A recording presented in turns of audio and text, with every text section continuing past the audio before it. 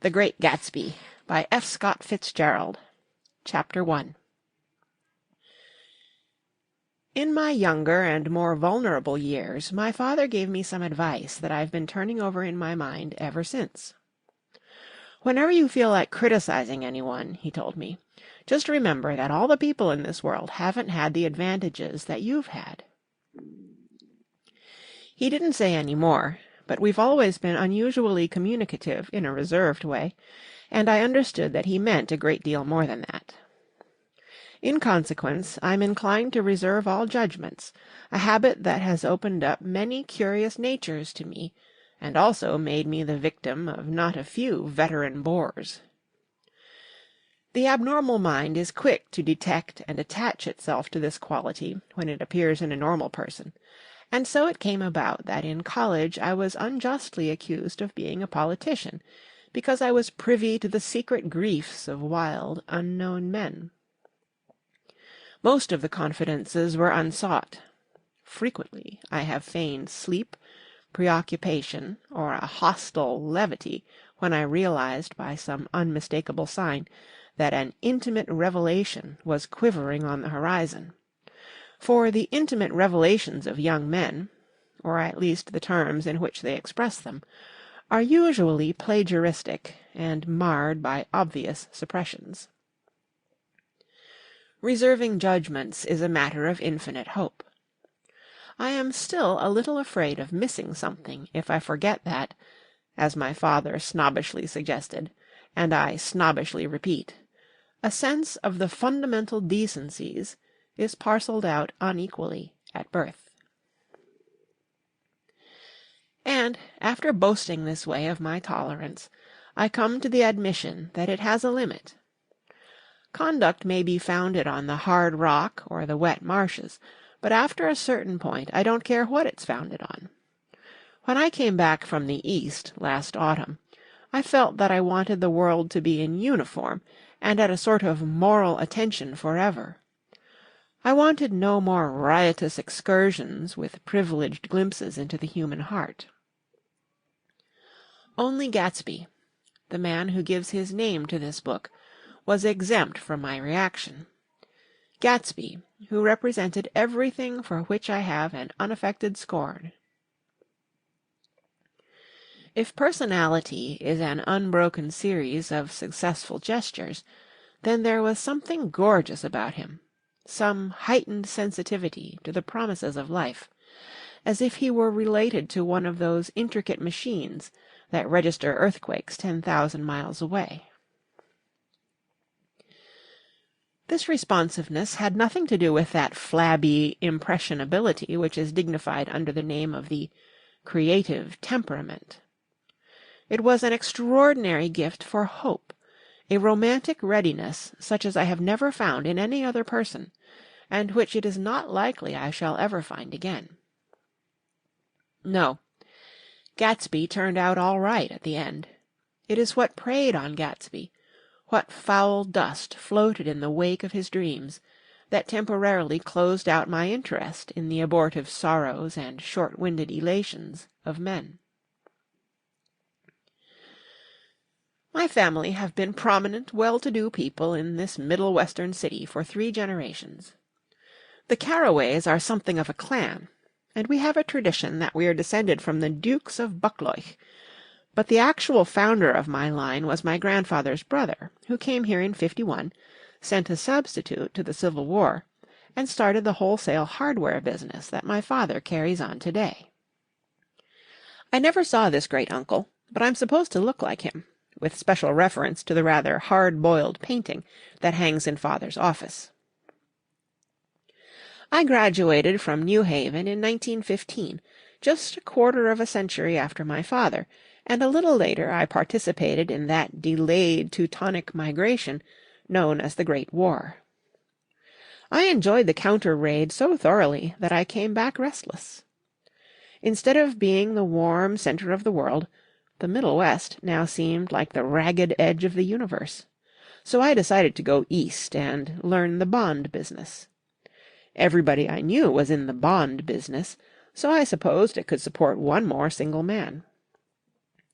All my aunts and uncles talked it over as if they were choosing a prep school for me, and finally said, "Why, yes," with very grave, hesitant faces. Father agreed to finance me for a year, and after various delays I came east, permanently, I thought, in the spring of 22. The practical thing was to find rooms in the city, but it was a warm season, and I had just left a country of wide lawns and friendly trees, so when a young man at the office suggested that we take a house together in a commuting town, it sounded like a great idea.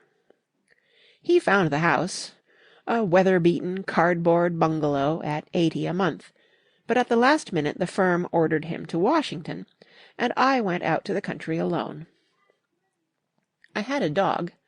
At least, I had him for a few days until he ran away, and an old Dodge, and a Finnish woman who made my bed and cooked breakfast, and muttered Finnish wisdom to herself over the electric stove. It was lonely for a day or so, until one morning some man, more recently arrived than I, stopped me on the road. "How do you get to West Egg Village?" he asked helplessly. I told him. And as I walked on, I was lonely no longer. I was a guide, a pathfinder, an original settler. He had casually conferred on me the freedom of the neighborhood. And so, with the sunshine and the great bursts of leaves growing on the trees, just as things grow in fast movies, I had that familiar conviction that life was beginning over again with the summer. There was so much to read, for one thing, and so much fine health to be pulled down out of the young, breath-giving air. I bought a dozen volumes on banking and credit and investment securities, and they stood on my shelf in red and gold like new money from the mint, promising to unfold the shining secrets that only Midas and Morgan and Maecenas knew. And I had the high intention of reading many other books besides. I was rather literary in college. One year I wrote a series of very solemn and obvious editorials for the Yale News. And now I was going to bring back all such things into my life, and become again that most limited of all specialists, the well-rounded man. This isn't just an epigram. Life is much more successfully looked at from a single window, after all. It was a matter of chance that I should have rented a house in one of the strangest communities in North America. It was on that slender, riotous island which extends itself due east of New York, and where there are, among other natural curiosities, two unusual formations of land.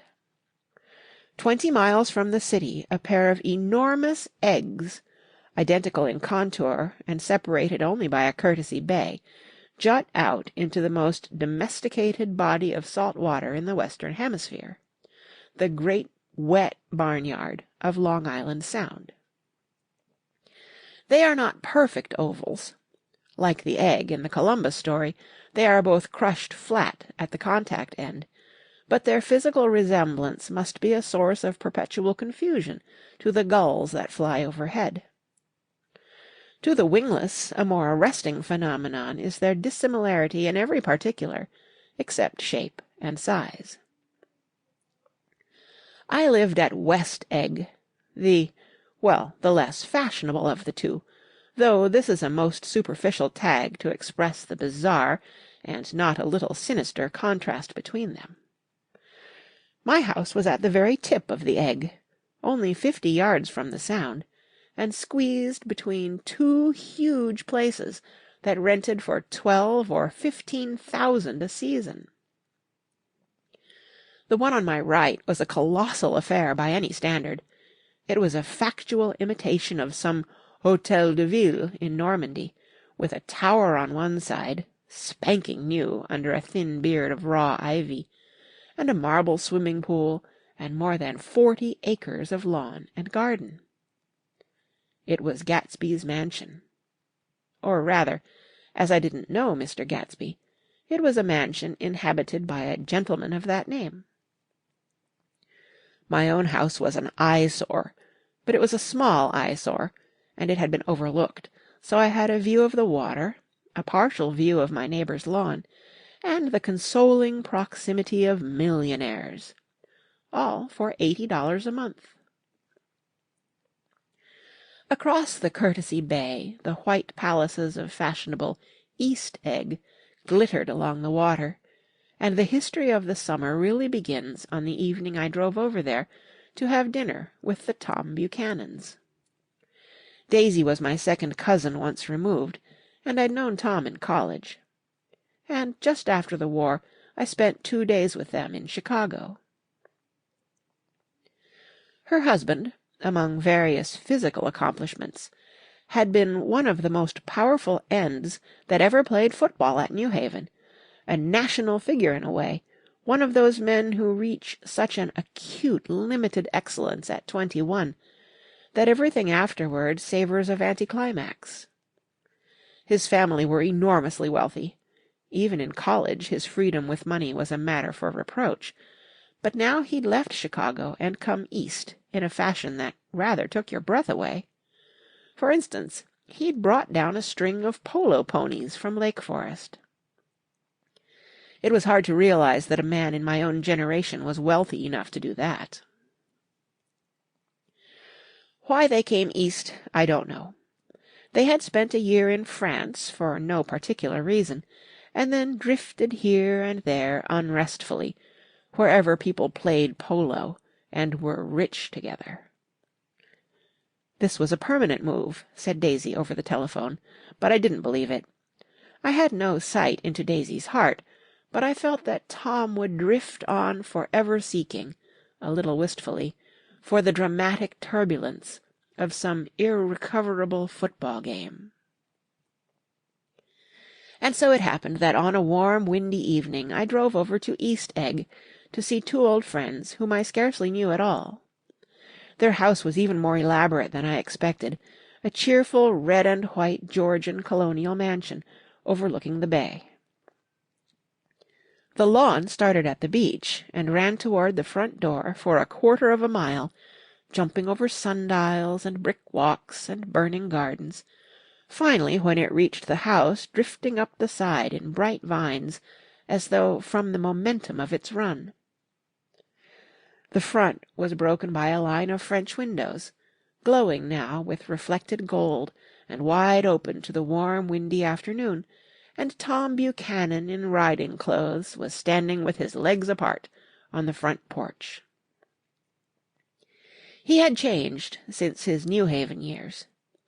Now he was a sturdy, straw-haired man of 30, with a rather hard mouth and a supercilious manner. 2 shining, arrogant eyes had established dominance over his face, and gave him the appearance of always leaning aggressively forward. Not even the effeminate swank of his riding clothes could hide the enormous power of that body. He seemed to fill those glistening boots until he strained the top lacing, and you could see a great pack of muscle shifting when his shoulder moved under his thin coat. It was a body capable of enormous leverage, a cruel body. His speaking voice, a gruff, husky tenor, added to the impression of fractiousness he conveyed. There was a touch of paternal contempt in it, even toward people he liked, and there were men at New Haven who had hated his guts. "Now, don't think my opinion on these matters is final," he seemed to say, "just because I'm stronger and more of a man than you are." We were in the same senior society, and while we were never intimate, I always had the impression that he approved of me and wanted me to like him with some harsh, defiant wistfulness of his own. We talked for a few minutes on the sunny porch. "I've got a nice place here," he said, his eyes flashing about restlessly.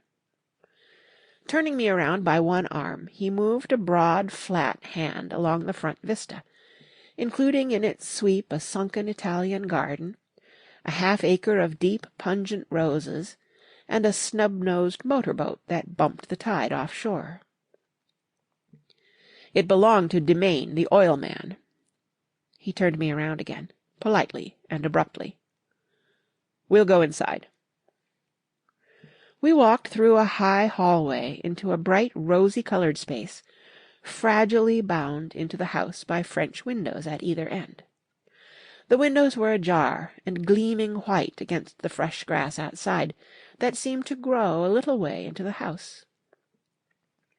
A breeze blew through the room, blew curtains in at one end and out the other like pale flags, twisting them up toward the frosted wedding cake of the ceiling, and then rippled over the wine-coloured rug, making a shadow on it as wind does on the sea.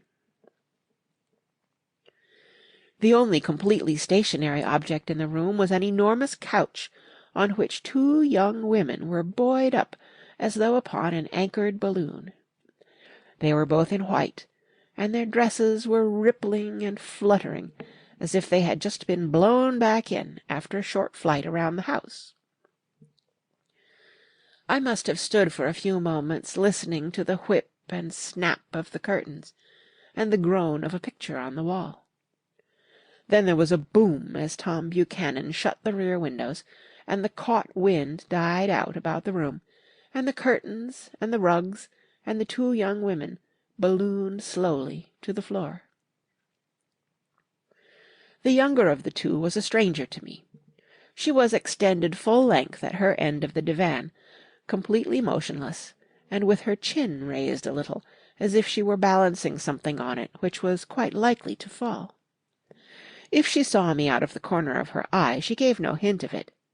Indeed, I was almost surprised into murmuring an apology for having disturbed her by coming in. The other girl, Daisy, made an attempt to rise. She leaned slightly forward with a conscientious expression.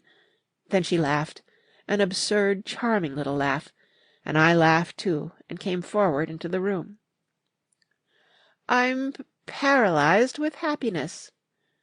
She laughed again, as if she said something very witty, and held my hand for a moment, looking up into my face, promising that there was no one in the world she so much wanted to see. That was a way she had. She hinted in a murmur that the surname of the balancing girl was Baker. I've heard it said that Daisy's murmur was only to make people lean toward her, an irrelevant criticism that made it no less charming. At any rate, Miss Baker's lips fluttered.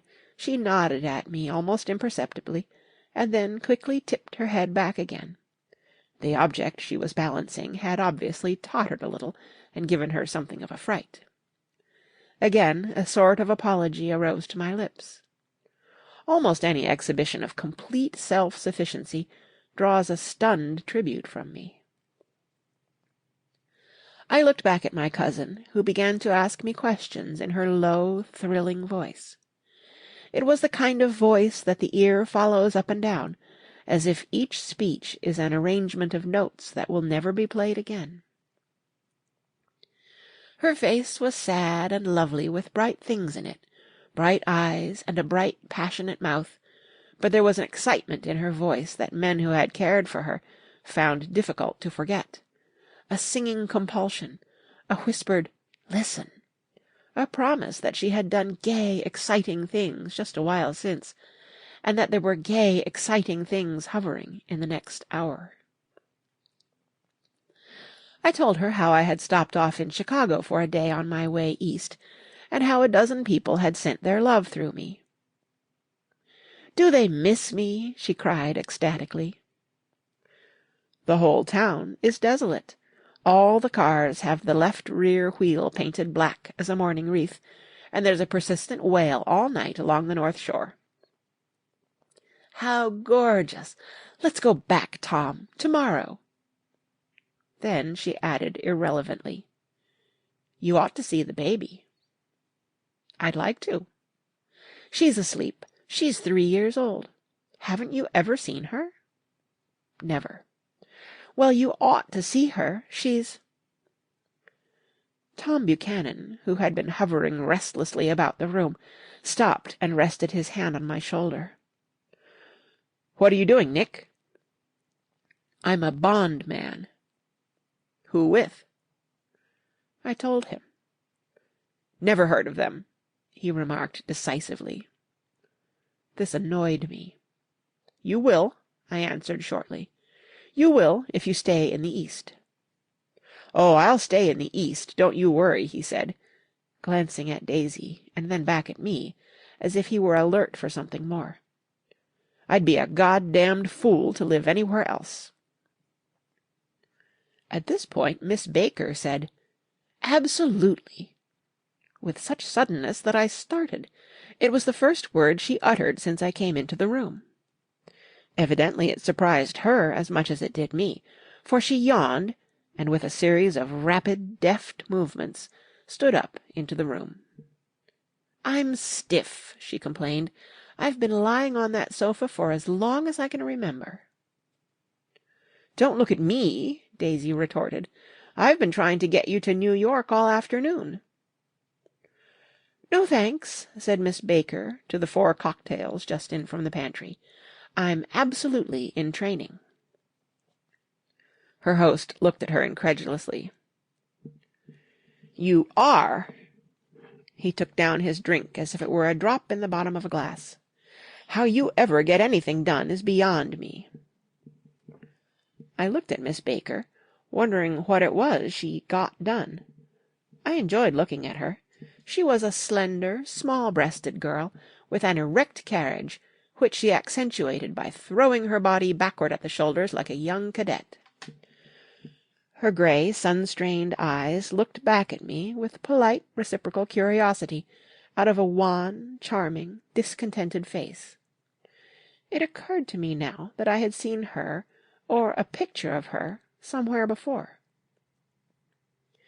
"You live in West Egg," she remarked contemptuously. "I know somebody there." "I don't know a single—" "You must know Gatsby." "Gatsby?" demanded Daisy. "What Gatsby?" Before I could reply that he was my neighbour, dinner was announced. Wedging his tense arm imperatively under mine, Tom Buchanan compelled me from the room, as though he were moving a checker to another square. Slenderly, languidly, their hands set lightly on their hips, the 2 young women preceded us out onto a rosy-coloured porch, open toward the sunset, where 4 candles flickered on the table in the diminished wind. "Why candles?" objected Daisy, frowning. She snapped them out with her fingers. "In 2 weeks it'll be the longest day in the year." She looked at us all radiantly. "Do you always watch for the longest day of the year, and then miss it? I always watch for the longest day in the year, and then miss it." "We ought to plan something," yawned Miss Baker, sitting down at the table as if she were getting into bed. "All right," said Daisy. "What'll we plan?" She turned to me helplessly. "What do people plan?" Before I could answer, her eyes fastened with an awed expression on her little finger. "Look," she complained. "I hurt it." We all looked. The knuckle was black and blue. "You did it, Tom," she said accusingly. "I know you didn't mean to, but you did do it. That's what I get for marrying a brute of a man, a great, big, hulking, physical specimen of a—" "I hate that word hulking," objected Tom crossly, "even in kidding." "Hulking," insisted Daisy. Sometimes she and Miss Baker talked at once, unobtrusively, and with a bantering inconsequence that was never quite chatter, that was as cool as their white dresses and their impersonal eyes, in the absence of all desire. They were here, and they accepted Tom and me, making only a polite, pleasant effort to entertain or to be entertained. They knew that presently dinner would be over, and a little later the evening too would be over and casually put away. It was sharply different from the West, where an evening was hurried from phase to phase toward its close, in a continually disappointed anticipation, or else in sheer nervous dread of the moment itself. "You make me feel uncivilized, Daisy," I confessed, on my second glass of corky but rather impressive claret. "Can't you talk about crops or something?" I meant nothing in particular by this remark, but it was taken up in an unexpected way. "Civilization's going to pieces," broke out Tom violently. "I've gotten to be a terrible pessimist about things. Have you read The Rise of the Colored Empires by this man Goddard?" "Why, no," I answered, rather surprised by his tone. "Well, it's a fine book, and everybody ought to read it. The idea is, if we don't look out, the white race will be utterly submerged. It's all scientific stuff. It's been proved." "Tom's getting very profound," said Daisy, with an expression of unthoughtful sadness. "He reads deep books with long words in them. What was that word we—" "Well, these books are all scientific," insisted Tom, glancing at her impatiently. "This fellow has worked out the whole thing. It's up to us, who are the dominant race, to watch out, or these other races will have control of things." "We've got to beat them down," whispered Daisy, winking ferociously toward the fervent sun. "You ought to live in California," began Miss Baker, but Tom interrupted her by shifting heavily in his chair. "This idea is that we're Nordics. I am, and you are, and you are, and—" After an infinitesimal hesitation, he included Daisy with a slight nod, and she winked at me again. "And we've produced all the things that go to make civilization. Oh, science and art and all that. Do you see?" There was something pathetic in his concentration, as if his complacency, more acute than of old, was not enough to him any more. When, almost immediately, the telephone rang inside, and the butler left the porch, Daisy seized upon the momentary interruption and leaned toward me. "I'll tell you a family secret," she whispered enthusiastically. "It's about the butler's nose. Do you want to hear about the butler's nose?" "That's why I came over tonight." "Well, he wasn't always a butler. He used to be the silver polisher for some people in New York that had a silver service for 200 people. He had to polish it from morning till night, until finally it began to affect his nose." "Things went from bad to worse," suggested Miss Baker. "Yes, things went from bad to worse, until finally he had to give up his position." For a moment the last sunshine fell with romantic affection upon her glowing face. Her voice compelled me forward breathlessly as I listened. Then the glow faded, each light deserting her with lingering regret, like children leaving a pleasant street at dusk. The butler came back and murmured something close to Tom's ear, whereupon Tom frowned, pushed back his chair, and without a word went inside. As if his absence quickened something within her, Daisy leaned forward again, her voice glowing and singing. "I love to see you at my table, Nick. You remind me of a rose, an absolute rose, doesn't he?" She turned to Miss Baker for confirmation. "An absolute rose?" This was untrue. I am not even faintly like a rose. She was only extemporizing, but a stirring warmth flowed from her, as if her heart was trying to come out to you concealed in one of those breathless, thrilling words. Then suddenly she threw her napkin on the table and excused herself, and went into the house. Miss Baker and I exchanged a short glance conspicuously devoid of meaning. I was about to speak when she sat up alertly and said, "Shh!" in a warning voice. A subdued, impassioned murmur was audible in the room beyond, and Miss Baker leaned forward, unashamed, trying to hear. The murmur trembled on the verge of coherence, sank down, mounted excitedly, and then ceased altogether. "This Mr. Gatsby you spoke of is my neighbor," I said. "Don't talk. I want to hear what happens." "Is something happening?" I inquired innocently. "You mean to say you don't know?" said Miss Baker, honestly surprised. "I thought everybody knew." "I don't." "Why," she said hesitantly, "Tom's got some woman in New York." "Got some woman?" I repeated blankly. Miss Baker nodded. "She might have the decency not to telephone him at dinner time, don't you think?"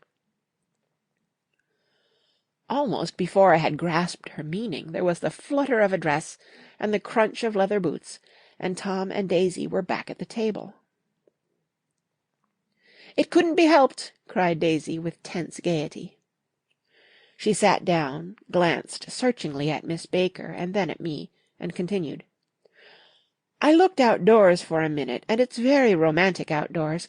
There's a bird on the lawn that I think must be a nightingale, come over on the Cunard or White Star Line.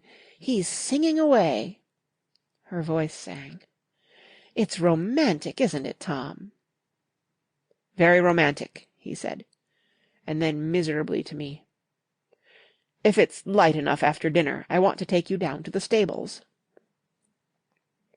The telephone rang inside, startlingly, and as Daisy shook her head decisively at Tom, the subject of the stables, in fact all subjects, vanished into air. Among the broken fragments of the last 5 minutes at table, I remember the candles being lit again, pointlessly, and I was conscious of wanting to look squarely at everyone, and yet to avoid all eyes. I couldn't guess what Daisy and Tom were thinking, but I doubt if even Miss Baker, who seemed to have mastered a certain hardy skepticism, was able utterly to put this fifth guest's shrill metallic urgency out of mind. To a certain temperament, the situation might have seemed intriguing. My own instinct was to telephone immediately for the police. The horses, needless to say, were not mentioned again. Tom and Miss Baker, with several feet of twilight between them, strolled back into the library, as if to a vigil beside a perfectly tangible body, while, trying to look pleasantly interested and a little deaf, I followed Daisy around a chain of connecting verandas to the porch in front. In its deep gloom we sat down side by side on a wicker settee. Daisy took her face in her hands as if feeling its lovely shape, and her eyes moved gradually out into the velvet dusk. I saw that turbulent emotions possessed her, so I asked what I thought would be some sedative questions about her little girl. "We don't know each other very well, Nick," she said suddenly, "even if we are cousins. You didn't come to my wedding." "I wasn't back from the war." "That's true." She hesitated. "Well, I've had a very bad time, Nick, and I'm pretty cynical about everything." Evidently she had reason to be.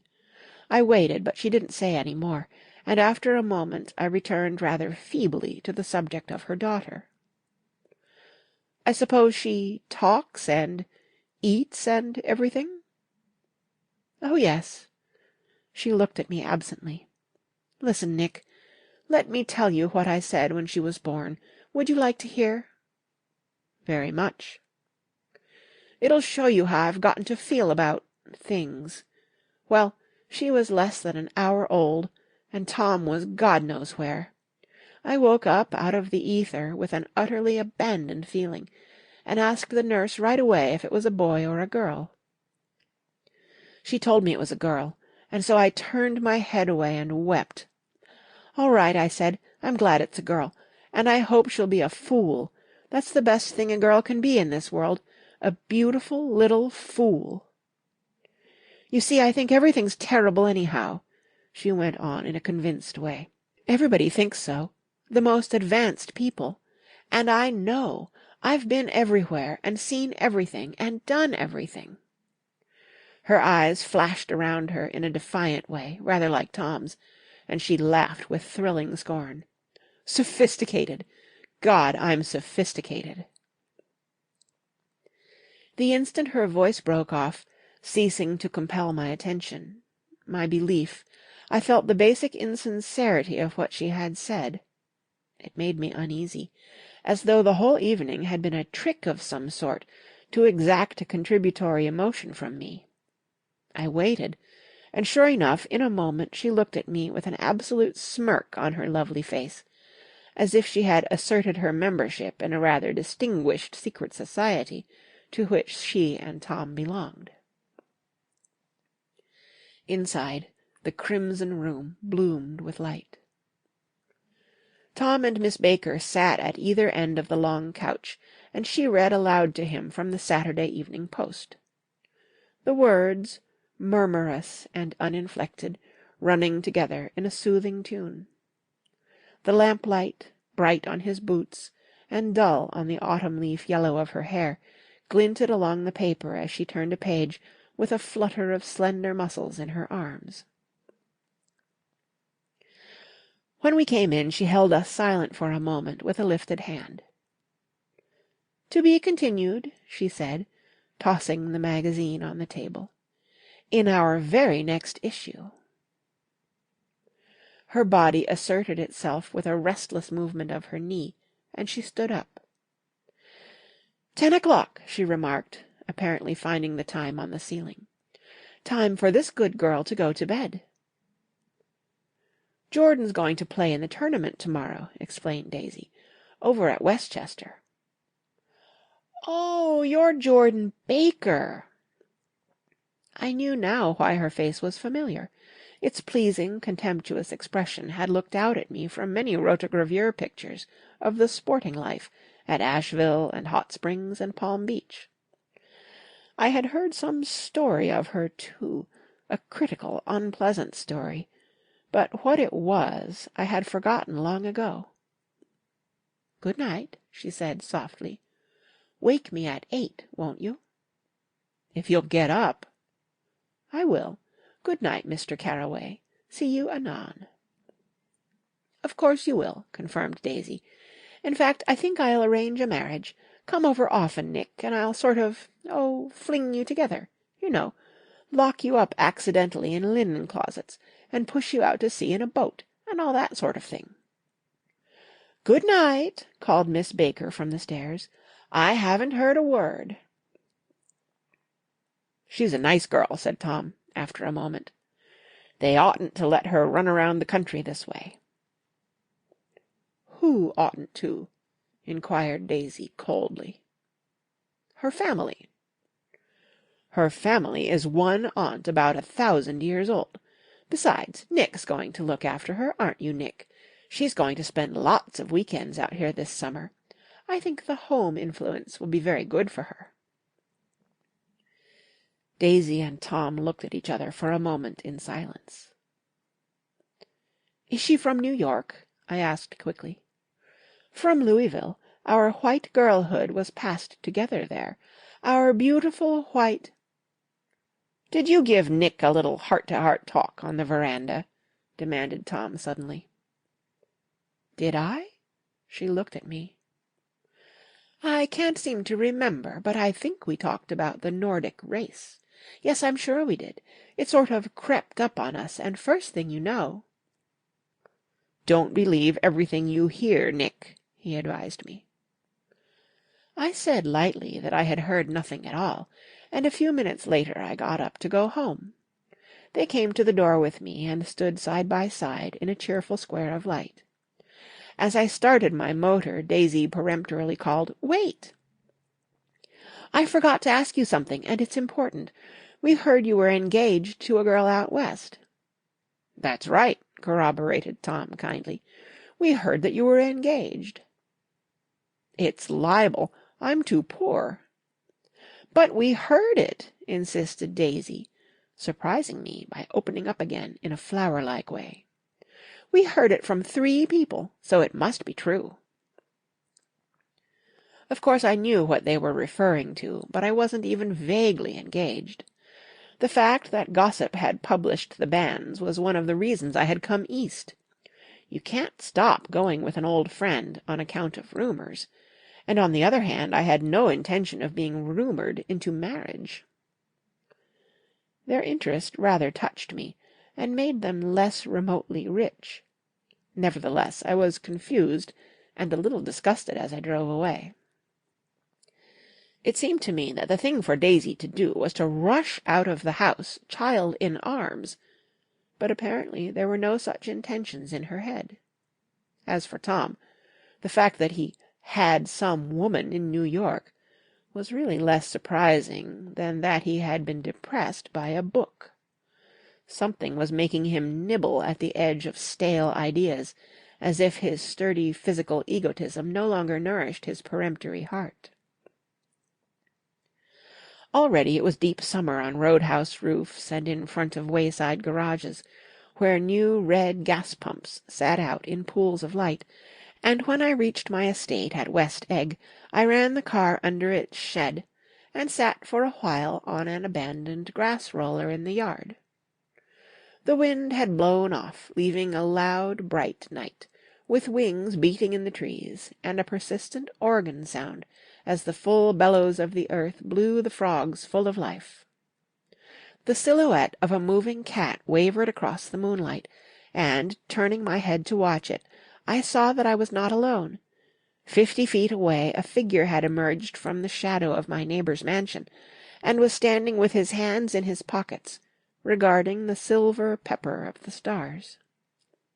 Something in his leisurely movements and the secure position of his feet upon the lawn suggested that it was Mr. Gatsby himself, come out to determine what share was his of our local heavens. I decided to call to him. Miss Baker had mentioned him at dinner, and that would do for an introduction. But I didn't call to him, for he gave a sudden intimation that he was content to be alone. He stretched out his arms toward the dark water in a curious way, and, far as I was from him, I could have sworn he was trembling. Involuntarily I glanced seaward, and distinguished nothing except a single green light, minute and far away, that might have been at the end of a dock. When I looked once more for Gatsby, he had vanished, and I was alone again in the unquiet darkness. End of Chapter 1. Chapter 2. About halfway between West Egg and New York, the motor road hastily joins the railroad and runs beside it for 1/4 of a mile, so as to shrink away from a certain desolate area of land. This is a valley of ashes, a fantastic farm where ashes grow like wheat into ridges and hills and grotesque gardens, where ashes take the forms of houses and chimneys and rising smoke, and finally, with a transcendent effort, of men who move dimly and already crumbling through the powdery air. Occasionally a line of grey cars crawls along an invisible track, gives out a ghastly creak, and comes to rest, and immediately the ash-grey men swarm up with leaden spades, and stir up an impenetrable cloud, which screens their obscure operations from your sight. But above the grey land, and the spasms of bleak dust which drift endlessly over it, you perceive, after a moment, the eyes of Dr. T.J. Eckelberg. The eyes of Dr. T.J. Eckelberg are blue and gigantic. Their irises are 1 yard high.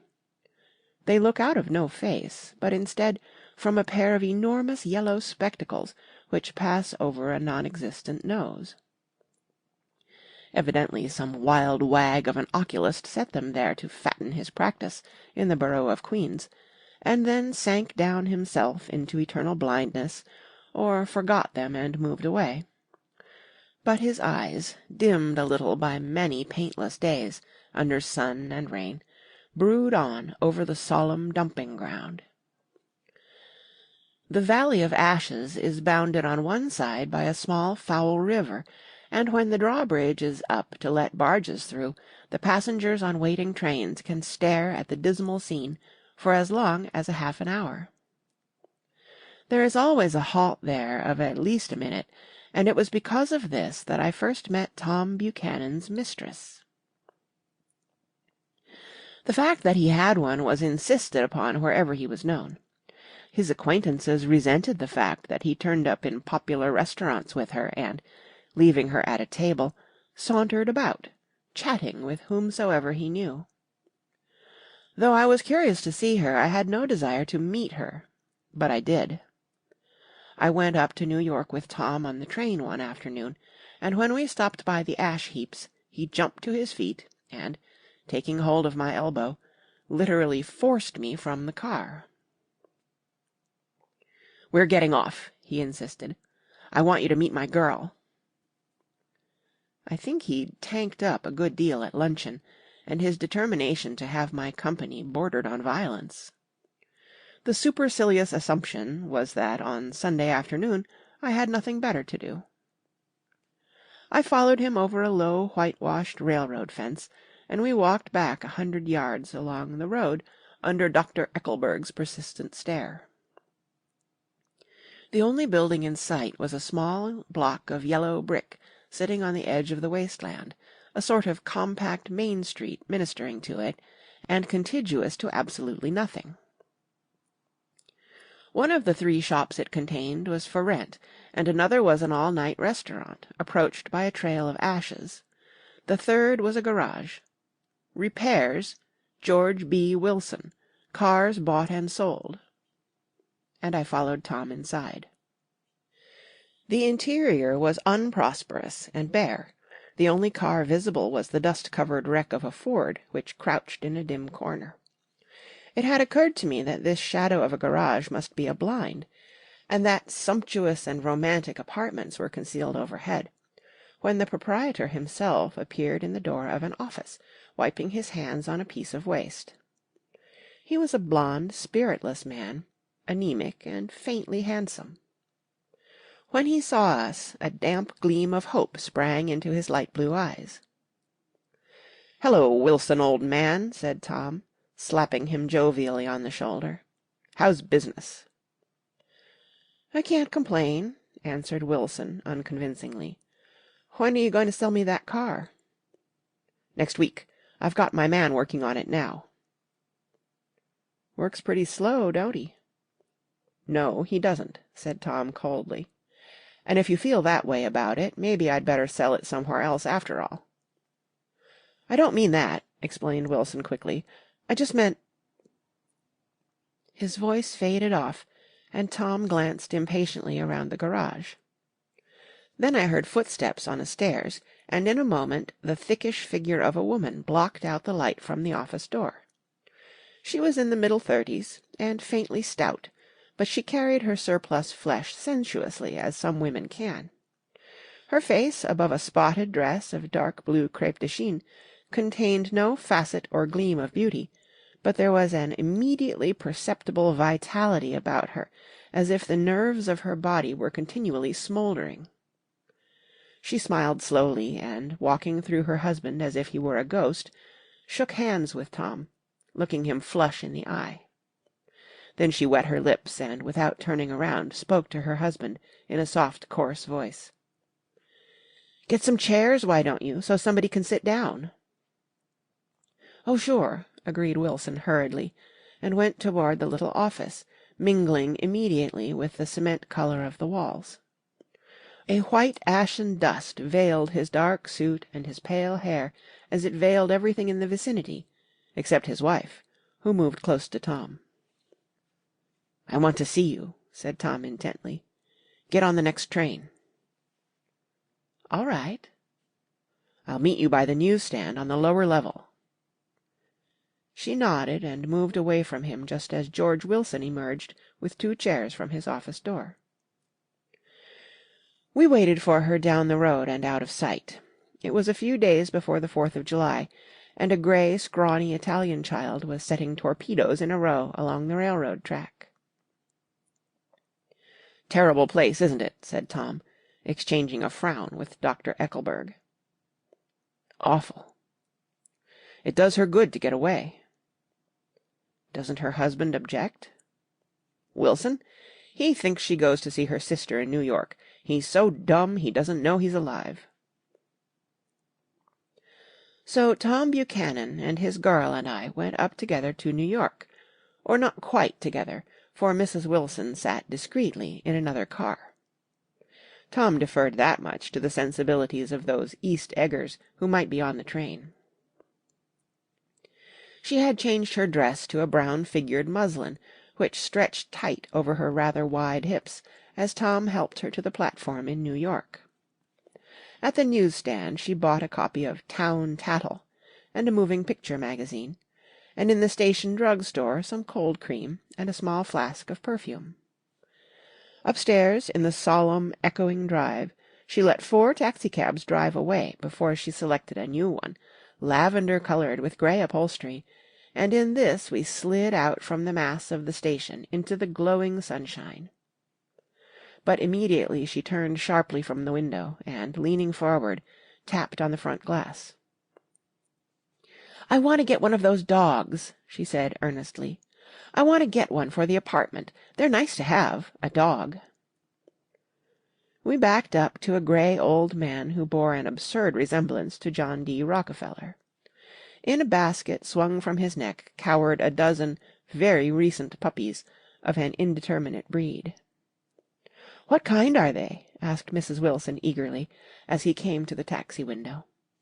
"All kinds. What kind you want, lady?" "I'd like to get one of those police dogs.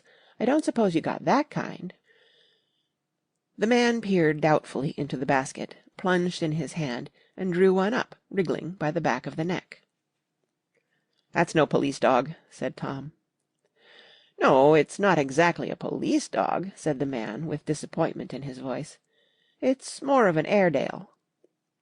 He passed his hand over the brown wash-rag of a back. "Look at that coat. Some coat. That's a dog that'll never bother you with catching cold." "I think it's cute," said Mrs. Wilson enthusiastically. "How much is it?" "That dog?" He looked at it admiringly. "That dog will cost you $10. The Airedale (undoubtedly there was an Airedale concerned in it somewhere, though its feet were startlingly white) changed hands and settled down into Mrs. Wilson's lap, where she fondled the weatherproof coat with rapture. "Is it a boy or a girl?" she asked delicately. "That dog? That dog's a boy." "It's a bitch," said Tom decisively. "Here's your money. Go and buy 10 more dogs with it." We drove over to Fifth Avenue, so warm and soft, almost pastoral, on the summer Sunday afternoon that I wouldn't have been surprised to see a great flock of white sheep turn the corner. "Hold on," I said. "I have to leave you here." "No, you don't," interposed Tom quickly. "Myrtle'll be hurt if you don't come up to the apartment, won't you, Myrtle?" "Come on," she urged. "I'll telephone my sister Catherine. She's said to be very beautiful by people who ought to know." "Well, I'd like to, but—" We went on, cutting back again over the park toward the West Hundreds. At 158th Street the cab stopped at one slice in a long white cake of apartment houses. Throwing a regal homecoming glance around the neighbourhood, Mrs. Wilson gathered up her dog and her other purchases, and went haughtily in. "I'm going to have the McKees come up," she announced as we rose in the elevator. "And of course I got to call up my sister, too." The apartment was on the top floor. A small living room, a small dining room, a small bedroom, and a bath. The living room was crowded to the doors with a set of tapestried furniture entirely too large for it, so that to move about was to stumble continually over scenes of ladies swinging in the gardens of Versailles. The only picture was an over-enlarged photograph, apparently a hen sitting on a blurred rock. Looked at from a distance, however, the hen resolved itself into a bonnet, and the countenance of a stout old lady beamed down into the room. Several old copies of Town Tattle lay on the table, together with a copy of Simon Called Peter, and some of the small scandal magazines of Broadway. Mrs. Wilson was first concerned with the dog. A reluctant elevator boy went for a boxful of straw and some milk, to which he added on his own initiative a tin of large, hard dog biscuits, one of which decomposed apathetically in the saucer of milk all afternoon. Meanwhile Tom brought out a bottle of whiskey from a locked bureau drawer. I have been drunk just twice in my life, and the second time was that afternoon, so everything that happened has a dim, hazy cast over it, although until after 8 o'clock the apartment was full of cheerful sun. Sitting on Tom's lap, Mrs. Wilson called up several people on the telephone. Then there were no cigarettes, and I went out to buy some at the drugstore on the corner. When I came back they had disappeared, so I sat down discreetly in the living-room and read a chapter of Simon Called Peter. Either it was terrible stuff or the whiskey distorted things, because it didn't make any sense to me. Just as Tom and Myrtle, after the first drink Mrs. Wilson and I called each other by our first names, reappeared, company commenced to arrive at the apartment door. The sister, Catherine, was a slender, worldly girl of about 30, with a solid, sticky bob of red hair and a complexion powdered milky white. Her eyebrows had been plucked and then drawn on again at a more rakish angle, but the efforts of nature toward the restoration of the old alignment gave a blurred air to her face. When she moved about there was an incessant clicking as innumerable pottery bracelets jangled up and down upon her arms. She came in with such a proprietary haste, and looked around so possessively at the furniture that I wondered if she lived here. But when I asked her, she laughed immoderately, repeated my question aloud, and told me she lived with a girl-friend at a hotel. Mr. McKee was a pale, feminine man from the flat below. He had just shaved, for there was a white spot of lather on his cheekbone, and he was most respectful in his greeting to everyone in the room. He informed me that he was in the artistic game, and I gathered later that he was a photographer, and had made the dim enlargement of Mrs. Wilson's mother, which hovered like an ectoplasm on the wall. His wife was shrill, languid, handsome, and horrible. She told me with pride that her husband had photographed her 127 times since they had been married. Mrs. Wilson had changed her costume some time before, and was now attired in an elaborate afternoon dress of cream-coloured chiffon, which gave out a continual rustle as she swept about the room. With the influence of the dress, her personality had also undergone a change. The intense vitality that had been so remarkable in the garage was converted into impressive hauteur.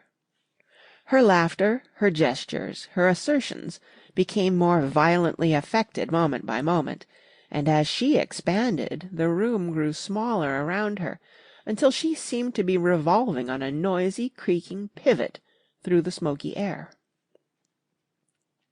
"My dear," she told her sister, in a high, mincing shout, "most of these fellows will cheat you every time. All they think of is money. I had a woman up here last week to look at my feet, and when she gave me the bill you'd have thought she had my appendicitis out." "What was the name of the woman?" asked Mrs. McKee. "Mrs. Aberhart. She goes around looking at people's feet in their own homes."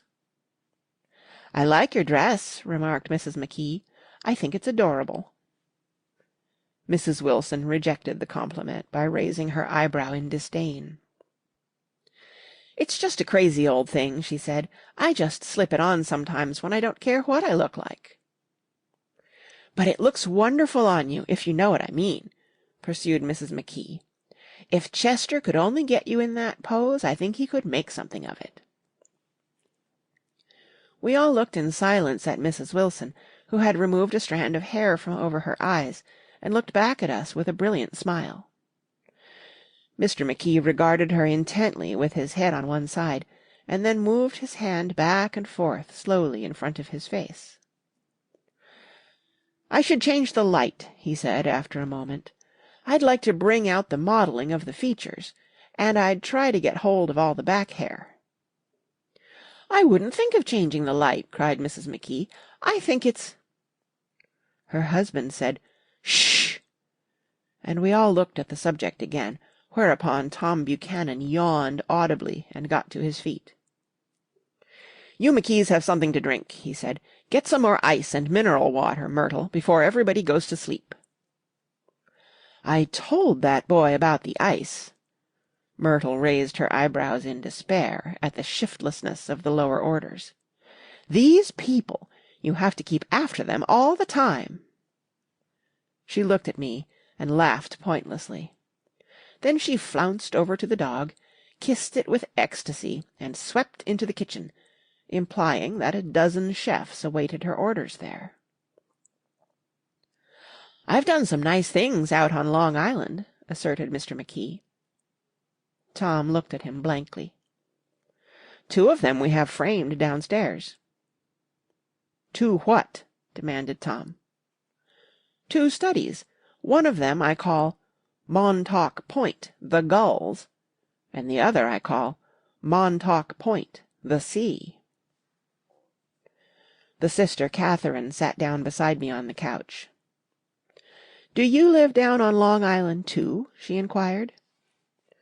"I live at West Egg." "Really? I was down there at a party about a month ago, at a man named Gatsby's. Do you know him?" "I live next door to him." "Well, they say he's a nephew or a cousin of Kaiser Wilhelm's. That's where all his money comes from." "Really?" She nodded. "I'm scared of him. I'd hate to have him get anything on me." This absorbing information about my neighbor was interrupted by Mrs. McKee's pointing suddenly at Catherine. "Chester, I think you could do something with her," she broke out, but Mr. McKee only nodded in a bored way and turned his attention to Tom. "I'd like to do more work on Long Island if I could get the entry. All I ask is that they should give me a start." "Ask Myrtle," said Tom, breaking into a short shout of laughter as Mrs. Wilson entered with a tray. "She'll give you a letter of introduction, won't you, Myrtle?" "Do what?" she asked, startled. "You'll give McKee a letter of introduction to your husband, so he can do some studies of him." His lips moved silently for a moment as he invented. "George B. Wilson at the gasoline pump," or something like that. Catherine leaned close to me and whispered in my ear. "Neither of them can stand the person they're married to." "Can't they?" "Can't stand them." She looked at Myrtle and then at Tom. "What I say is, why go on living with them if they can't stand them? If I was them, I'd get a divorce and get married to each other right away." "Doesn't she like Wilson either?" The answer to this was unexpected. It came from Myrtle, who had overheard the question, and it was violent and obscene. "You see!" cried Catherine triumphantly. She lowered her voice again. "It's really his wife that's keeping them apart. She's a Catholic, and they don't believe in divorce." Daisy was not a Catholic, and I was a little shocked at the elaborateness of the lie. "When they do get married," continued Catherine, "they're going West to live for a while until it blows over." "It'd be more discreet to go to Europe." "Oh, do you like Europe?" she exclaimed surprisingly. "I just got back from Monte Carlo." "Really?" "Just last year. I went over there with another girl." "Stay long?" "No, we just went to Monte Carlo and back. We went by way of Marseilles. We had over $1,200 when we started, but we got gypped out of it all in 2 days in the private rooms. We had an awful time getting back, I can tell you. God, how I hated that town." The late afternoon sky bloomed in the window for a moment, like the blue honey of the Mediterranean. Then the shrill voice of Mrs. McKee called me back into the room. "I almost made a mistake, too," she declared vigorously. "I almost married a little kike who'd been after me for years. I knew he was below me. Everybody kept saying to me, 'Lucille, that man's way below you.' But if I hadn't met Chester, he'd have got me sure." "Yes, but listen," said Myrtle Wilson, nodding her head up and down. "At least you didn't marry him." "I know I didn't." "Well, I married him," said Myrtle ambiguously, "and that's the difference between your case and mine." "Why did you, Myrtle?" demanded Catherine. "Nobody forced you to." Myrtle considered. "I married him because I thought he was a gentleman," she said finally. "I thought he knew something about breeding, but he wasn't fit to lick my shoe." "You were crazy about him for a while," said Catherine. "Crazy about him!" cried Myrtle incredulously. "Who said I was crazy about him? I never was any more crazy about him than I was about that man there." She pointed suddenly at me, and everyone looked at me accusingly. I tried to show by my expression that I had played no part in her past. "The only crazy I was when I married him. I knew right away I made a mistake. He borrowed somebody's best suit to get married in, and never even told me about it, and then the man came after it one day when he was out. 'Oh, is that your suit?' I said. 'This is the first I ever heard about it.' But I gave it to him, and then I lay down and cried to beat the band all afternoon." "She really ought to get away from him," resumed Catherine to me. "They've been living over that garage for 11 years, and Tom's the first sweetie she ever had." The bottle of whiskey, a second one, was now in constant demand by all present, excepting Catherine, who "felt just as good on nothing at all." Tom rang for the janitor, and sent him for some celebrated sandwiches, which were a complete supper in themselves.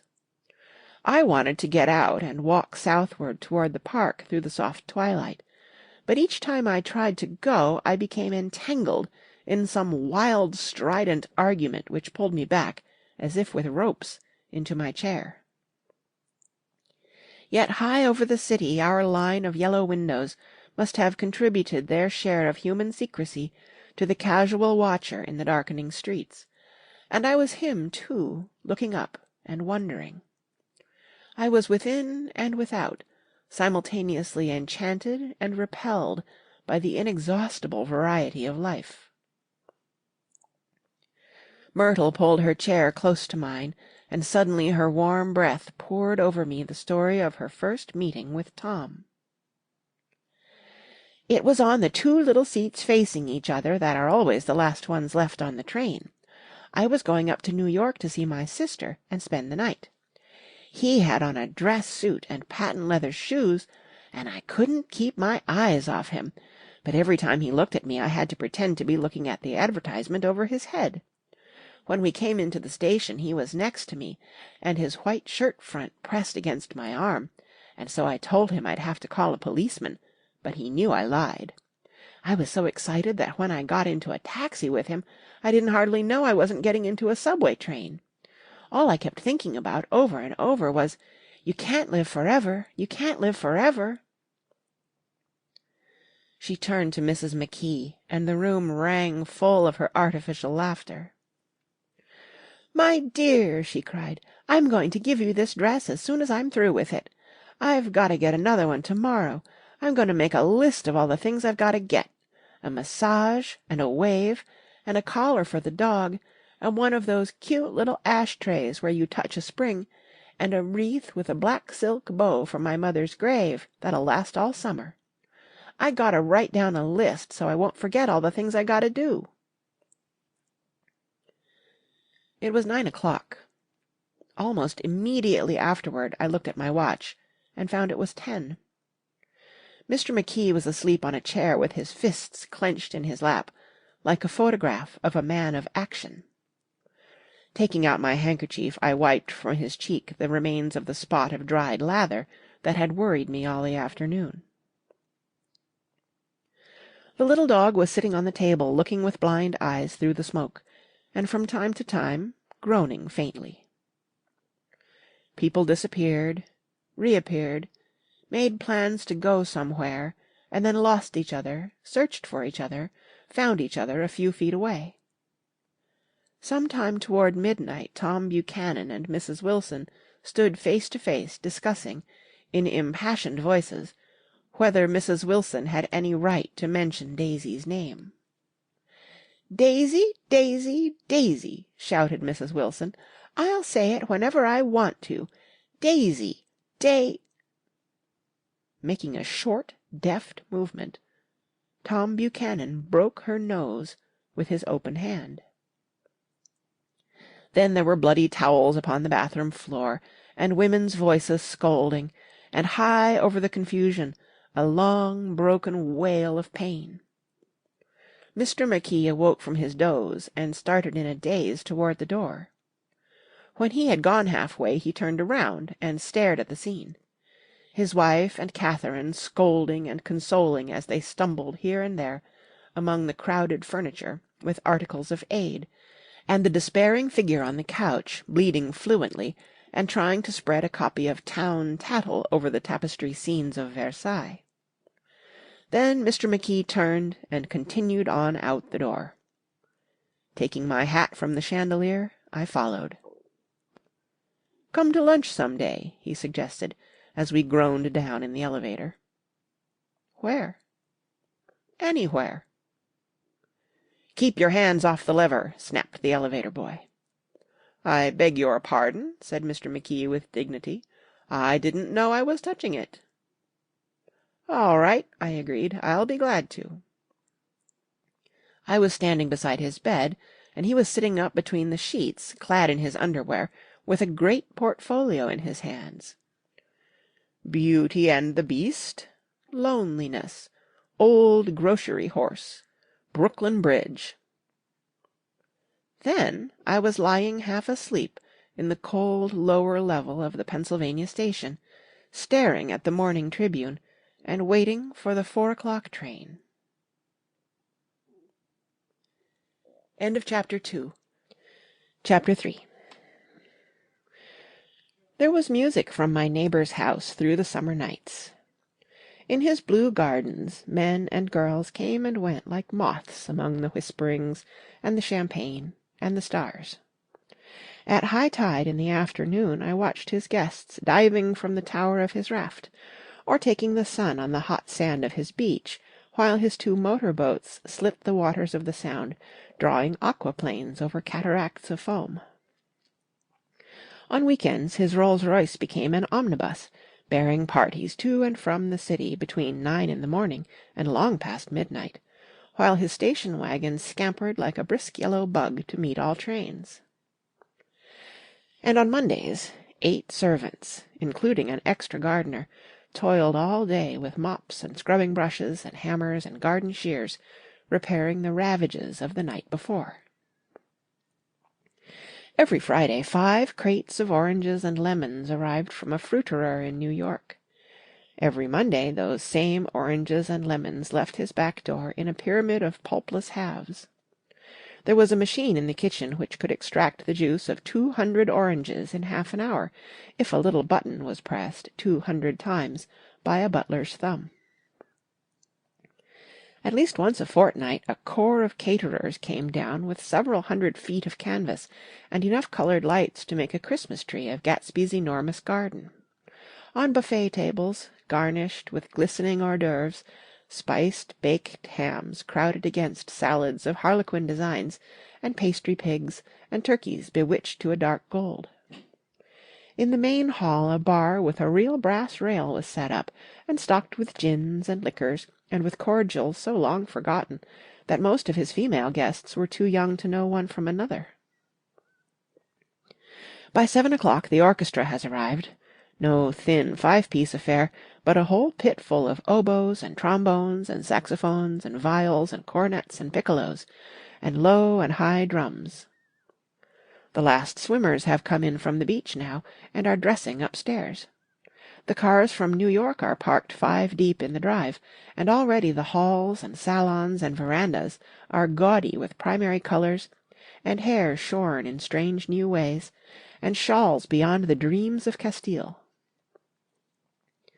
The bar is in full swing, and floating rounds of cocktails permeate the garden outside, until the air is alive with chatter and laughter, and casual innuendo, and introductions forgotten on the spot, and enthusiastic meetings between women who never knew each other's names.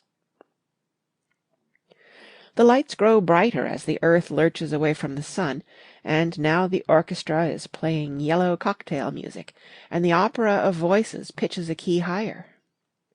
Laughter is easier minute by minute, spilled with prodigality, tipped out at a cheerful word. The groups change more swiftly, swell with new arrivals, dissolve and form in the same breath. Already there are wanderers, confident girls who weave here and there among the stouter and more stable, become for a sharp, joyous moment the centre of a group, and then, excited with triumph, glide on through the sea change of faces and voices and colour, under the constantly changing light. Suddenly one of the gypsies, in trembling opal, seizes a cocktail out of the air, dumps it down for courage, and, moving her hands like Frisco, dances out alone on the canvas platform. A momentary hush.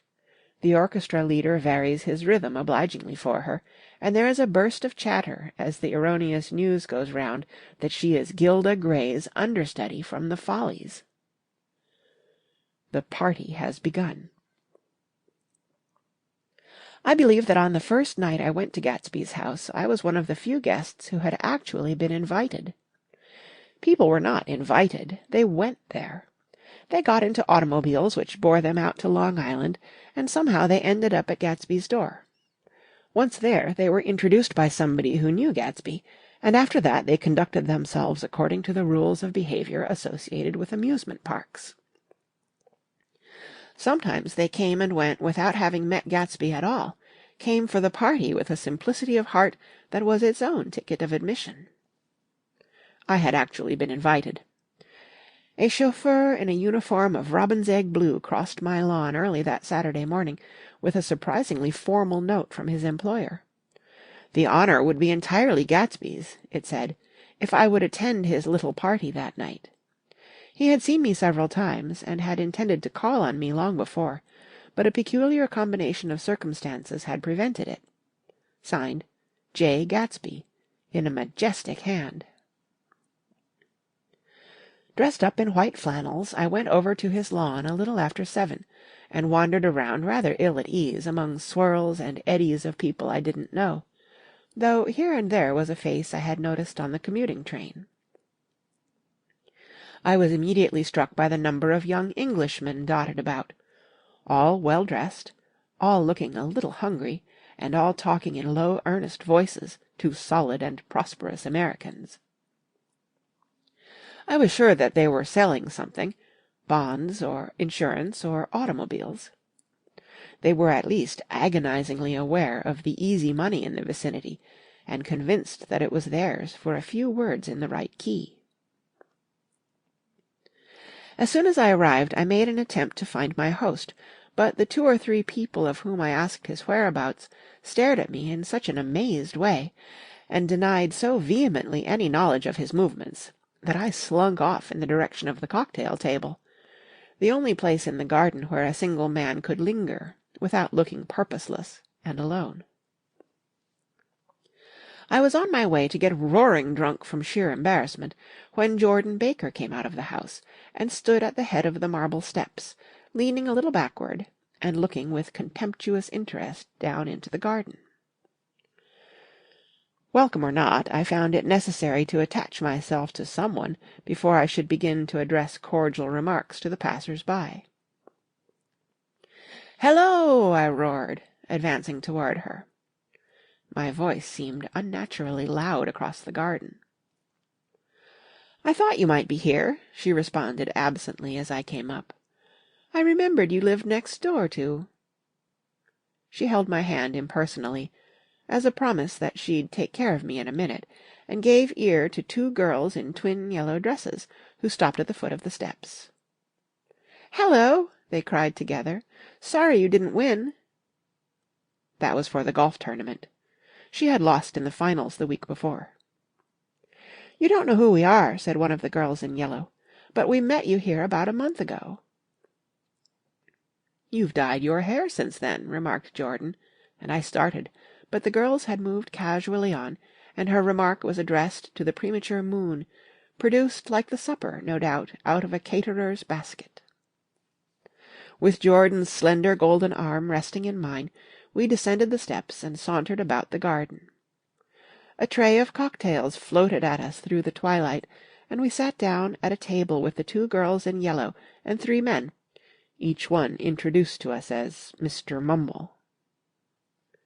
"Do you come to these parties often?" inquired Jordan of the girl beside her. "The last one was the one I met you at," answered the girl, in an alert, confident voice.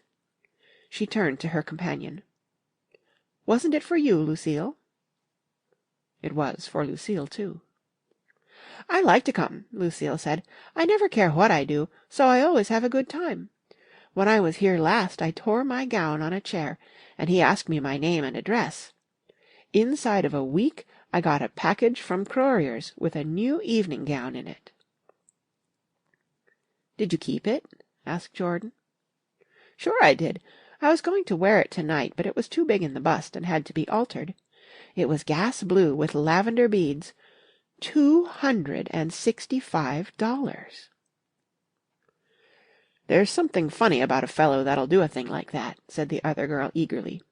"He doesn't want any trouble with anybody." "Who doesn't?" I inquired. "Gatsby.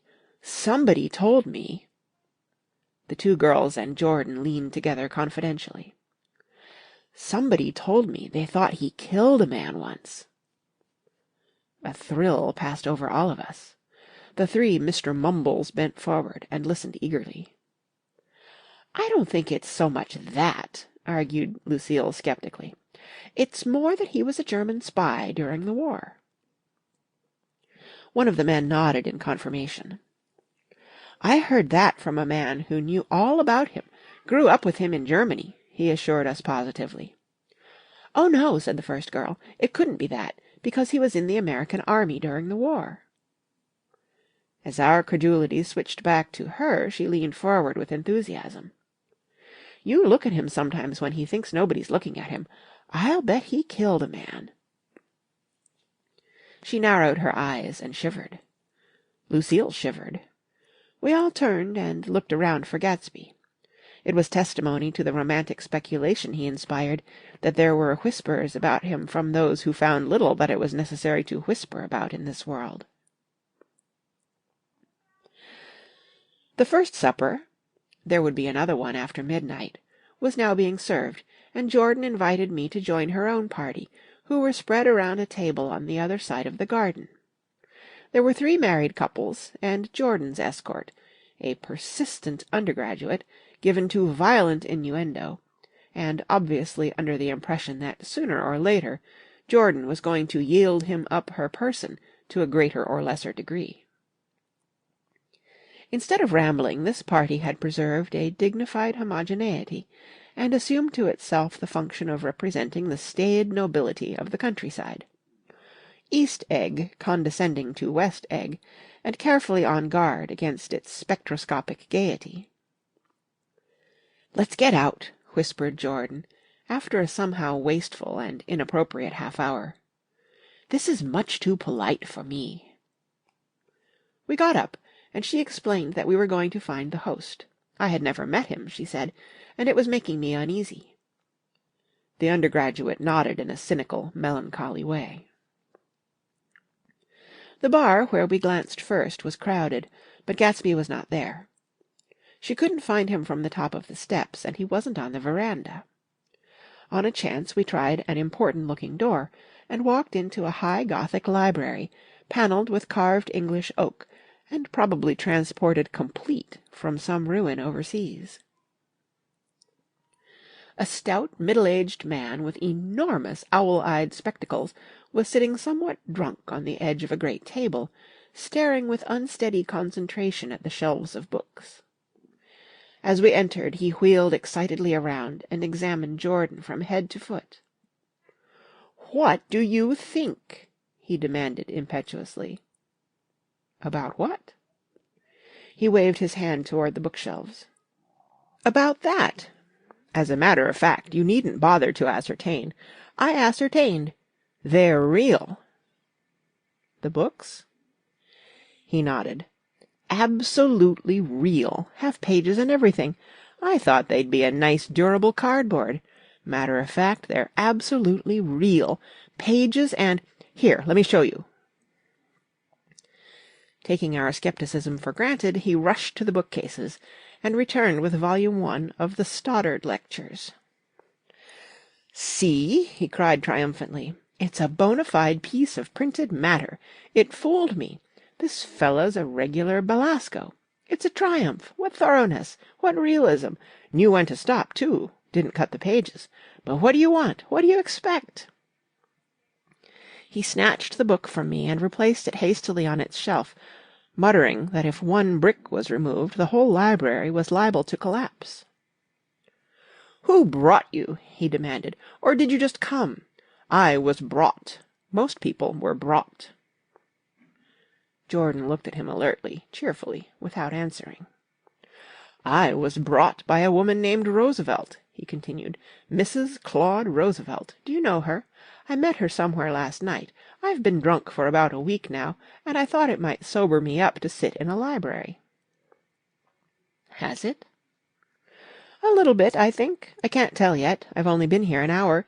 Did I tell you about the books? They're real. They're—" "You told us." We shook hands with him gravely, and went back outdoors. There was dancing now on the canvas in the garden.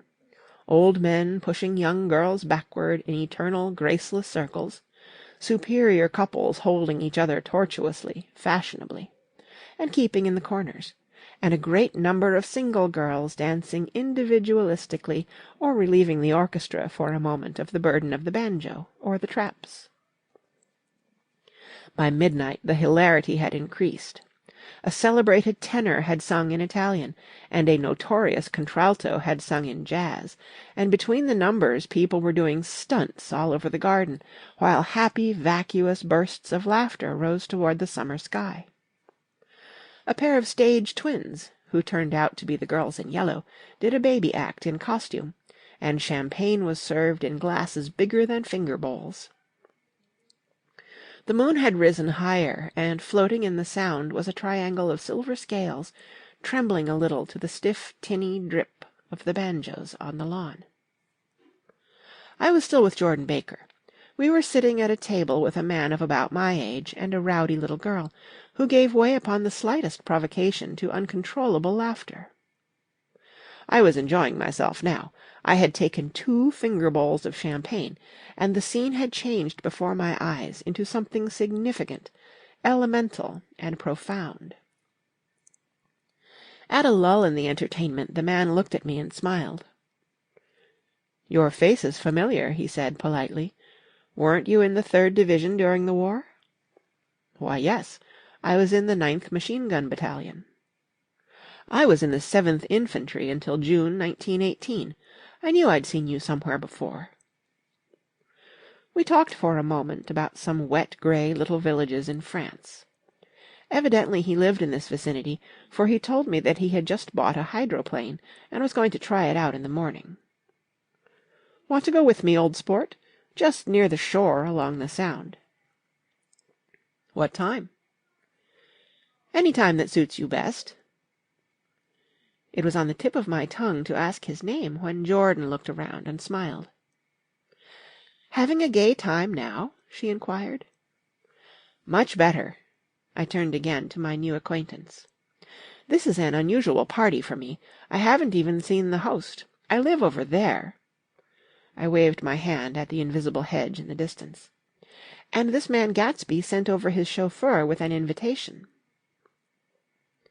For a moment he looked at me as if he failed to understand.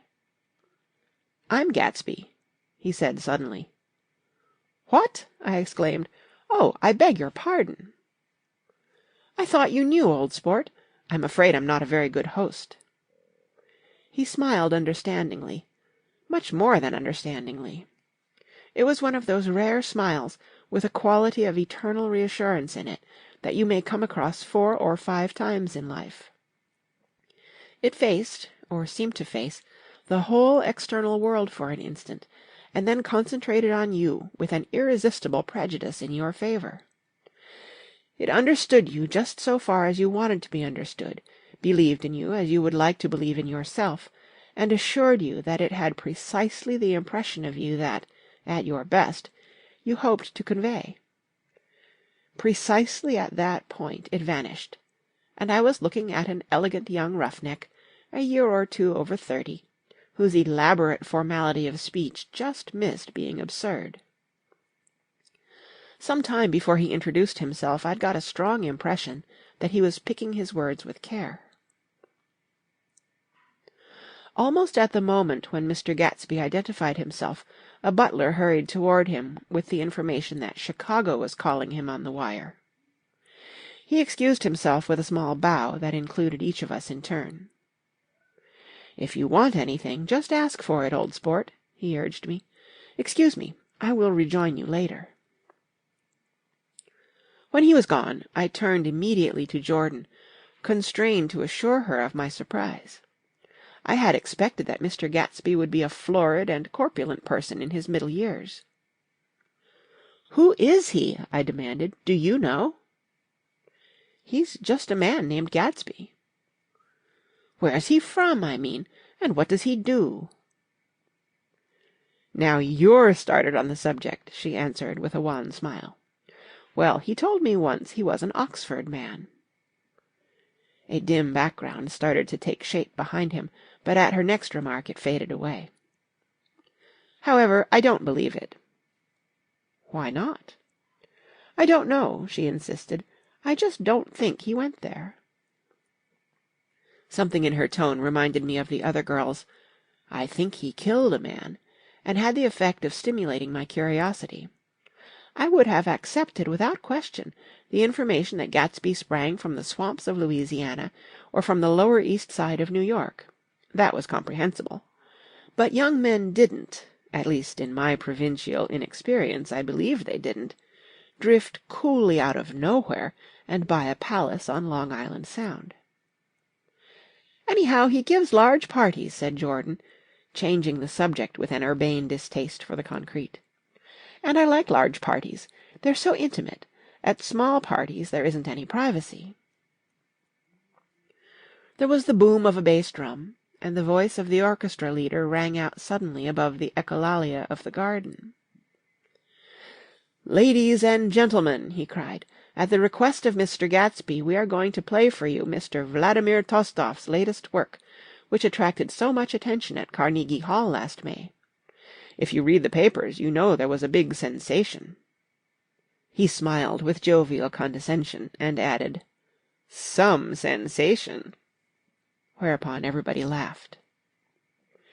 "The piece is known," he concluded lustily, "as Vladimir Tostof's Jazz History of the World." The nature of Mr. Tostof's composition eluded me, because just as it began my eyes fell on Gatsby, standing alone on the marble steps, and looking from one group to another with approving eyes. His tanned skin was drawn attractively tight on his face, and his short hair looked as though it were trimmed every day. I could see nothing sinister about him. I wondered if the fact that he was not drinking helped to set him off from his guests, for it seemed to me that he grew more correct as the fraternal hilarity increased. When the Jazz History of the World was over, girls were putting their heads on men's shoulders in a puppyish convivial way. Girls were swooning backward playfully into men's arms, even into groups, knowing that someone would arrest their falls. But no one swooned backward on Gatsby, and no French bob touched Gatsby's shoulder, and no singing quartets were formed with Gatsby's head for one link. "I beg your pardon." Gatsby's butler was suddenly standing beside us. "Miss Baker," he inquired, "I beg your pardon, but Mr. Gatsby would like to speak to you alone." "With me?" she exclaimed in surprise. "Yes, madam." She got up slowly, raising her eyebrows at me in astonishment, and followed the butler toward the house. I noticed that she wore her evening dress, all her dresses, like sports clothes. There was a jauntiness about her movements, as if she had first learned to walk upon golf-courses in clean, crisp mornings. I was alone, and it was almost 2. For some time confused and intriguing sounds had issued from a long, many-windowed room which overhung the terrace. Eluding Jordan's undergraduate, who was now engaged in an obstetrical conversation with 2 chorus girls, and who implored me to join him, I went inside. The large room was full of people. One of the girls in yellow was playing the piano, and beside her stood a tall, red-haired young lady from a famous chorus, engaged in song. She had drunk a quantity of champagne, and during the course of her song she had decided, ineptly, that everything was very, very sad. She was not only singing, she was weeping too. Whenever there was a pause in the song, she filled it with gasping, broken sobs, and then took up the lyric again in a quavering soprano. The tears coursed down her cheeks, not freely, however, for when they came into contact with her heavily beaded eyelashes, they assumed an inky color, and pursued the rest of their way in slow, black rivulets. A humorous suggestion was made that she sing the notes on her face, whereupon she threw up her hands, sank into a chair, and went off into a deep, vinous sleep. "She had a fight with a man who says he's her husband," explained a girl at my elbow. I looked around. Most of the remaining women were now having fights with men said to be their husbands. Even Jordan's party, the quartet from East Egg, were rent asunder by dissension. One of the men was talking with curious intensity to a young actress, and his wife, after attempting to laugh at the situation in a dignified and indifferent way, broke down entirely and resorted to flank attacks. At intervals she appeared suddenly at his side like an angry diamond, and hissed, "You promised!" into his ear. The reluctance to go home was not confined to wayward men. The hall was at present occupied by 2 deplorably sober men and their highly indignant wives. The wives were sympathizing with each other in slightly raised voices. "Whenever he sees I'm having a good time, he wants to go home." "Never heard anything so selfish in my life." "We're always the first ones to leave." "So are we." "Well, we're almost the last tonight," said one of the men sheepishly. "The orchestra left half an hour ago." In spite of the wives' agreement that such malevolence was beyond credibility, the dispute ended in a short struggle, and both wives were lifted, kicking, into the night. As I waited for my hat in the hall, the door of the library opened, and Jordan Baker and Gatsby came out together. He was saying some last word to her, but the eagerness in his manner tightened abruptly into formality, as several people approached him to say good-bye. Jordan's party were calling impatiently to her from the porch, but she lingered for a moment to shake hands. "I've just heard the most amazing thing," she whispered. "How long were we in there?" "Why, about an hour." "It was simply amazing," she repeated abstractedly. "But I swore I wouldn't tell it, and here I am tantalizing you." She yawned gracefully in my face. "Please come and see me. Phone book. Under the name of Mrs. Sigourney Howard, my aunt." She was hurrying off as she talked. Her brown hand waved a jaunty salute as she melted into her party at the door. Rather ashamed that on my first appearance I had stayed so late, I joined the last of Gatsby's guests, who were clustered around him. I wanted to explain that I'd hunted for him early in the evening, and to apologize for not having known him in the garden. "Don't mention it," he enjoined me eagerly. "Don't give it another thought, old sport." The familiar expression held no more familiarity than the hand which reassuringly brushed my shoulder. "And don't forget we're going up in the hydroplane tomorrow morning at 9 o'clock." Then the butler, behind his shoulder. "Philadelphia wants you on the phone, sir." "All right, in a minute. Tell them I'll be right there. Good night." "Good night." "Good night." He smiled, and suddenly there seemed to be a pleasant significance in having been among the last to go, as if he had desired it all the time. "Good night, old sport. Good night." But as I walked down the steps I saw that the evening was not quite over. 50 feet from the door a dozen headlights illuminated a bizarre and tumultuous scene. In the ditch beside the road, right side up but violently shorn of one wheel, rested a new coupe which had left Gatsby's drive not 2 minutes before. The sharp jut of a wall accounted for the detachment of the wheel, which was now getting considerable attention from half a dozen curious chauffeurs. However, as they had left their cars blocking the road, a harsh, discordant din from those in the rear had been audible for some time, and added to the already violent confusion of the scene. A man in a long duster had dismounted from the wreck, and now stood in the middle of the road, looking from the car to the tire, and from the tire to the observers, in a pleasant, puzzled way. "See," he explained, "it went in the ditch." The fact was infinitely astonishing to him, and I recognized first the unusual quality of wonder, and then the man. It was the late patron of Gatsby's library. "How did it happen?" He shrugged his shoulders. "I know nothing whatever about mechanics," he said decisively. "But how did it happen? Did you run into the wall?" "Don't ask me," said Owl Eyes, washing his hands of the whole matter. "I know very little about driving, next to nothing. It happened, and that's all I know."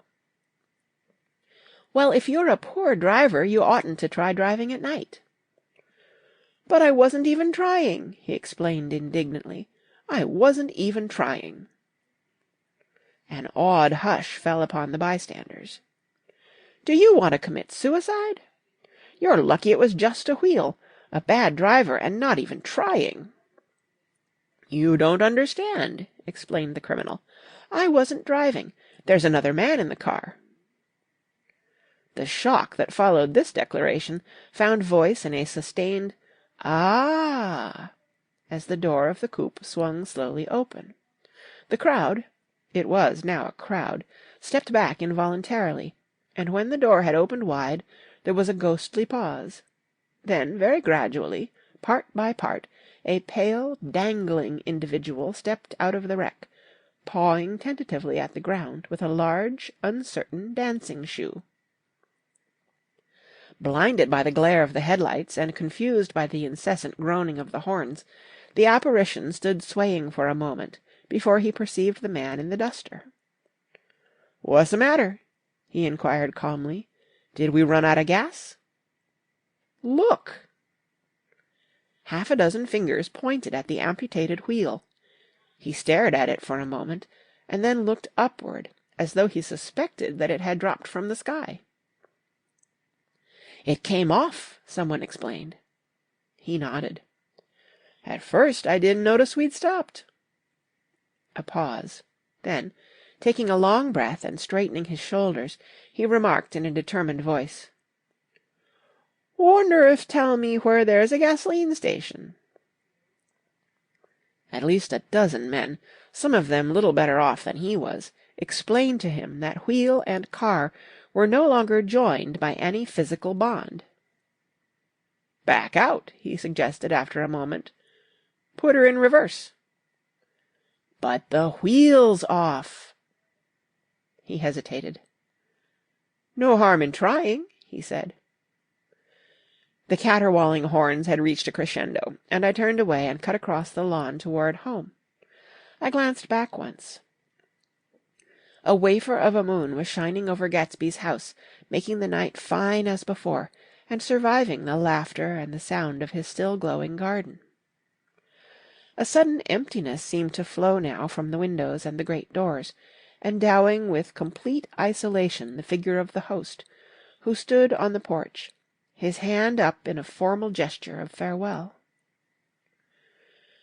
Reading over what I have written so far, I see I have given the impression that the events of 3 nights several weeks apart were all that absorbed me. On the contrary, They were merely casual events in a crowded summer, and until much later they absorbed me infinitely less than my personal affairs. Most of the time I worked. In the early morning the sun threw my shadow westward as I hurried down the white chasms of lower New York to the Probity Trust. I knew the other clerks and young bond salesmen by their first names, and lunched with them in dark, crowded restaurants on little pig sausages and mashed potatoes and coffee. I even had a short affair with a girl who lived in Jersey City and worked in the accounting department. But her brother began throwing mean looks in my direction, so when she went on her vacation in July, I let it blow quietly away. I took dinner usually at the Yale Club.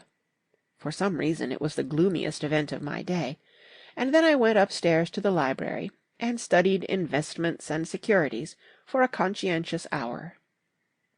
There were generally a few rioters around, but they never came into the library, so it was a good place to work. After that, if the night was mellow, I strolled down Madison Avenue past the old Murray Hill Hotel and over 33rd Street to the Pennsylvania Station.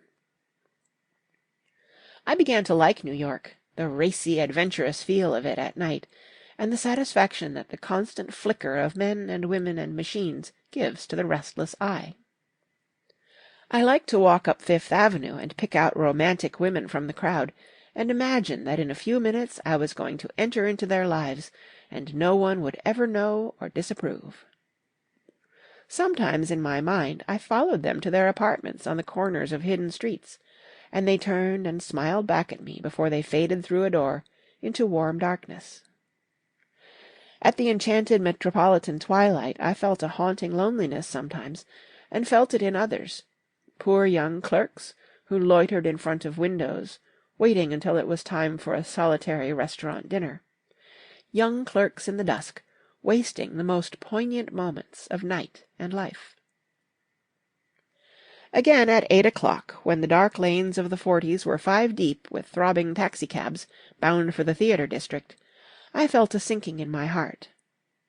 Forms leaned together in the taxis as they waited, and voices sang, and there was laughter from unheard jokes, and lighted cigarettes outlined unintelligible gestures inside. Imagining that I too was hurrying toward gaiety and sharing their intimate excitement, I wished them well. For a while I lost sight of Jordan Baker, and then in midsummer I found her again.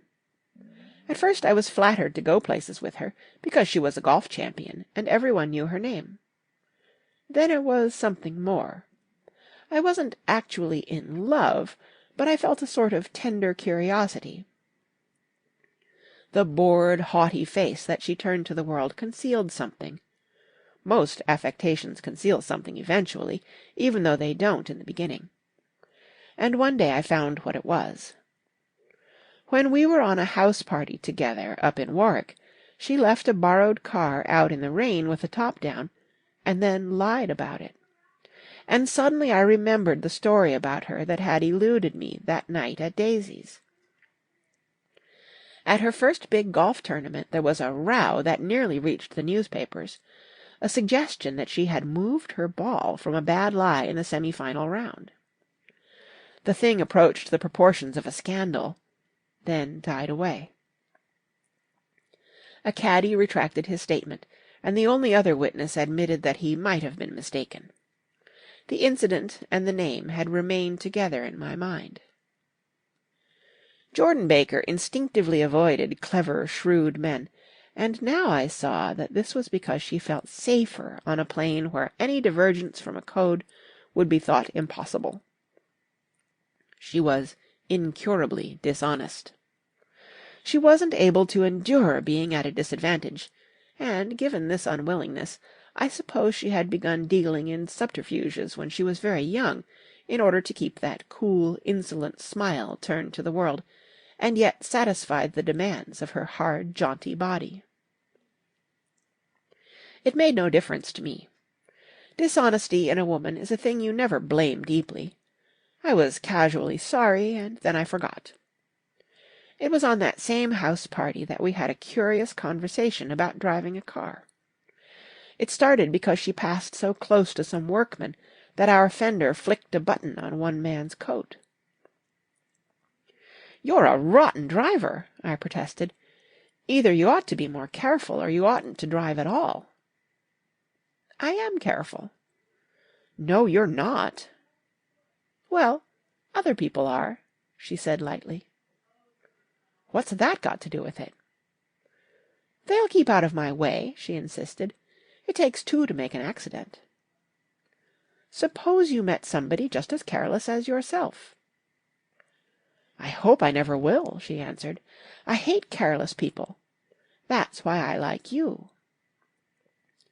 Her grey, sun-strained eyes stared straight ahead, but she had deliberately shifted our relations, and for a moment I thought I loved her. But I am slow-thinking, and full of interior rules that act as brakes on my desires, and I knew that first I had to get myself definitely out of that tangle back home. I'd been writing letters once a week and signing them "Love, Nick," and all I could think of was how, when that certain girl played tennis, a faint moustache of perspiration appeared on her upper lip. Nevertheless, there was a vague understanding that had to be tactfully broken off before I was free. Everyone suspects himself of at least one of the cardinal virtues, and this is mine.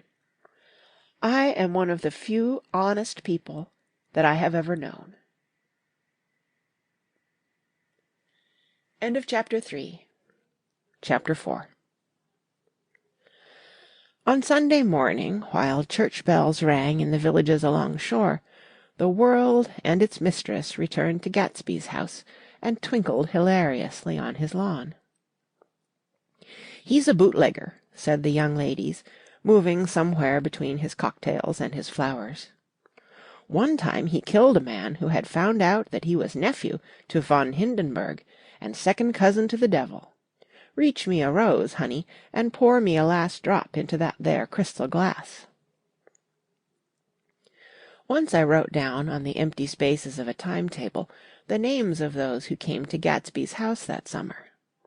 It is an old timetable now, disintegrating at its folds, and headed, "This schedule in effect July 5th, 1922."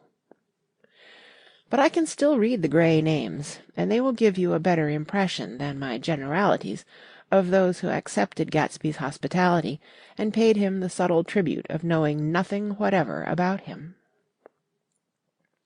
From East Egg, then, came the Chester Beckers, and the Leaches, and a man named Bunsen, whom I knew at Yale, and Dr. Webster Civet, who was drowned last summer up in Maine, and the Hornbeams, and the Willie Voltaires, and a whole clan named Black Buck, who always gathered in a corner and flipped up their noses like goats at whosoever came near.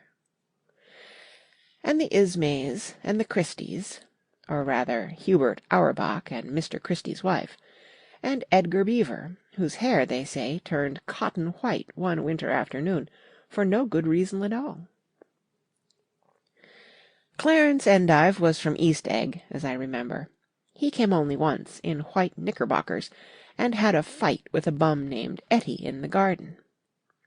From farther out on the island came the Cheadles, and the O.R.P. Schraders, and the Stonewall Jackson Abrams of Georgia, and the Fishguards, and the Ripley Snells.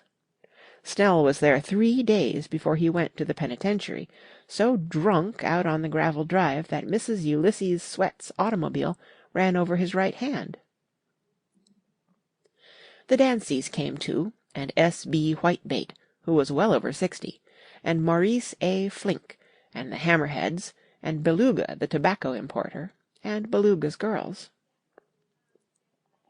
From West Egg came the Poles, and the Mulredys, and Cecil Roebuck, and Cecil Schoen, and Gulick, the state senator, and Newton Orchid, who controlled films par excellence, and Eckhouse, and Clyde Cohen, and Don S. Schwarze, the son, and Arthur McCarty, all connected with the movies in one way or another.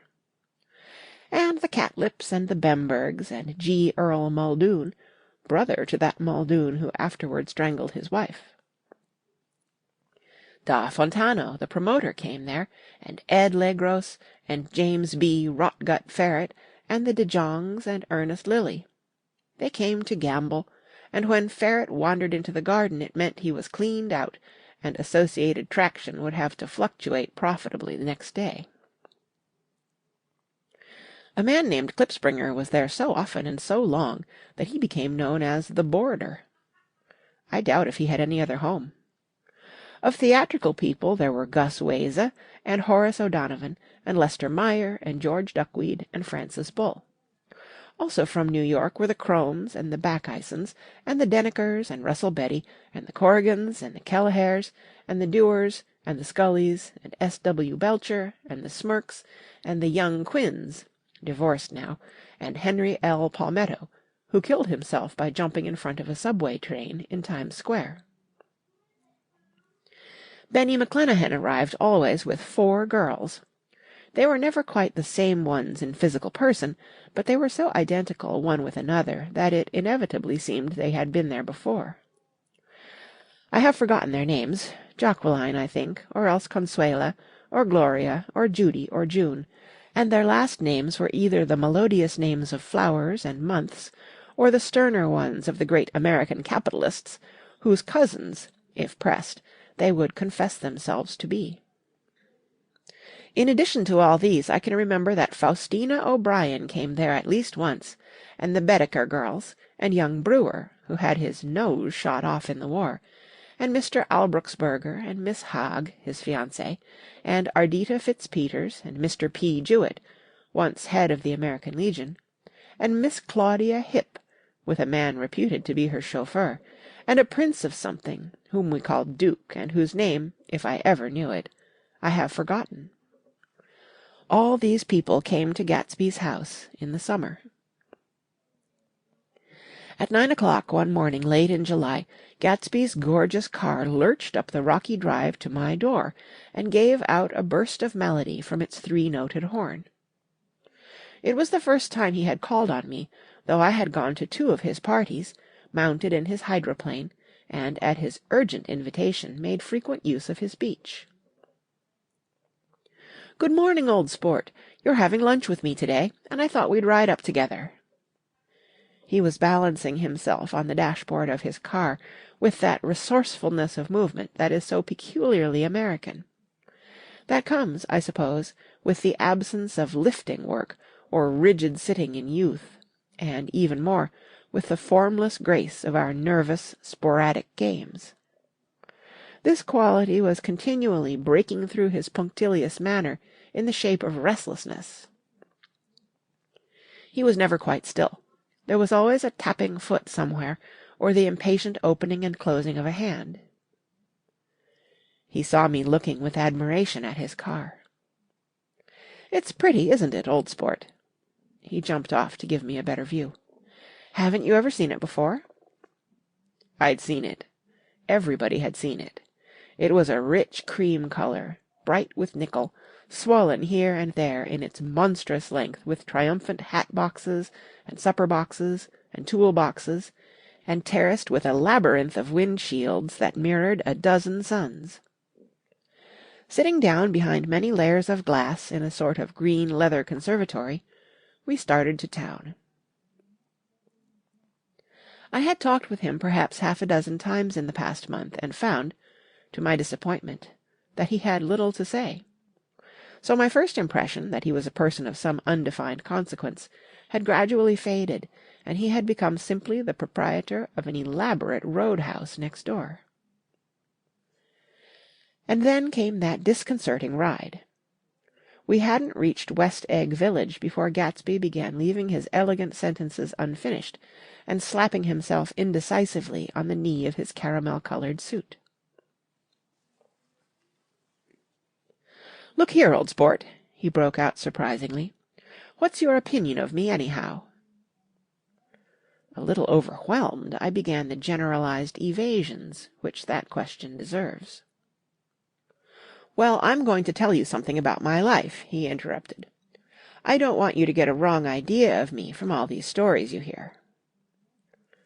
So he was aware of the bizarre accusations that flavored conversation in his halls. "I'll tell you God's truth." His right hand suddenly ordered divine retribution to stand by. "I am the son of some wealthy people in the Middle West, all dead now. I was brought up in America, but educated at Oxford, because all my ancestors have been educated there for many years. It is a family tradition." He looked at me sideways, and I knew why Jordan Baker had believed he was lying.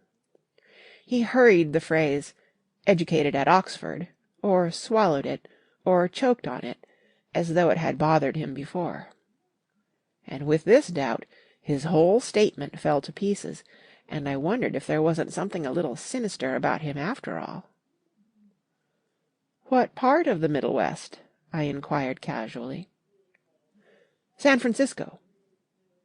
"I see." "My family all died, and I came into a good deal of money." His voice was solemn, as if the memory of that sudden extinction of a clan still haunted him. For a moment I suspected that he was pulling my leg, but a glance at him convinced me otherwise. "After that I lived like a young Rajah in all the capitals of Europe, Paris, Venice, Rome, collecting jewels, chiefly rubies, hunting big game, painting a little, things for myself only, and trying to forget something very sad that had happened to me long ago." With an effort I managed to restrain my incredulous laughter. The very phrases were worn so threadbare that they evoked no image except that of a turbaned character leaking sawdust at every pore as he pursued a tiger through the Bois de Boulogne. "Then came the war, old sport. It was a great relief, and I tried very hard to die, but I seemed to bear an enchanted life. I accepted a commission as first lieutenant when it began. In the Argonne Forest I took 2 machine-gun detachments so far forward that there was a half-mile gap on either side of us where the infantry couldn't advance. We stayed there 2 days and 2 nights, 130 men with 16 Lewis guns, and when the infantry came up at last they found the insignia of 3 German divisions among the piles of dead. I was promoted to be a major, and every Allied government gave me a decoration, even Montenegro, little Montenegro down on the Adriatic Sea. Little Montenegro. He lifted up the words and nodded at them with his smile. The smile comprehended Montenegro's troubled history and sympathized with the brave struggles of the Montenegrin people. It appreciated fully the chain of national circumstances which had elicited this tribute from Montenegro's warm little heart. My incredulity was submerged in fascination now. It was like skimming hastily through a dozen magazines. He reached in his pocket, and a piece of metal, slung on a ribbon, fell into my palm. "That's the one from Montenegro." To my astonishment, the thing had an authentic look. "Orderi di Danilo," ran the circular legend. "Montenegro, Nicholas Rex." "Turn it."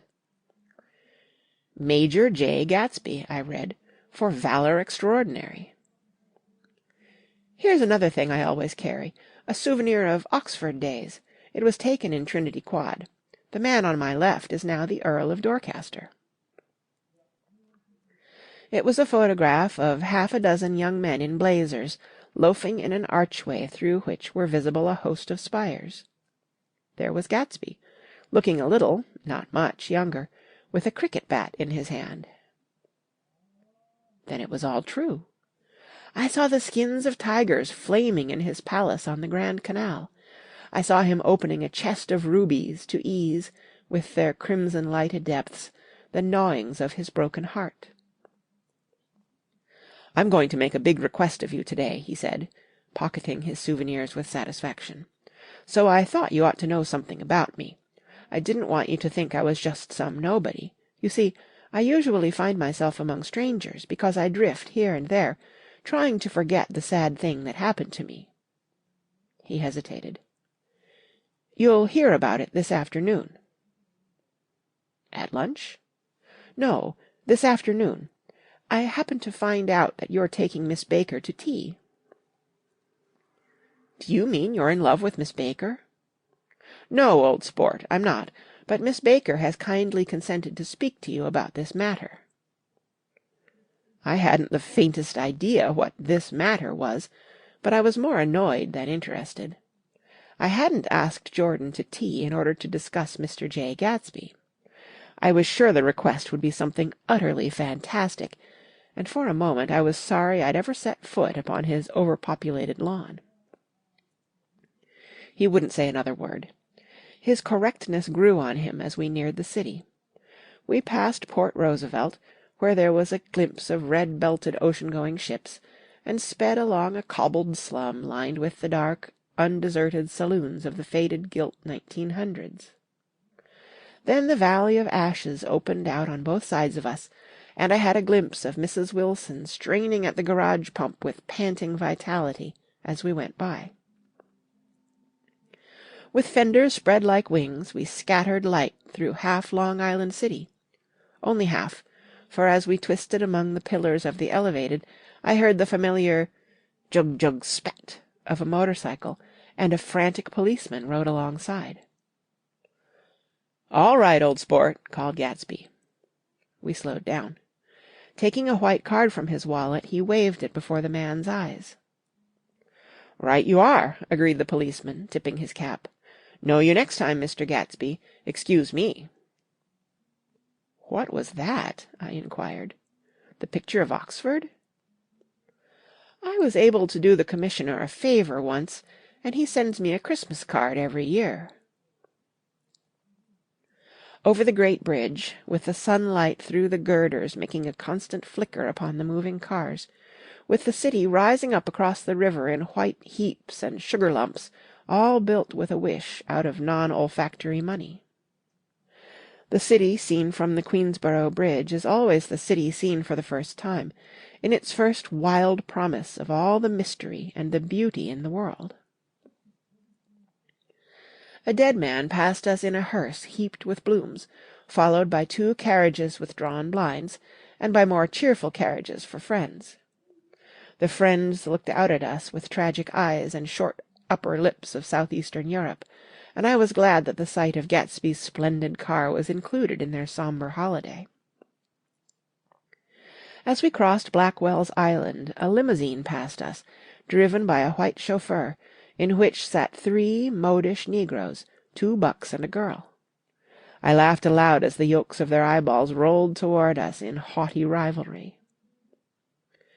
Anything can happen now that we've slid over this bridge, I thought. Anything at all. Even Gatsby could happen, without any particular wonder. Roaring noon. In a well-fanned 42nd Street cellar I met Gatsby for lunch. Blinking away the brightness of the street outside, my eyes picked him out obscurely in the anteroom, talking to another man. "Mr. Carraway, this is my friend Mr. Wolfsheim." A small, flat-nosed Jew raised his large head and regarded me with 2 fine growths of hair which luxuriated in either nostril. After a moment I discovered his tiny eyes in the half-darkness. "So I took one look at him," said Mr. Wolfsheim, shaking my hand earnestly. "And what do you think I did?" "What?" I inquired politely.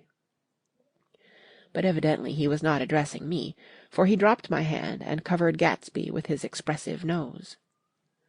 "I handed the money to Catspaw, and I said, 'All right, Catspaw, don't pay him a penny till he shuts his mouth.' He shut it then and there." Gatsby took an arm of each of us and moved forward into the restaurant, whereupon Mr. Wolfsheim swallowed a new sentence he was starting, and lapsed into a somnambulatory abstraction. "Highballs?" asked the head waiter. "This is a nice restaurant here," said Mr. Wolfsheim, looking at the Presbyterian nymphs on the ceiling. "But I like across the street better." "Yes, highballs," agreed Gatsby, and then to Mr. Wolfsheim, "It's too hot over there."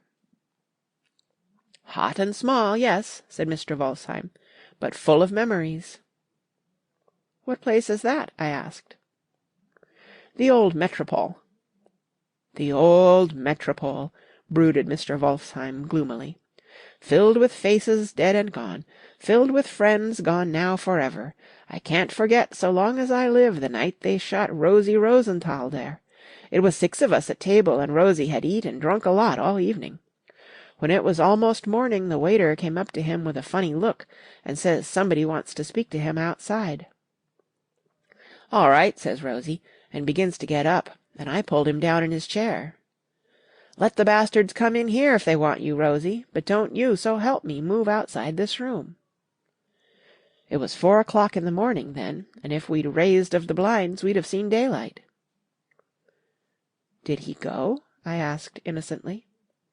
"Sure he went!" Mr. Wolfsheim's nose flashed at me indignantly. "He turned around in the door and says, 'Don't let that waiter take away my coffee.' Then he went out on the sidewalk, and they shot him 3 times in his full belly and drove away." "4 of them were electrocuted," I said, remembering. "5 with Becker." His nostrils turned to me in an interested way. "I understand you're looking for a business connection." The juxtaposition of these 2 remarks was startling. Gatsby answered for me. "Oh, no," he exclaimed. "This isn't the man." "No?" Mr. Wolfsheim seemed disappointed. "This is just a friend. I told you we'd talk about that some other time." "I beg your pardon," said Mr. Wolfsheim. "I had the wrong man." A succulent hash arrived, and Mr. Wolfsheim, forgetting the more sentimental atmosphere of the old metropole, began to eat with ferocious delicacy. His eyes, meanwhile, roved very slowly all around the room. He completed the arc by turning to inspect the people directly behind. I think that, except for my presence, he would have taken one short glance beneath our own table. "Look here, old sport," said Gatsby, leaning toward me. "I'm afraid I made you a little angry this morning in the car." There was the smile again, but this time I held out against it. "I don't like mysteries," I answered, "and I don't understand why you won't come out frankly and tell me what you want. Why has it all got to come through Miss Baker?" "Oh, it's nothing underhand," he assured me. "Miss Baker's a great sportswoman, you know, and she'd never do anything that wasn't all right." Suddenly he looked at his watch, jumped up, and hurried from the room, leaving me with Mr. Wolfsheim at the table. "He has to telephone," said Mr. Wolfsheim, following him with his eyes. "Fine fellow, isn't he? Handsome to look at, and a perfect gentleman."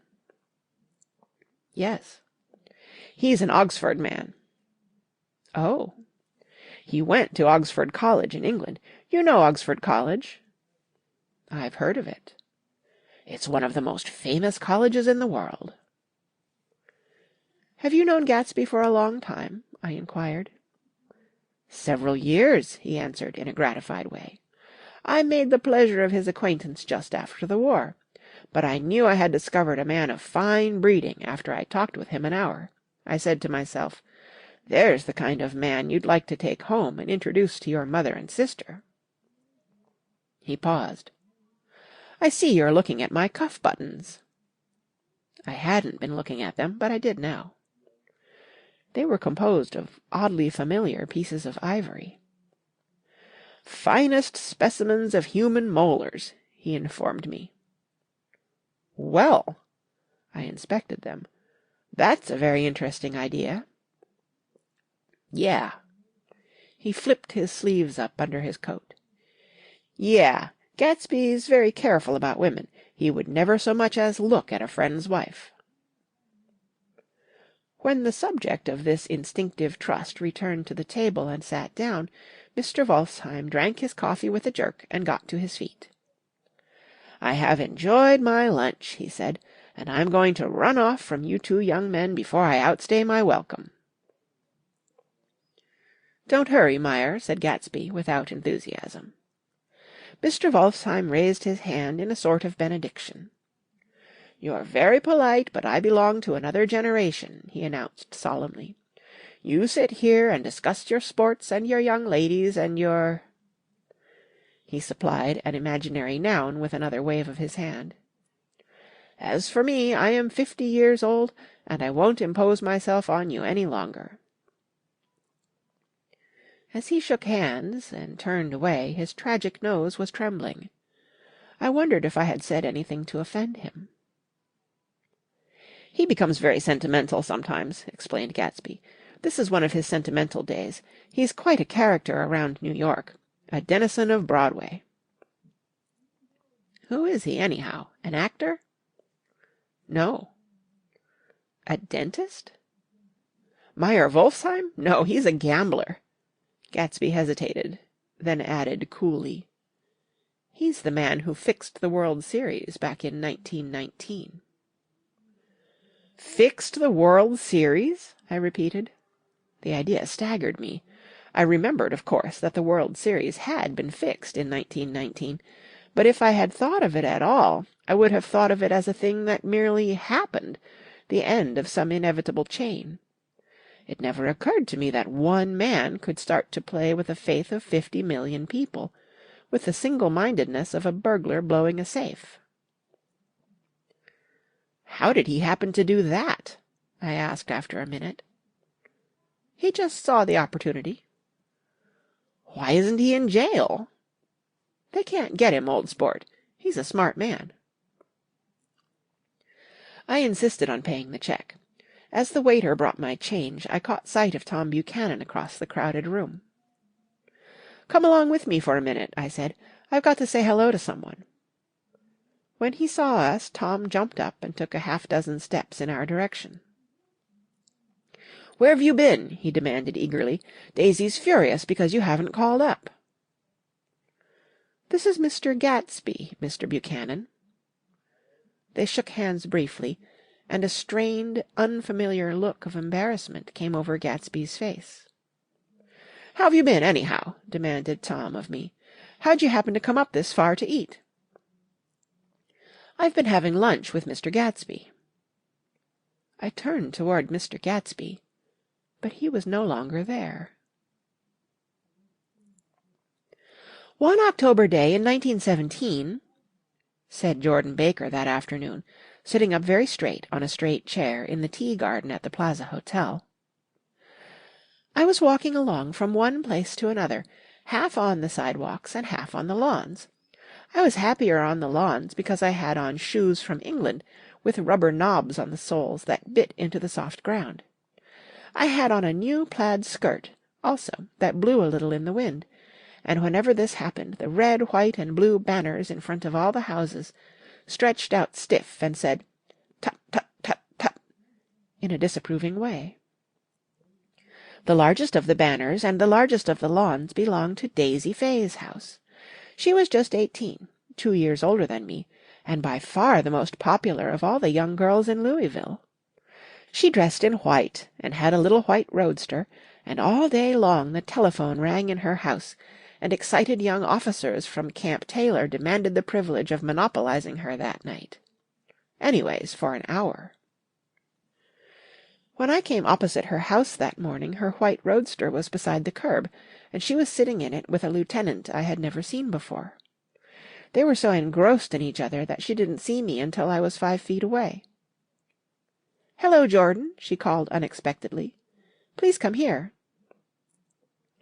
I was flattered that she wanted to speak to me, because of all the older girls I admired her most. She asked me if I was going to the Red Cross and make bandages. I was. Well, then, would I tell them that she couldn't come that day? The officer looked at Daisy while she was speaking, in a way that every young girl wants to be looked at sometime, and because it seemed romantic to me I have remembered the incident ever since. His name was J. Gatsby, and I didn't lay eyes on him again for over 4 years. Even after I'd met him on Long Island, I didn't realize it was the same man. That was 1917. By the next year I had a few beaux myself, and I began to play in tournaments, so I didn't see Daisy very often. She went with a slightly older crowd, when she went with anyone at all. Wild rumors were circulating about her, how her mother had found her packing her bag one winter night, to go to New York and say good-bye to a soldier who was going overseas. She was effectually prevented, but she wasn't on speaking terms with her family for several weeks. After that she didn't play around with the soldiers any more, but only with a few flat-footed, short-sighted young men in town who couldn't get into the army at all. By the next autumn she was gay again, gay as ever. She had a debut after the armistice, and in February she was presumably engaged to a man from New Orleans. In June she married Tom Buchanan of Chicago, with more pomp and circumstance than Louisville ever knew before. He came down with 100 people in 4 private cars, and hired a whole floor of the Seelbach Hotel, and the day before the wedding he gave her a string of pearls valued at $350,000. I was bridesmaid. I came into her room half an hour before the bridal dinner, and found her lying on her bed as lovely as the June night in her flowered dress, and as drunk as a monkey. She had a bottle of Sauterne in one hand, and a letter in the other. "Gratulate me," she muttered. "Never had a drink before, but oh, how I do enjoy it." "What's the matter, Daisy?" I was scared, I can tell you. I'd never seen a girl like that before. "Here, dears." She groped around in a waste-basket that she had with her on the bed, and pulled out the string of pearls. "Take 'em downstairs and give 'em back to whoever they belong to. Tell 'em all Daisy's change her mind. Say, Daisy's change her mind." She began to cry. She cried and cried. I rushed out and found her mother's maid, and we locked the door and got her into a cold bath. She wouldn't let go of the letter. She took it into the tub with her, and squeezed it up into a wet ball, and only let me leave it in the soap dish when she saw that it was coming to pieces like snow. But she didn't say another word. We gave her spirits of ammonia, and put ice on her forehead, and hooked her back into her dress, and half an hour later, when we walked out of the room, the pearls were around her neck, and the incident was over.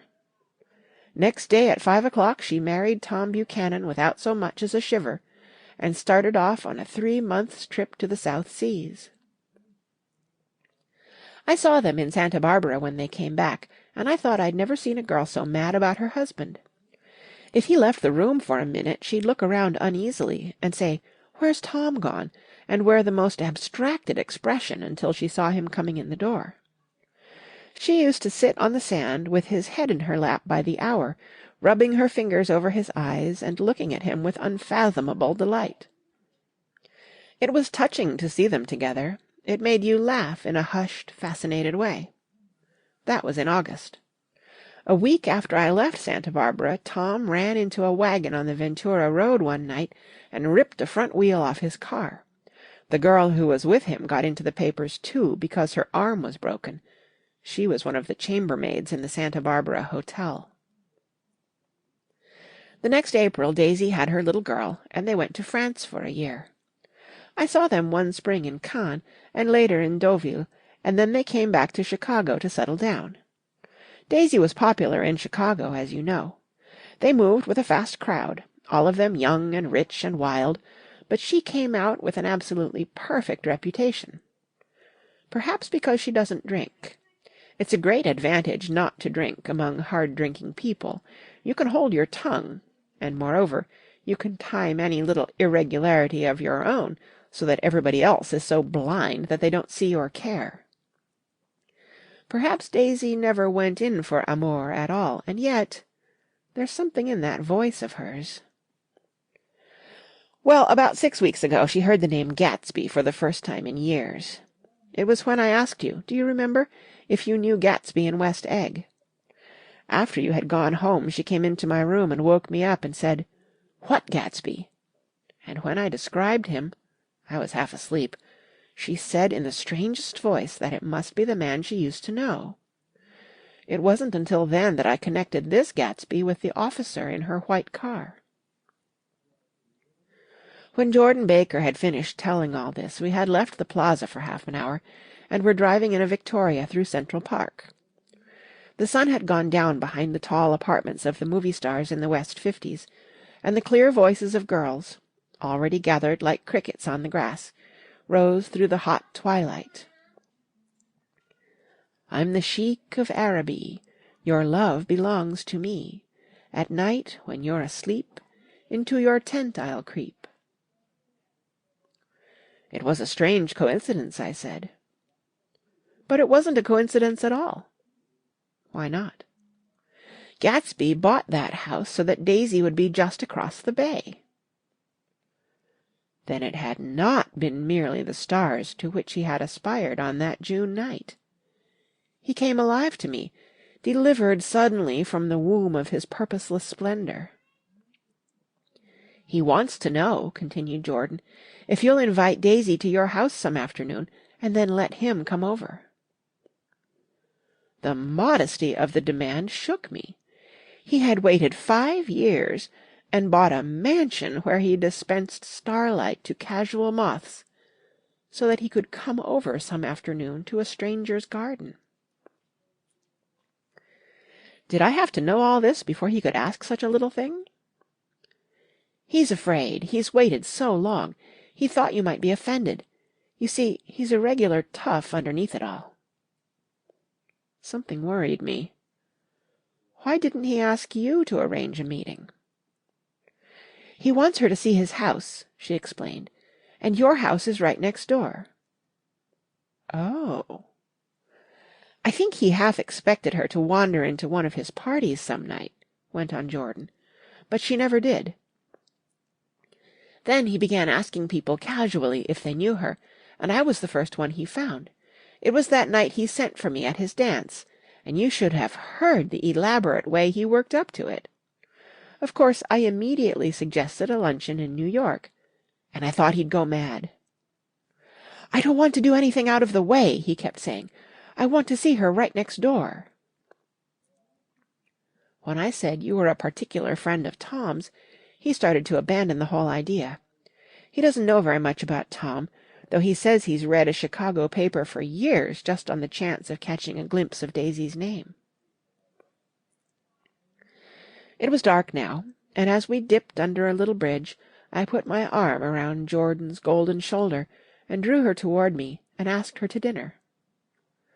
Suddenly I wasn't thinking of Daisy and Gatsby any more, but of this clean, hard, limited person who dealt in universal skepticism, and who leaned back jauntily just within the circle of my arm. A phrase began to beat in my ears with a sort of heady excitement. There are only the pursued, the pursuing, the busy, and the tired. And Daisy ought to have something in her life, murmured Jordan to me. Does she want to see Gatsby? She's not to know about it. Gatsby doesn't want her to know. You're just supposed to invite her to tea. We passed a barrier of dark trees, and then the facade of 59th Street. A block of delicate pale light beamed down into the park. Unlike Gatsby and Tom Buchanan, I had no girl whose disembodied face floated along the dark cornices and blinding signs, and so I drew up the girl beside me, tightening my arms. Her wan, scornful mouth smiled, and so I drew her up again, closer, this time to my face. End of Chapter 4. Chapter 5.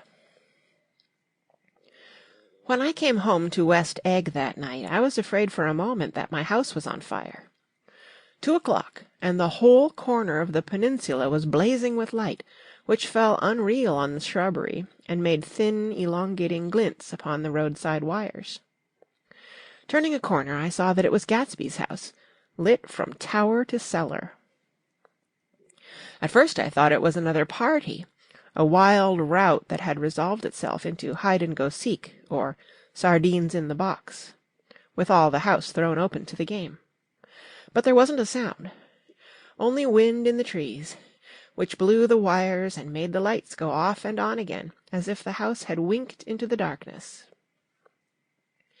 As my taxi groaned away, I saw Gatsby walking toward me across his lawn. "Your place looks like the World's Fair," I said. "Does it?" He turned his eyes toward it absently. "I have been glancing into some of the rooms. Let's go to Coney Island, old sport, in my car." "It's too late." "Well, suppose we take a plunge in the swimming pool. I haven't made use of it all summer." "I've got to go to bed." "All right." He waited, looking at me with suppressed eagerness. "I talked with Miss Baker," I said after a moment. "I'm going to call up Daisy tomorrow and invite her over here to tea." "Oh, that's all right," he said carelessly. "I don't want to put you to any trouble." "What day would suit you?" "What day would suit you," he corrected me quickly. "I don't want to put you to any trouble, you see." "How about the day after tomorrow?" He considered for a moment. Then, with reluctance, "I want to get the grass cut," he said. We both looked at the grass. There was a sharp line where my ragged lawn ended, and the darker, well-kept expanse of his began. I suspected that he meant my grass. "There's another little thing," he said uncertainly, and hesitated. "Would you rather put it off for a few days?" I asked. "Oh, it isn't about that. At least—" He fumbled with a series of beginnings. "Why, I thought— Why, look here, old sport. You don't make much money, do you?" "Not very much."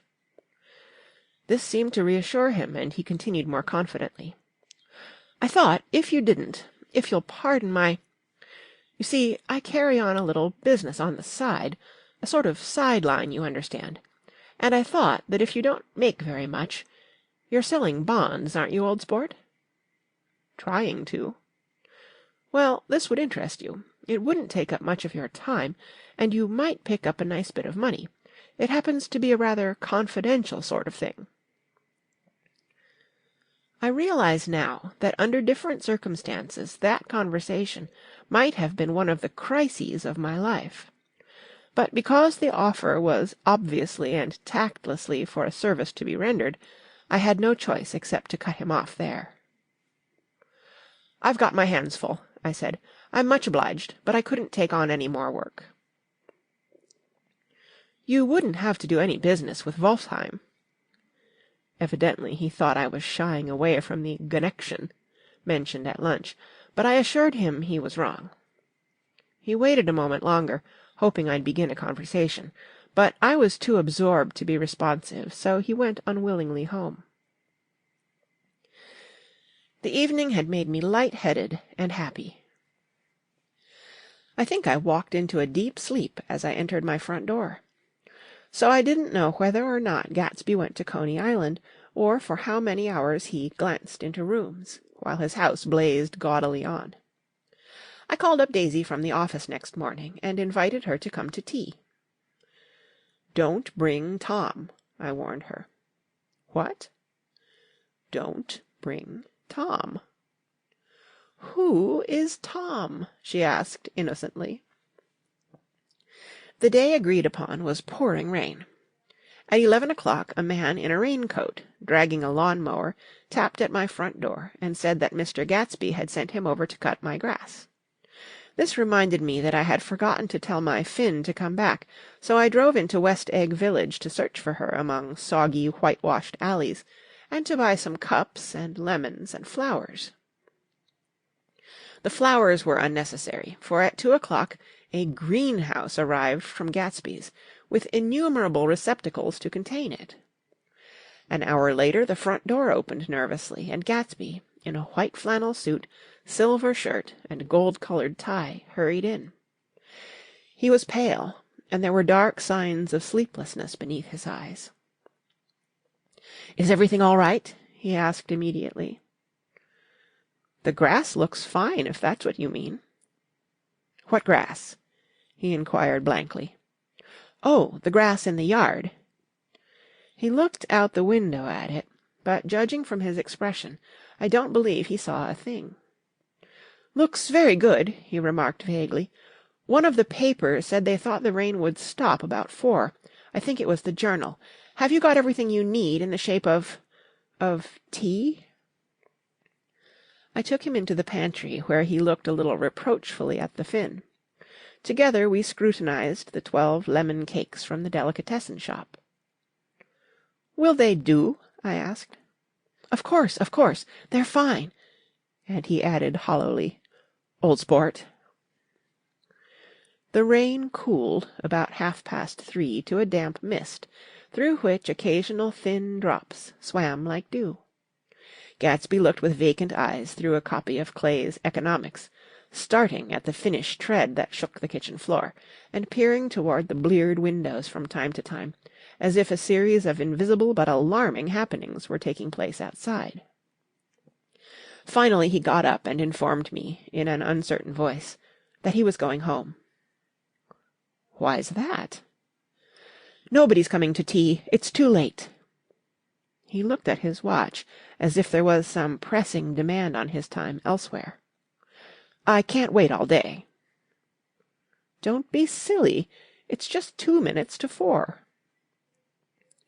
He sat down miserably, as if I had pushed him, and simultaneously there was the sound of a motor turning into my lane.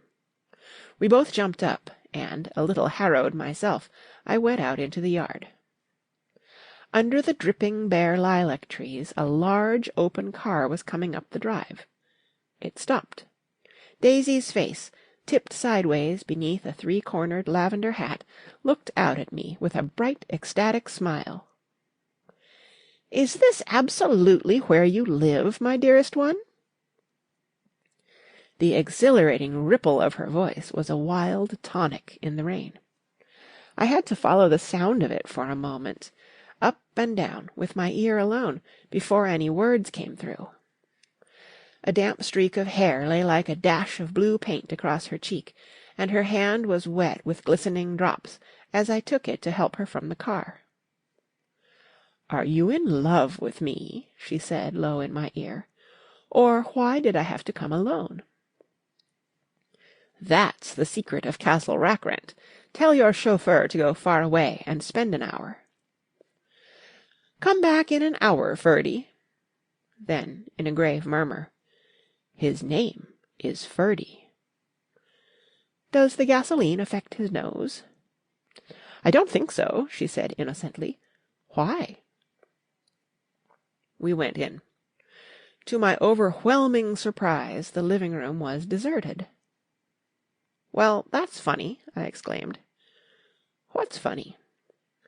She turned her head as there was a light, dignified knocking at the front door. I went out and opened it. Gatsby, pale as death, with his hands plunged like weights in his coat pockets, was standing in a puddle of water, glaring tragically into my eyes. With his hands still in his coat pockets, he stalked by me into the hall, turned sharply as if he were on a wire, and disappeared into the living room. It wasn't a bit funny. Aware of the loud beating of my own heart, I pulled the door to against the increasing rain. For half a minute there wasn't a sound.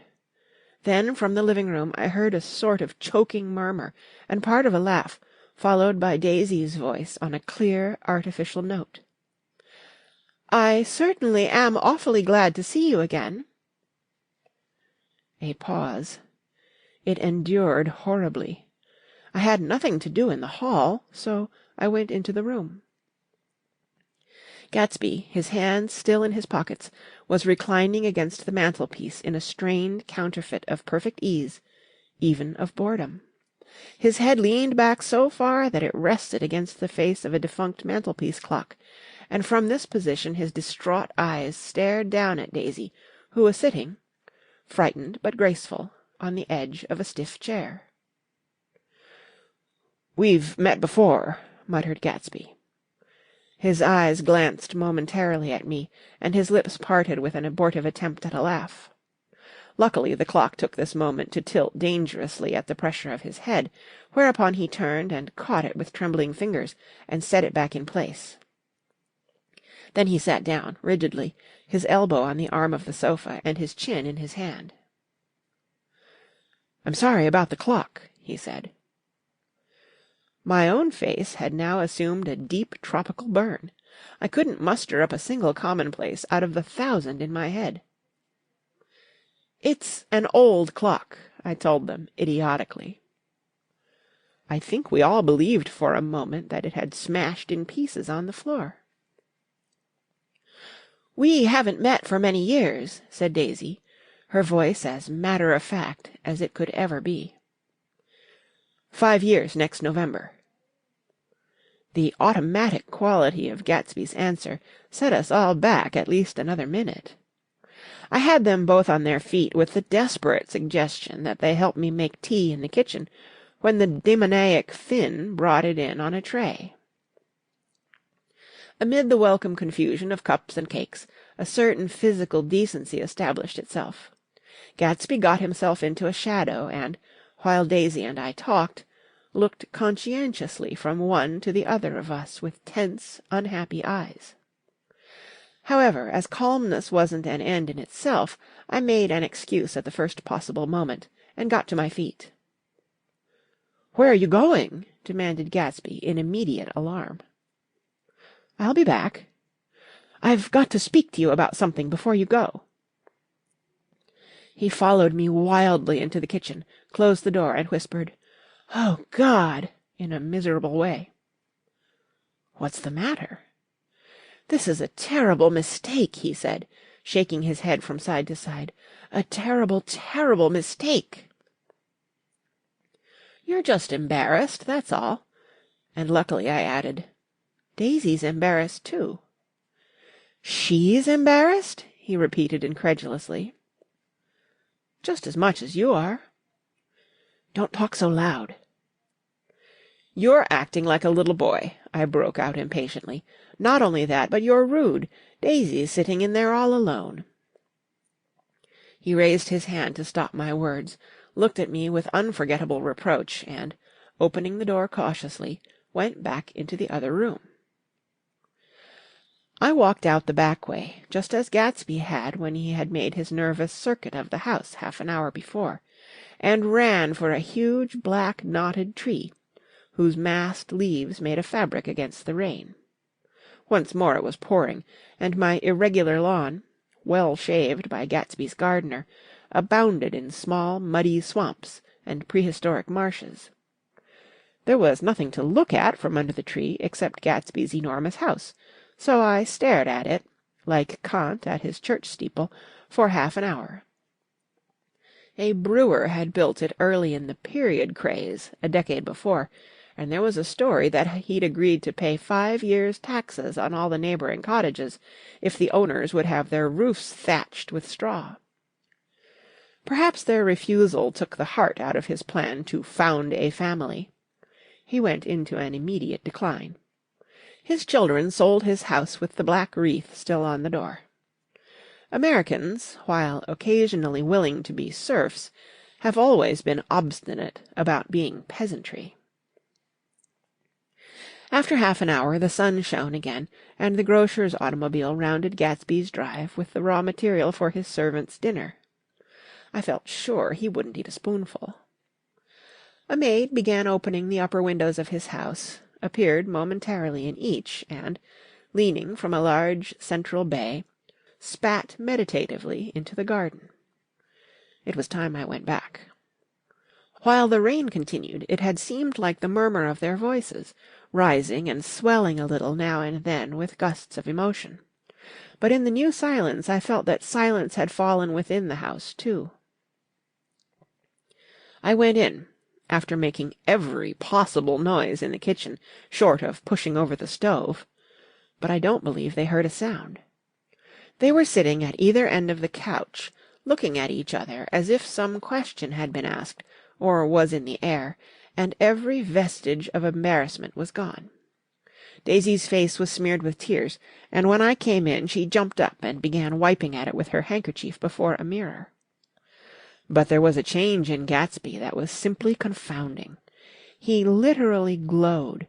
Without a word or a gesture of exultation, a new well-being radiated from him and filled the little room. "Oh, hello, old sport," he said, as if he hadn't seen me for years.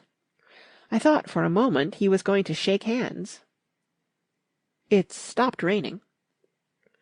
"Has it?" When he realized what I was talking about, that there were twinkle bells of sunshine in the room, he smiled like a weather-man, like an ecstatic patron of recurrent light, and repeated the news to Daisy. "What do you think of that? It's stopped raining." "I'm glad, Jay." Her throat, full of aching, grieving beauty, told only of her unexpected joy. "I want you and Daisy to come over to my house," he said. "I'd like to show her around." "You're sure you want me to come?" "Absolutely, old sport." Daisy went upstairs to wash her face. Too late, I thought with humiliation of my towels, while Gatsby and I waited on the lawn. "My house looks well, doesn't it?" he demanded. "See how the whole front of it catches the light." I agreed that it was splendid. "Yes." His eyes went over it, over every arched door and square tower. "It took me just 3 years to earn the money that bought it." "I thought you inherited your money." "I did, old sport," he said automatically. "But I lost most of it in the big panic, the panic of the war."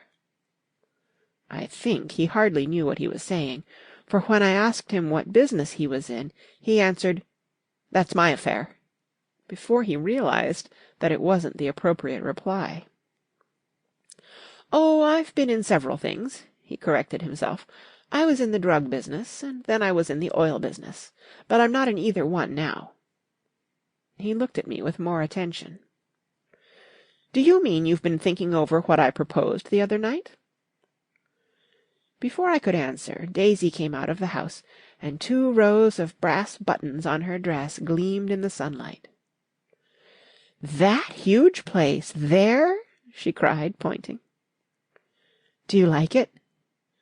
"I love it, but I don't see how you live there all alone."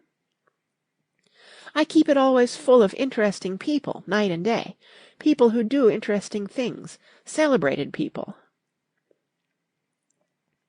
Instead of taking the short cut along the Sound, we went down the road and entered by the big postern.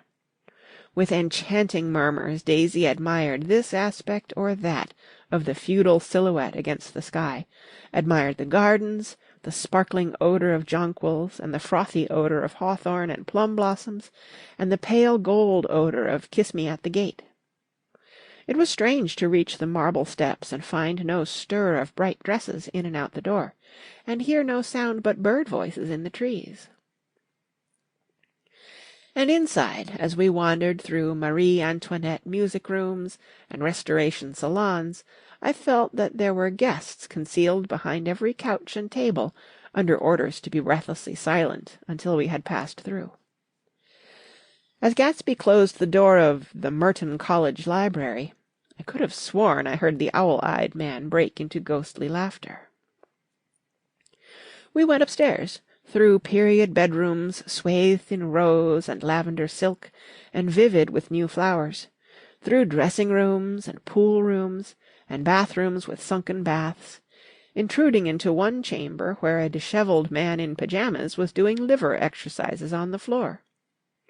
It was Mr. Klipspringer, the boarder. I had seen him wandering hungrily about the beach that morning. Finally we came to Gatsby's own apartment, a bedroom and a bath and an Adam study, where we sat down and drank a glass of some chartreuse he took from a cupboard in the wall. He hadn't once ceased looking at Daisy, and I think he revalued everything in his house according to the measure of response it drew from her well-loved eyes. Sometimes, too, he stared around at his possessions in a dazed way, as though in her actual and astounding presence none of it was any longer real. Once he nearly toppled down a flight of stairs. His bedroom was the simplest room of all, except where the dresser was garnished with a toilet set of pure, dull gold. Daisy took the brush with delight and smoothed her hair, whereupon Gatsby sat down and shaded his eyes and began to laugh. "It's the funniest thing, old sport," he said hilariously. "I can't. When I try to—" He had passed visibly through 2 states, and was entering upon a third. After his embarrassment and his unreasoning joy, he was consumed with wonder at her presence. He had been full of the idea so long, dreamed it right through to the end, waited with his teeth set, so to speak, at an inconceivable pitch of intensity. Now, in the reaction, he was running down like an overwound clock. Recovering himself in a minute, he opened for us 2 hulking patent cabinets, which held his massed suits and dressing-gowns and ties, and his shirts, piled like bricks in stacks a dozen high. "I've got a man in England who buys me clothes. He sends over a selection of things at the beginning of each season, spring and fall." He took out a pile of shirts and began throwing them, one by one, before us, shirts of sheer linen and thick silk and fine flannel, which lost their folds as they fell and covered the table in many-coloured disarray. While we admired, he brought more, and the soft, rich heap mounted higher, shirts with stripes and scrolls and plaids in coral and apple green and lavender and faint orange and monograms of Indian blue. Suddenly, with a strained sound, Daisy bent her head into the shirts and began to cry stormily. "They're such beautiful shirts," she sobbed, her voice muffled in the thick folds. "It makes me sad because I've never seen such beautiful shirts before." After the house, we were to see the grounds, and the swimming pool, and the hydroplane, and the midsummer flowers. But outside Gatsby's window it began to rain again, so we stood in a row looking at the corrugated surface of the Sound. "If it wasn't for the mist, we could see your home across the bay," said Gatsby. "You always have a green light that burns all night at the end of your dock." Daisy put her arm through his abruptly, but he seemed absorbed in what he had just said. Possibly it had occurred to him that the colossal significance of that light had now vanished forever. Compared to the great distance that had separated him from Daisy, it had seemed very near to her, almost touching her. It had seemed as close as a star to the moon. Now it was again a green light on a dock. His count of enchanted objects had diminished by 1.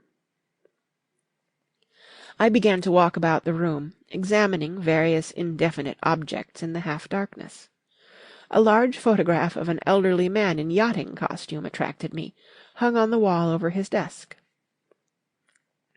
"Who's this?" That's Mr. Dan Cody, old sport." The name sounded faintly familiar. "He's dead now. He used to be my best friend years ago." There was a small picture of Gatsby, also in yachting costume, on the bureau, Gatsby with his head thrown back defiantly, taken, apparently, when he was about 18. "I adore it!" exclaimed Daisy. "The pompadour! You never told me you had a pompadour, or a yacht." "Look at this," said Gatsby quickly. "Here's a lot of clippings about you." They stood side by side, examining it. I was going to ask to see the rubies when the phone rang, and Gatsby took up the receiver. "Yes? Well, I can't talk now." "I can't talk now, old sport." "I said a small town. He must know what a small town is." "Well, he's no use to us if Detroit is his idea of a small town." He rang off. "Come here quick!" cried Daisy at the window. The rain was still falling, but the darkness had parted in the west, and there was a pink and golden billow of foamy clouds above the sea. "Look at that!" she whispered, and then, after a moment, "I'd like to just get one of those pink clouds and put you in it and push you around." I tried to go then, but they wouldn't hear of it. Perhaps my presence made them feel more satisfactorily alone. "I know what we'll do," said Gatsby. "We'll have Klipspringer play the piano." He went out of the room, calling "Ewing!" and returned in a few minutes, accompanied by an embarrassed, slightly worn young man with shell-rimmed glasses and scanty blonde hair. He was now decently clothed in a sport shirt, open at the neck, sneakers, and duck trousers of a nebulous hue. "Did we interrupt your exercises?" inquired Daisy politely. "I was asleep," cried Mr. Klipspringer, in a spasm of embarrassment. "That is, I'd been asleep, then I got up." "Klipspringer plays the piano," said Gatsby, cutting him off. "Don't you, Ewing, old sport?" "I don't play well. I hardly play at all. I'm all out of "We'll go downstairs," interrupted Gatsby. He flipped a switch. The grey windows disappeared as the house glowed full of light. In the music-room Gatsby turned on a solitary lamp beside the piano. He lit Daisy's cigarette from a trembling match, and sat down with her on a couch far across the room, where there was no light save what the gleaming floor bounced in from the hall. When Klipspringer had played The Love Nest, he turned around on the bench and searched unhappily for Gatsby in the gloom. "I'm all out of practice, you see. I told you I couldn't play. I'm all out of "Don't talk so much, old sport," commanded Gatsby. "Play." "In the morning, in the evening, ain't we got fun?" Outside the wind was loud, and there was a faint flow of thunder along the sound. All the lights were going on in West Egg now. The electric trains, men carrying, were plunging home through the rain from New York. It was the hour of a profound human change, and excitement was generating on the air. "One thing's sure and nothing's surer, the rich get richer and the poor get children. In the meantime, in between time." As I went over to say good-bye, I saw that the expression of bewilderment had come back into Gatsby's face, as though a faint doubt had occurred to him as to the quality of his present happiness. Almost 5 years! There must have been moments even that afternoon when Daisy tumbled short of his dreams, not through her own fault, but because of the colossal vitality of his illusion. It had gone beyond her, beyond everything. He had thrown himself into it with a creative passion, adding to it all the time, decking it out with every bright feather that drifted his way. No amount of fire or freshness can challenge what a man will store up in his ghostly heart. As I watched him, he adjusted himself a little, visibly. His hand took hold of hers, and as she said something low in his ear, he turned toward her with a rush of emotion. I think that voice held him most, with its fluctuating, feverish warmth, because it couldn't be overdreamed. That voice was a deathless song. They had forgotten me, but Daisy glanced up and held out her hand. Gatsby didn't know me now at all. I looked once more at them, and they looked back at me, remotely, possessed by intense life. Then I went out of the room and down the marble steps into the rain, leaving them there together. Chapter 6. About this time, an ambitious young reporter from New York arrived one morning at Gatsby's door, and asked him if he had anything to say. "Anything to say about what?" inquired Gatsby politely. "Why, any statement to give out." It transpired, after a confused 5 minutes, that the man had heard Gatsby's name around his office, in a connection which he either wouldn't reveal or didn't fully understand. This was his day off, and with laudable initiative he had hurried out to see. It was a random shot, and yet the reporter's instinct was right. Gatsby's notoriety, spread about by the hundreds who had accepted his hospitality, and so become authorities on his past, had increased all summer until he fell just short of being news. Contemporary legends, such as the underground pipeline to Canada, attached themselves to him, and there was one persistent story that he didn't live in a house at all, but in a boat that looked like a house and was moved secretly up and down Long Island shore. Just why these inventions were a source of satisfaction to James Gatz of North Dakota isn't easy to say. James Gatz. That was really, or at least legally, his name. He had changed it at the age of 17, and at the specific moment that witnessed the beginning of his career, when he saw Dan Cody's yacht drop anchor over the most insidious flat on Lake Superior. It was James Gatz who had been loafing along the beach that afternoon in a torn green jersey and a pair of canvas pants, but it was already J. Gatsby who borrowed a rowboat, pulled out to the Tuolumne, and informed Cody that a wind might catch him and break him up in half an hour. I suppose he'd had the name ready for a long time even then. His parents were shiftless and unsuccessful farm people. His imagination had never really accepted them as his parents at all. The truth was that J. Gatsby of West Egg, Long Island, sprang from his platonic conception of himself. He was a son of God, a phrase which, if it means anything, means just that, and he must be about his father's business, the service of a vast, vulgar, and meretricious beauty. So he invented just the sort of J. Gatsby that a 17-year-old boy would be likely to invent, and to this conception he was faithful to the end. For over a year he had been beating his way along the south shore of Lake Superior as a clam digger and a salmon fisher, or in any other capacity that brought him food and bed. His brown, hardening body lived naturally through the half-fierce, half-lazy work of the bracing days.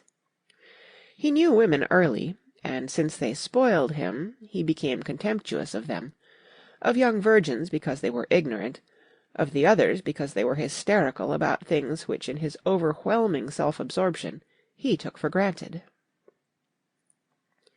But his heart was in a constant turbulent riot.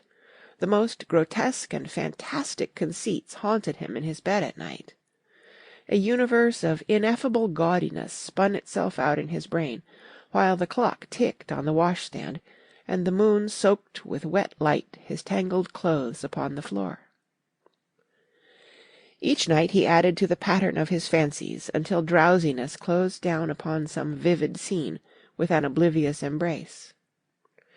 For a while these reveries provided an outlet for his imagination.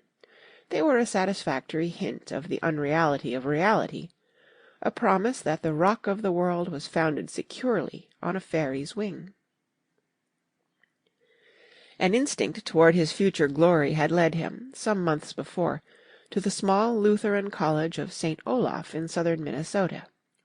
He stayed there 2 weeks, dismayed at its ferocious indifference to the drums of his destiny, to destiny itself, and despising the janitor's work with which he was to pay his way through.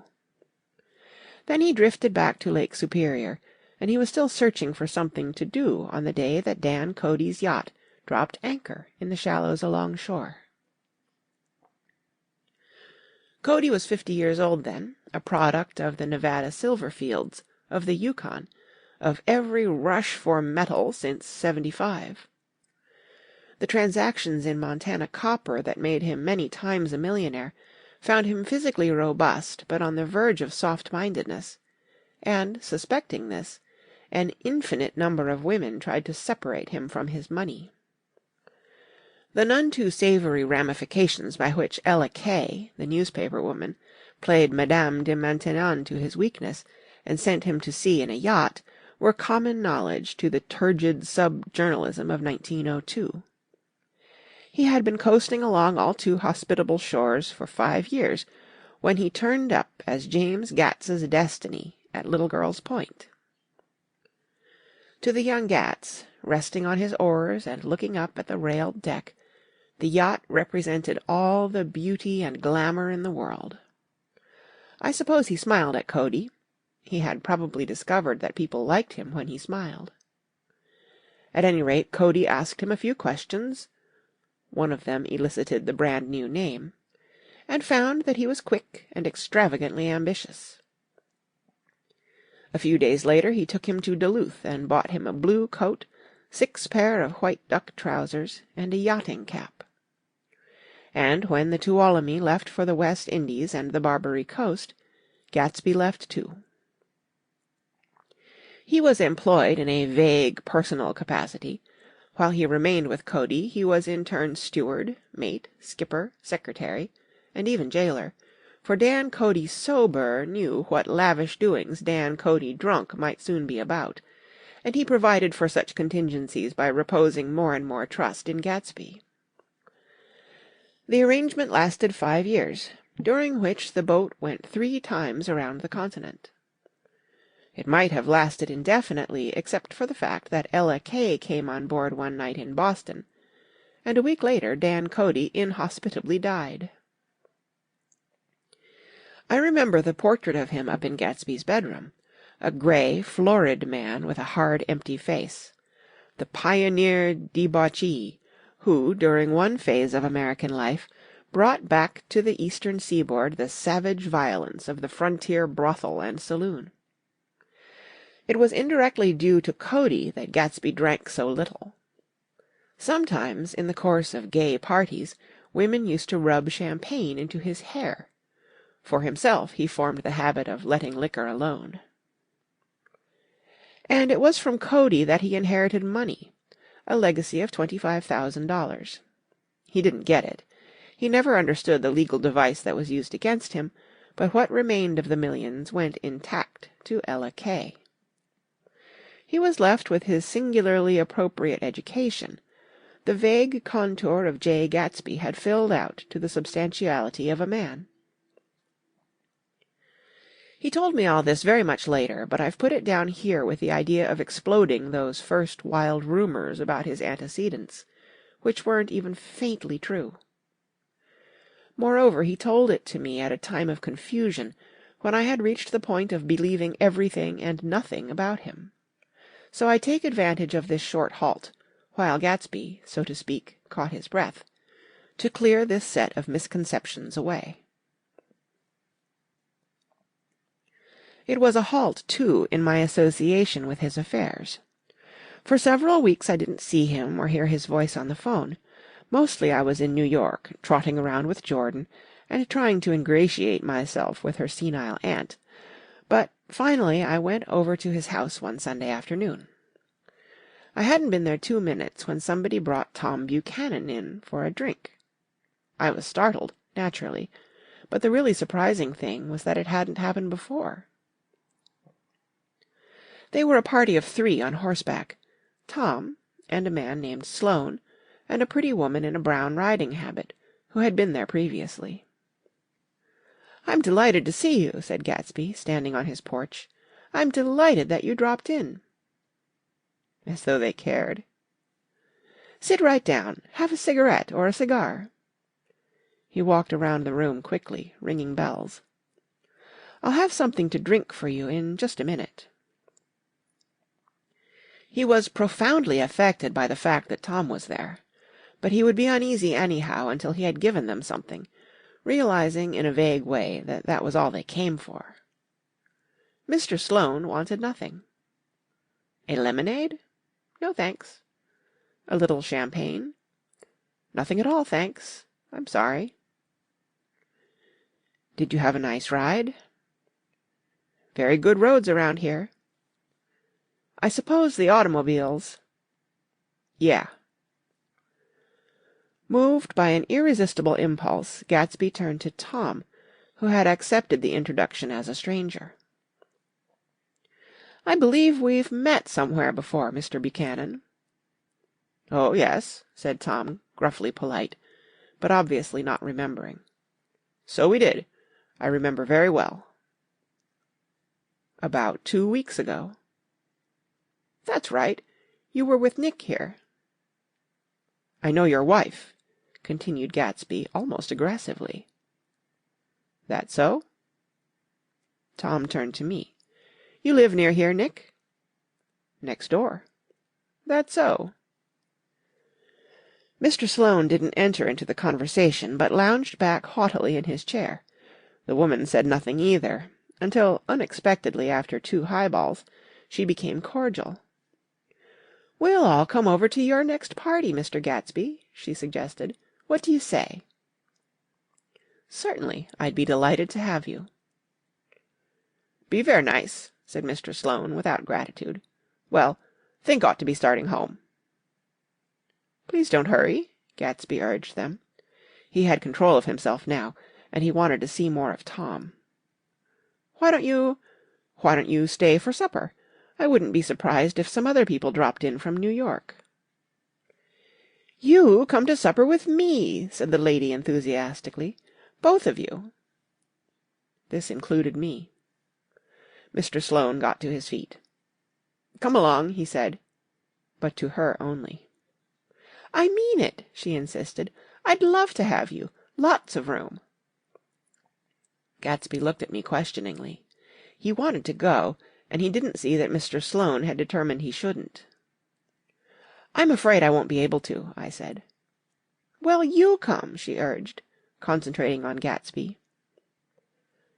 Mr. Sloane murmured something close to her ear. "We won't be late if we start now," she insisted aloud. "I haven't got a horse," said Gatsby. "I used to ride in the army, but I've never bought a horse. I'll have to follow you in my car. Excuse me for just a minute." The rest of us walked out on the porch, where Sloane and the lady began an impassioned conversation aside. "My God, I believe the man's coming," said Tom. "Doesn't he know she doesn't want him?" "She says she does want him." "She has a big dinner party, and he won't know a soul there." He frowned.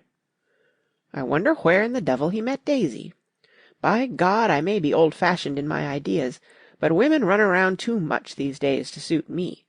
They meet all kinds of crazy fish." Suddenly Mr. Sloane and the lady walked down the steps and mounted their horses. "Come on," said Mr. Sloane to Tom. "We're late. We've got to go." And then to me.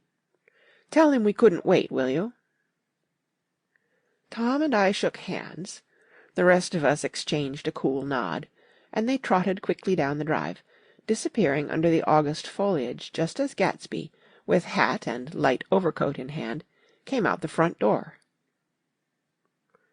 Tom was evidently perturbed at Daisy's running around alone, for on the following Saturday night he came with her to Gatsby's party. Perhaps his presence gave the evening its peculiar quality of oppressiveness. It stands out in my memory from Gatsby's other parties that summer.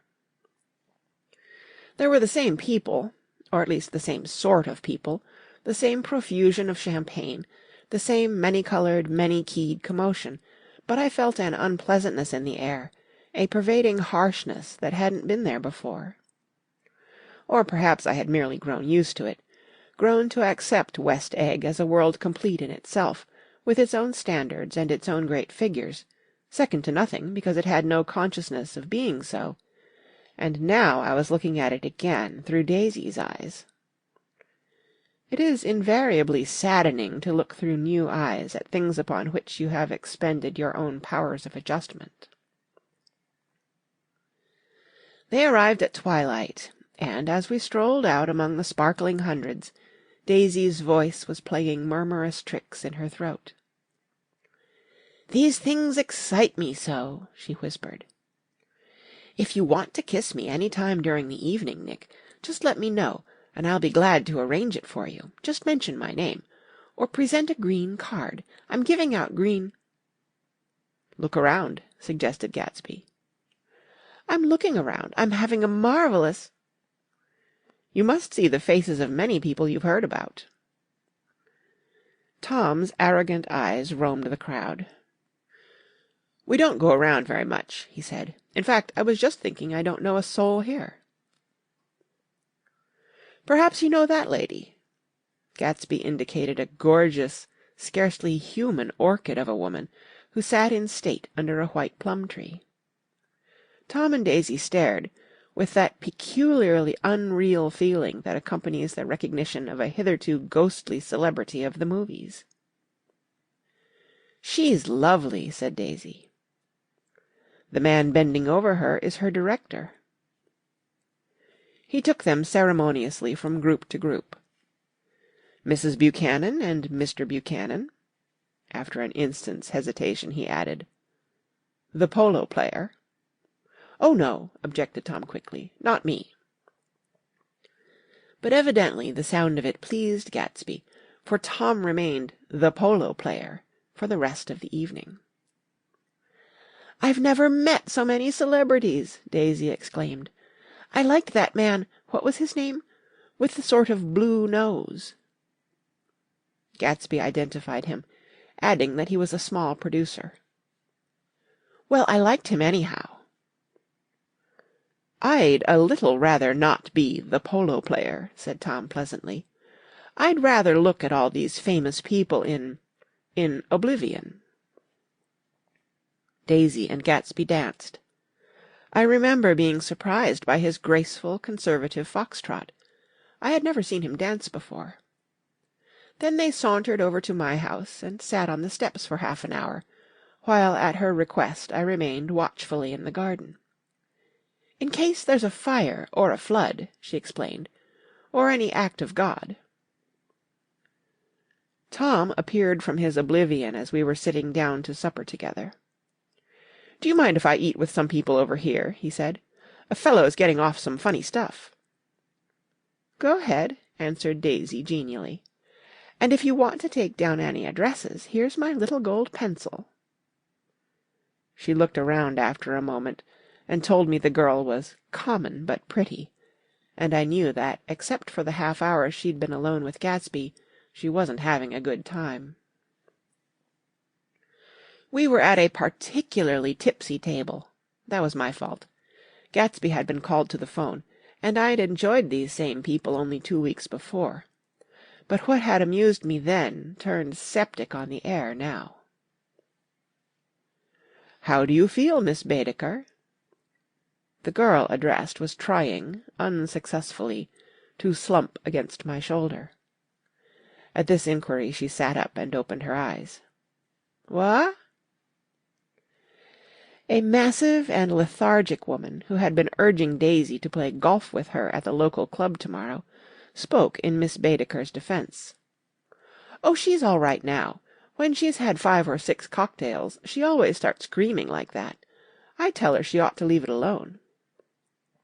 "I do leave it alone," affirmed the accused hollowly. "We heard you yelling, so I said to Doc Civet here, 'There's somebody that needs your help, Doc.'" "She's much obliged, I'm sure," said another friend, without gratitude. "But you got her dress all wet when you stuck her head in the pool." "Anything I hate is to get my head stuck in a pool," mumbled Miss Baedeker. "They almost drowned me once over in New Jersey." "Then you ought to leave it alone," countered Dr. Civet.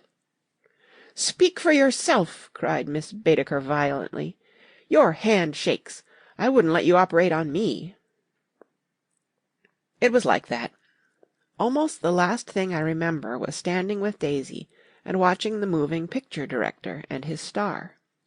They were still under the white plum tree, and their faces were touching except for a pale, thin ray of moonlight between. It occurred to me that he had been very slowly bending toward her all evening to attain this proximity, and even while I watched I saw him stoop one ultimate degree and kiss at her cheek. "I like her," said Daisy. "I think she's lovely." But the rest offended her, and inarguably because it wasn't a gesture but an emotion.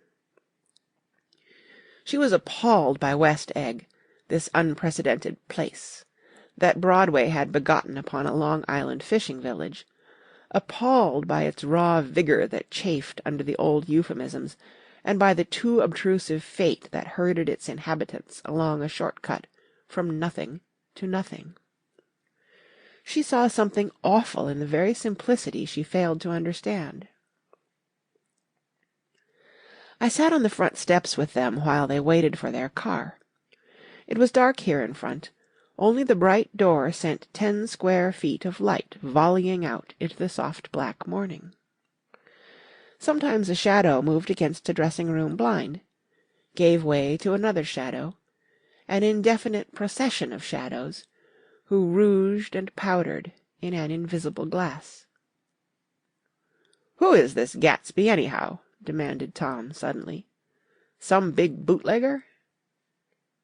"Where'd you hear that?" I inquired. "I didn't hear it. I imagined it. A lot of these newly rich people are just big bootleggers, you know." "Not Gatsby," I said shortly. He was silent for a moment. The pebbles of the drive crunched under his feet. "Well, he certainly must have strained himself to get this menagerie together." A breeze stirred the grey haze of Daisy's fur collar. "At least they're more interesting than the people we know," she said with an effort. "You didn't look so interested." "Well, I was." Tom laughed and turned to me. "Did you notice Daisy's face when that girl asked her to put her under a cold shower?"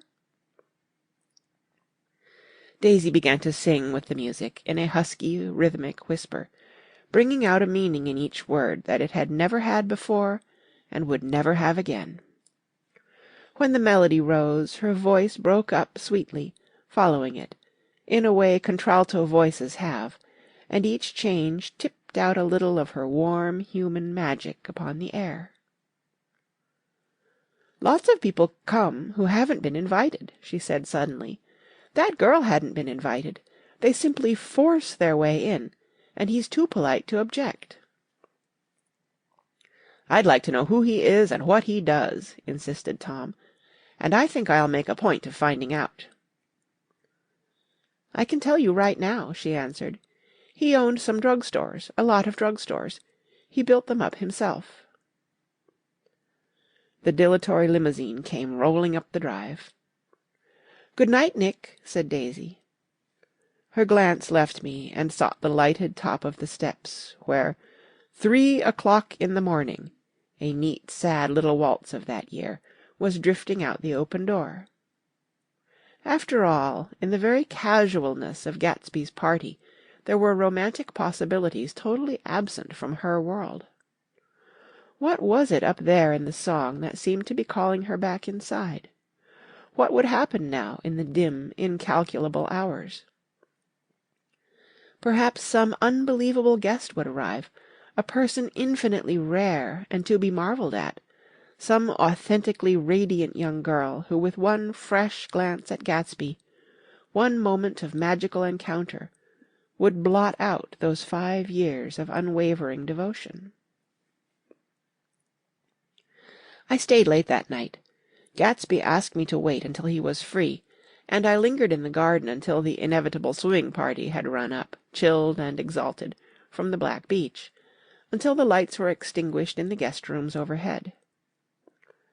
When he came down the steps at last, the tanned skin was drawn unusually tight on his face, and his eyes were bright and tired. "She didn't like it," he said immediately. Of course she did. "She didn't like it," he insisted. "She didn't have a good time." He was silent, and I guessed at his unutterable depression.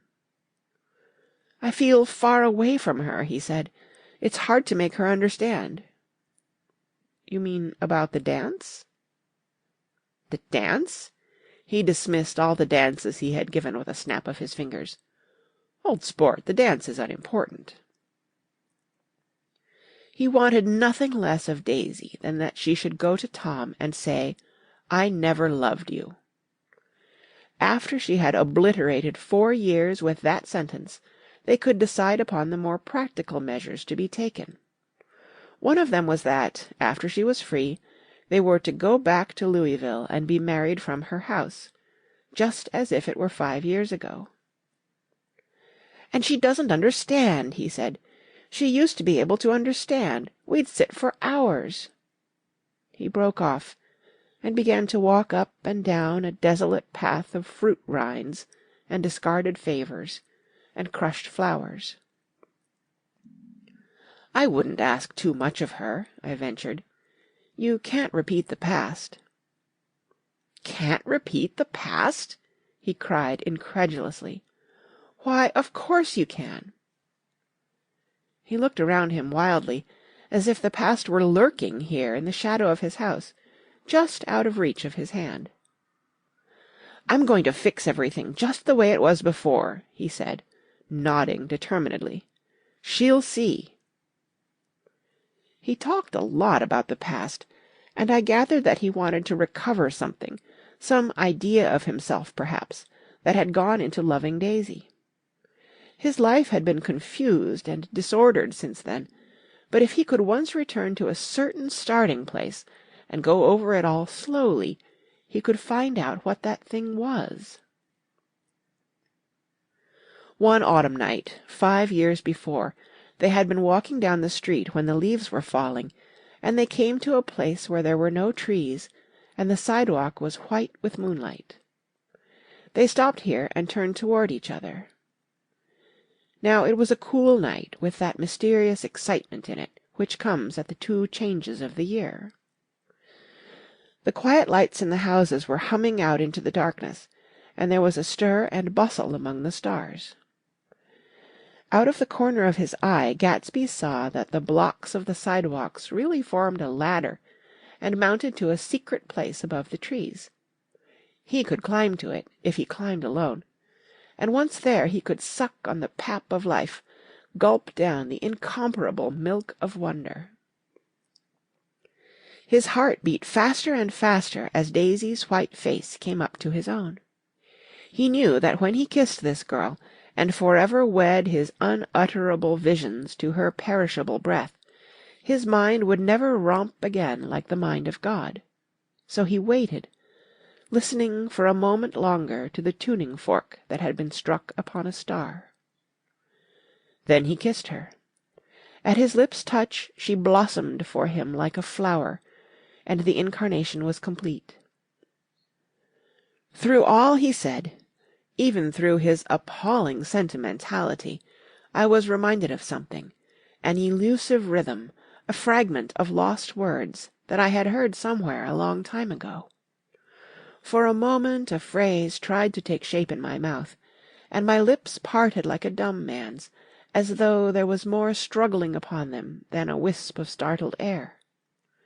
But they made no sound, and what I had almost remembered was uncommunicable forever. Chapter 7. It was when curiosity about Gatsby was at its highest that the lights in his house failed to go on one Saturday night, and, as obscurely as it had begun, his career as Trimalchio was over. Only gradually did I become aware that the automobiles which turned expectantly into his drive stayed for just a minute, and then drove sulkily away. Wondering if he were sick, I went over to find out. An unfamiliar butler with a villainous face squinted at me suspiciously from the door. "Is Mr. Gatsby sick?" "Nope." After a pause he added, "Sir," in a dilatory, grudging way. I hadn't seen him around, and I was rather worried. Tell him Mr. Carroway came over. "Who?" he demanded rudely. "Carroway." "Carroway. All right, I'll tell him." Abruptly he slammed the door.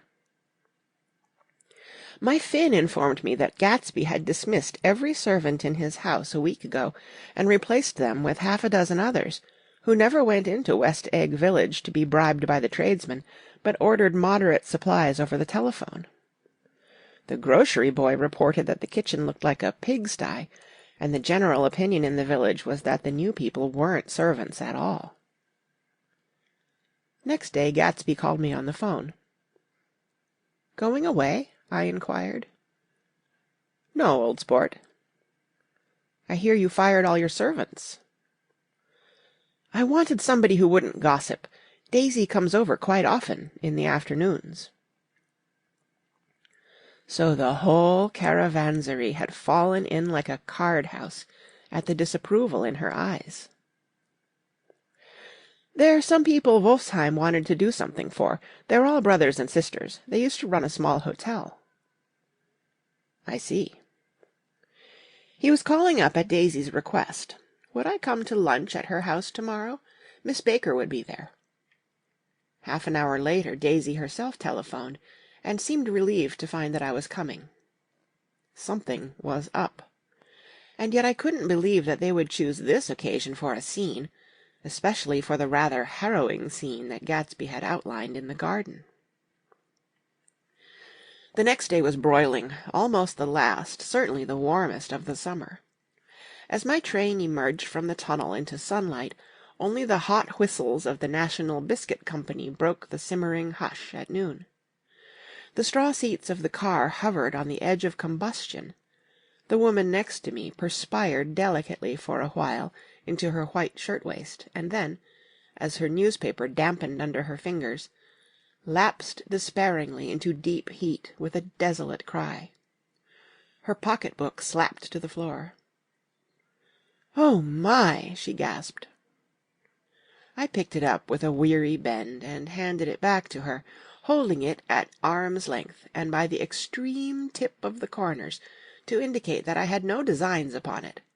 But every one near by, including the woman, suspected me just the same. "Hot," said the conductor to familiar faces. "Some weather.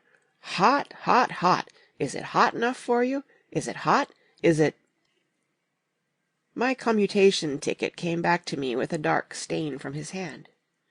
That anyone should care in this heat whose flushed lips he kissed, whose head made damp the pajama pocket over his heart.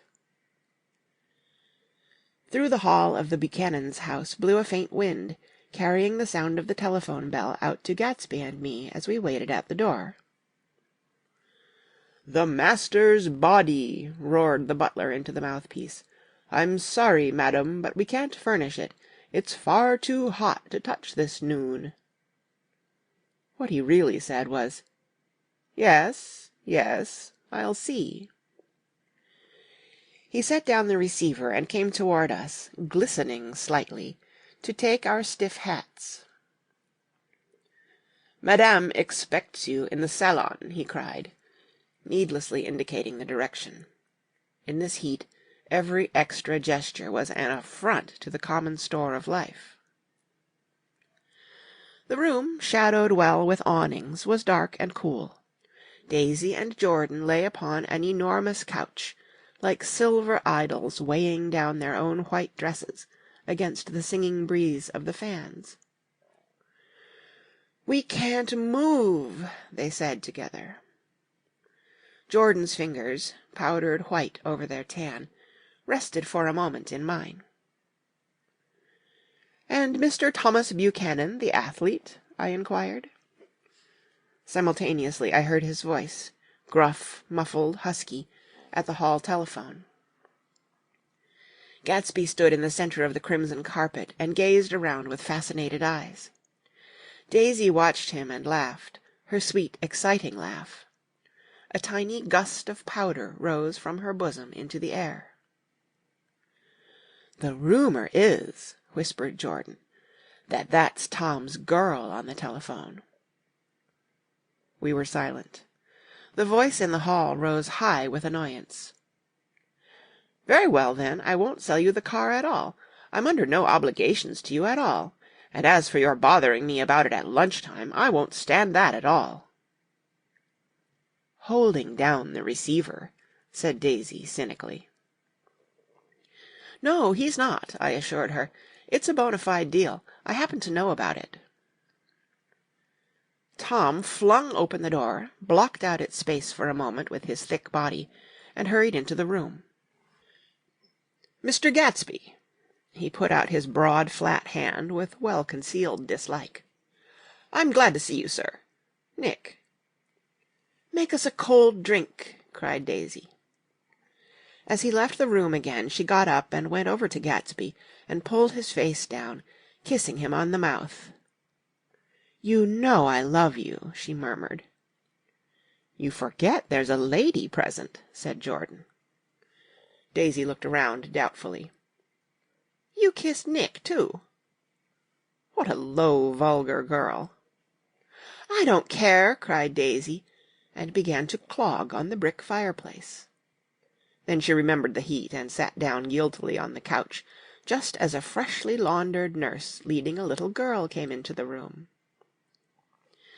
"Blessed precious!" she crooned, holding out her arms. "Come to your own mother that loves you." The child, relinquished by the nurse, rushed across the room and rooted shyly into her mother's dress. "The blessed precious! Did mother get powder on your old yellowy hair? Stand up now and say howdy-do." Gatsby and I in turn leaned down and took the small reluctant hand. Afterward he kept looking at the child with surprise. I don't think he had ever really believed in its existence before. "I got dressed before luncheon," said the child, turning eagerly to Daisy. "That's because your mother wanted to show you off."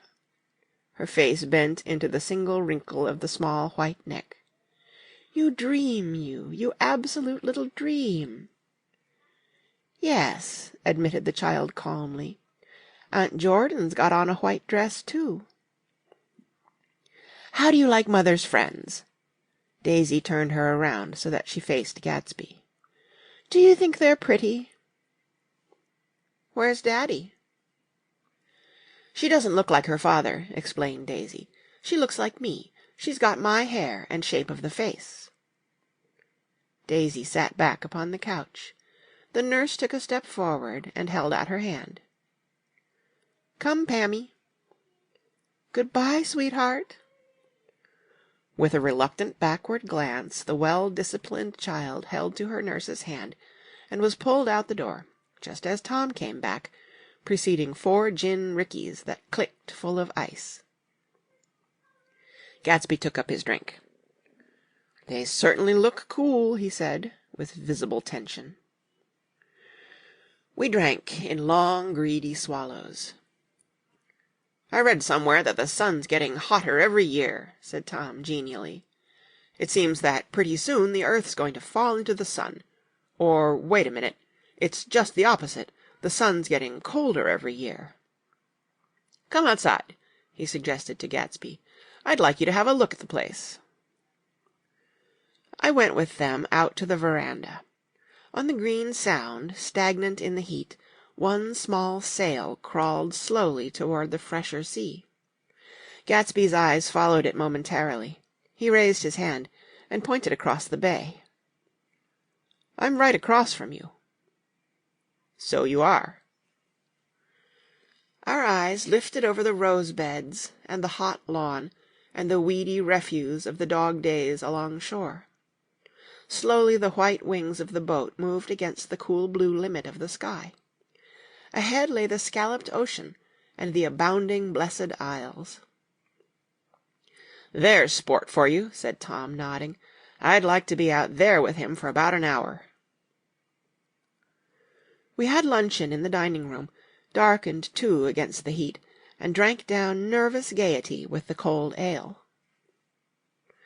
"What'll we do with ourselves this afternoon?" cried Daisy.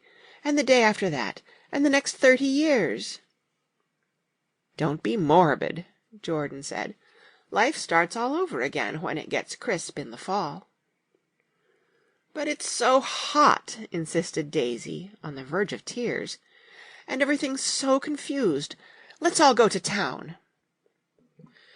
Her voice struggled on through the heat, beating against it, moulding its senselessness into forms. "I've heard of making a garage out of a stable," Tom was saying to Gatsby. "But I'm the first man who ever made a stable out of a garage." "Who wants to go to town?" demanded Daisy insistently. Gatsby's eyes floated toward her. "Ah," she cried, "you look so cool."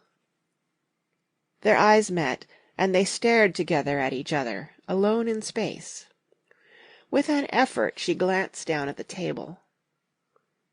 "You always look so cool," she repeated. She had told him that she loved him, and Tom Buchanan saw. He was astounded. His mouth opened a little, and he looked at Gatsby, and then back at Daisy, as if he had just recognized her as someone he knew a long time ago. "You resemble the advertisement of the Man," she went on innocently. "You know the advertisement of the Man." "All right," broke in Tom quickly. I'm perfectly willing to go to town. Come on. We're all going to town." He got up, his eyes still flashing between Gatsby and his wife. No one moved. "Come on." His temper cracked a little. "What's the matter, anyhow? If we're going to town, let's start." His hand, trembling with his effort at self-control, bore to his lips the last of his glass of ale. Daisy's voice got us to our feet and out onto the blazing gravel drive. "Are we just going to go?" she objected. "Like this? Aren't we going to let anyone smoke a cigarette first?" "Everybody smoked all through lunch." "Oh, let's have fun," she begged him. "It's too hot to fuss." He didn't answer.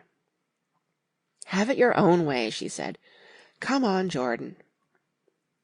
They went upstairs to get ready, while we three men stood there shuffling the hot pebbles with our feet. A silver curve of the moon hovered already in the western sky. Gatsby started to speak, changed his mind, but not before Tom wheeled and faced him expectantly. "Have you got your stables here?" asked Gatsby with an effort. "About a quarter of a mile down the road." "Oh." A pause. "I don't see the idea of going to town," broke out Tom savagely. "Women get these notions in their heads." "Shall we take anything to drink?" called Daisy from an upper window. "I'll get some whiskey," answered Tom. He went inside. Gatsby turned to me rigidly. "I can't say anything in his house, old sport." "She's got an indiscreet voice," I remarked. "It's full of—" I hesitated. "Her voice is full of money," he said suddenly. That was it. I'd never understood before. It was full of money. That was the inexhaustible charm that rose and fell in it, the jingle of it, the cymbals' song of it. High in a white palace, the king's daughter, the golden girl. Tom came out of the house, wrapping a quart bottle in a towel, followed by Daisy and Jordan wearing small tight hats of metallic cloth, and carrying light capes over their arms. "Shall we all go in my car?" suggested Gatsby. He felt the hot green leather of the seat. "I ought to have left it in the shade." "Is it standard shift?" demanded Tom. "Yes." "Well, you take my coupe and let me drive your car to town." The suggestion was distasteful to Gatsby. "I don't think there's much gas," he objected. "Plenty of gas," said Tom boisterously. He looked at the gauge. "And if it runs out, I can stop at a drugstore. You can buy anything at a drugstore nowadays." A pause followed this apparently pointless remark. Daisy looked at Tom frowning, and an indefinable expression, at once definitely unfamiliar and vaguely recognizable, as if I had only heard it described in words, passed over Gatsby's face. "Come on, Daisy," said Tom, pressing her with his hand toward Gatsby's car. "I'll take you in this circus wagon." He opened the door, but she moved out of the circle of his arm. "You take Nick and Jordan. We'll follow you in the coupe." She walked close to Gatsby, touching his coat with her hand. Jordan and Tom and I got into the front seat of Gatsby's car. Tom pushed the unfamiliar gears tentatively, and we shot off into the oppressive heat, leaving them out of sight behind. "Did you see that?" demanded Tom. "See what?" He looked at me keenly, realizing that Jordan and I must have known all along. "You think I'm pretty dumb, don't you?" he suggested. "Perhaps I am, but I have almost a second sight, sometimes, that tells me what to do. Maybe you don't believe that, but science—" He paused. The immediate contingency overtook him, pulled him back from the edge of the theoretical abyss. "I've made a small investigation of this fellow," he continued. "I could have gone deeper if I'd known." "Do you mean you've been to a medium?" inquired Jordan humorously. "What?" Confused, he stared at us as we laughed. "A medium?" "About Gatsby." "About Gatsby? No, I haven't. I said I'd been making a small investigation of his past." "And you found he was an Oxford man," said Jordan helpfully. "An Oxford man!" He was incredulous. "Like hell he is. He wears a pink suit." "Nevertheless, he's an Oxford man." "Oxford, New Mexico," snorted Tom contemptuously. "Or something like that." "Listen, Tom, if you're such a snob, why did you invite him to lunch?" demanded Jordan crossly. "Daisy invited him. She knew him before we were married, God knows where." We were all irritable now with the fading ale, and aware of it, we drove for a while in silence. Then, as Dr. T.J. Eckelberg's faded eyes came into sight down the road, I remembered Gatsby's caution about gasoline. "We've got enough to get us to town," said Tom. "But there's a garage right here," objected Jordan. "I don't want to get stalled in this baking heat." Tom threw on both brakes impatiently, and we slid to an abrupt, dusty stop under Wilson's sign. After a moment the proprietor emerged from the interior of his establishment and gazed hollow-eyed at the car. "Let us have some gas," cried Tom roughly. "What do you think we stopped for? To admire the view?" "I'm sick," said Wilson, without moving. "Been sick all day." "What's the matter?" "I'm all run down." "Well, shall I help myself?" Tom demanded. "You sounded well enough on the phone." With an effort, Wilson left the shade and support of the doorway, and breathing hard, unscrewed the cap of the tank. In the sunlight his face was green. "I didn't mean to interrupt your lunch," he said, "but I need money pretty bad, and I was wondering what you were going to do with your old car." "How do you like this one?" inquired Tom. "I bought it last week." "It's a nice yellow one," said Wilson, as he strained at the handle. "Like to buy it?" "Big chance." Wilson smiled faintly. "No, but I could make some money on the other." "What do you want money for all of a sudden?" "I've been here too long. I want to get away. My wife and I want to go west." "Your wife does?" exclaimed Tom, startled. "She's been talking about it for 10 years." He rested for a moment against the pump, shading his eyes. "And now she's going away whether she wants to or not. I'm going to get her away." The coupe flashed by us with a flurry of dust and the flash of a waving hand. "What do I owe you?" demanded Tom harshly. "I just got wised up to something funny the last 2 days," remarked Wilson. "That's why I want to get away. That's why I've been bothering you about the car." "What do I owe you?" $1.20. The relentless beating heat was beginning to confuse me, and I had a bad moment there before I realized that, so far, his suspicions hadn't alighted on Tom. He had discovered that Myrtle had some sort of life apart from him in another world, and the shock had made him physically sick. I stared at him, and then at Tom, who had made a parallel discovery less than an hour before, and it occurred to me that there was no difference between men in intelligence or race so profound as the difference between the sick and the well. Wilson was so sick that he looked guilty, unforgivably guilty, as if he had just got some poor girl with child. "I'll let you have that car," said Tom. "I'll send it over tomorrow afternoon."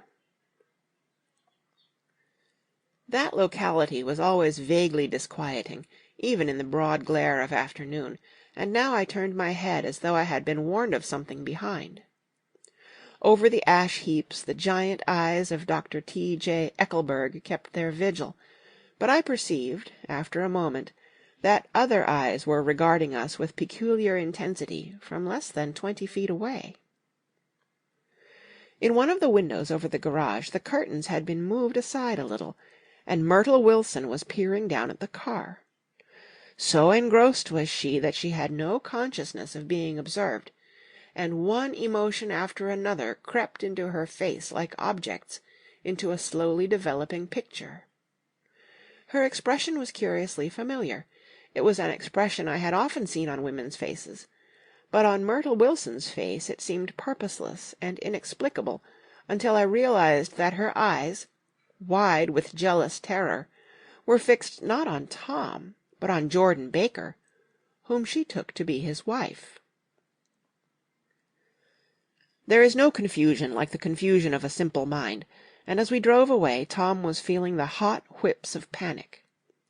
His wife and his mistress, until an hour ago secure and inviolate, were slipping precipitately from his control.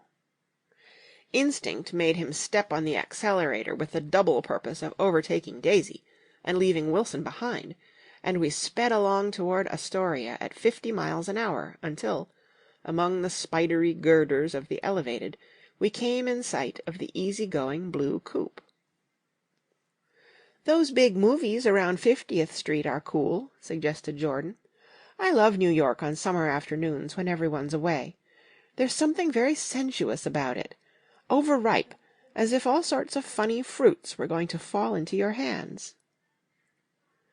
The word sensuous had the effect of further disquieting Tom, but before he could invent a protest the coupe came to a stop, and Daisy signaled us to draw up alongside. "Where are we going?" she cried. "How about the movies?" "It's so hot," she complained. "You go. We'll ride around and meet you after." With an effort her wit rose faintly. "We'll meet you on some corner. I'll be the man smoking 2 cigarettes." "We can't argue about it here," Tom said impatiently, as a truck gave out a cursing whistle behind us. "You follow me to the south side of Central Park, in front of the plaza." Several times he turned his head and looked back for their car, and if the traffic delayed them, he slowed up until they came into sight. I think he was afraid they would dart down a side street and out of his life forever. But they didn't. And we all took the less explicable step of engaging the parlor of a suite in the Plaza Hotel.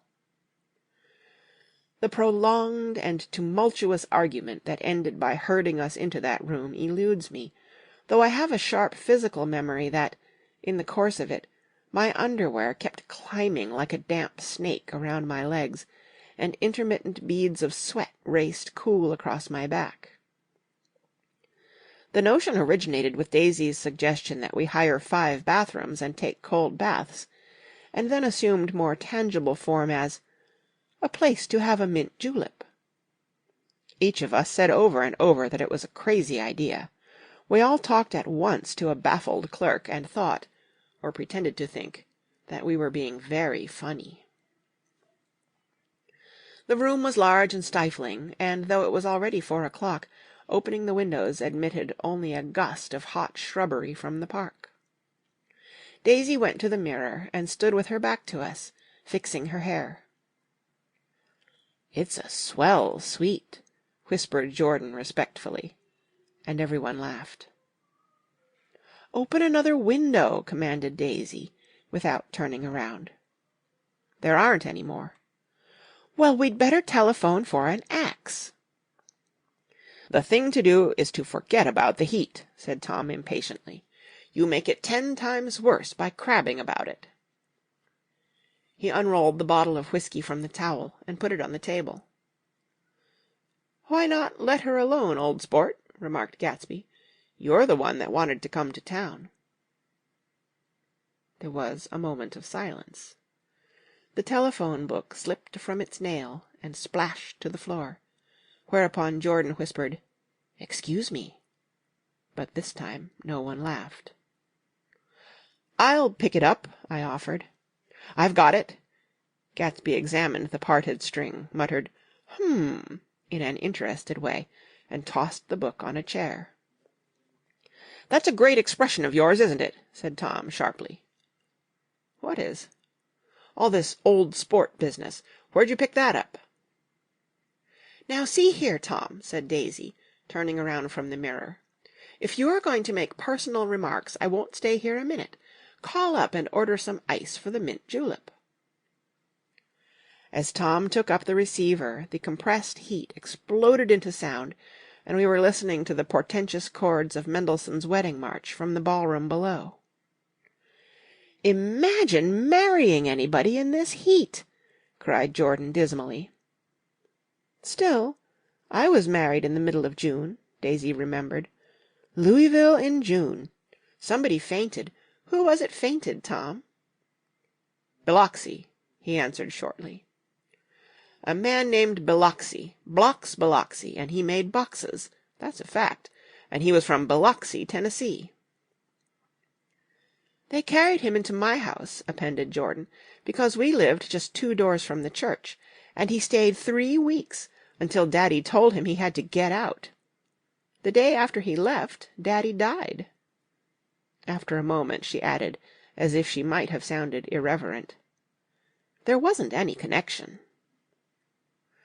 "I used to know a Bill Biloxi from Memphis," I remarked. "That was his cousin. I knew his whole family history before he left. He gave me an aluminum putter that I use today." The music had died down as the ceremony began, and now a long cheer floated in at the window, followed by intermittent cries of "Yay!" and finally by a burst of jazz as the dancing began. "We're getting old," said Daisy. "If we were young, we'd rise and dance." "Remember Biloxi," Jordan warned her. "Where'd you know him, Tom?" "Biloxi?" He concentrated with an effort. "I didn't know him. He was a friend of Daisy's." "He was not," she denied. "I'd never seen him before. He came down in the private car." "Well, he said he knew you. He said he was raised in Louisville. Asa Bird brought him around at the last minute and asked if we had room for him." Jordan smiled. "He was probably bumming his way home. He told me he was president of your class at Yale." Tom and I looked at each other blankly. "Biloxi? First place, we didn't have any president." Gatsby's foot beat a short, restless tattoo, and Tom eyed him suddenly. "By the way, Mr. Gatsby, I understand you're an Oxford man." "Not exactly." "Oh, yes, I understand you went to Oxford." "Yes, I went there." A pause. Then Tom's voice, incredulous and insulting. "You must have gone there about the time Biloxi went to New Haven." Another pause. A waiter knocked and came in with crushed mint and ice, but the silence was unbroken by his "Thank you," and the soft closing of the door. This tremendous detail was to be cleared up at last. "I told you I went there," said Gatsby. "I heard you, but I'd like to know when." "It was in 1919. I only stayed 5 months. That's why I can't really call myself an Oxford man." Tom glanced around to see if we mirrored his unbelief, but we were all looking at Gatsby. "It was an opportunity they gave to some of the officers after the armistice," he continued. "We could go to any of the universities in England or France." I wanted to get up and slap him on the back. I had one of those renewals of complete faith in him that I'd experienced before.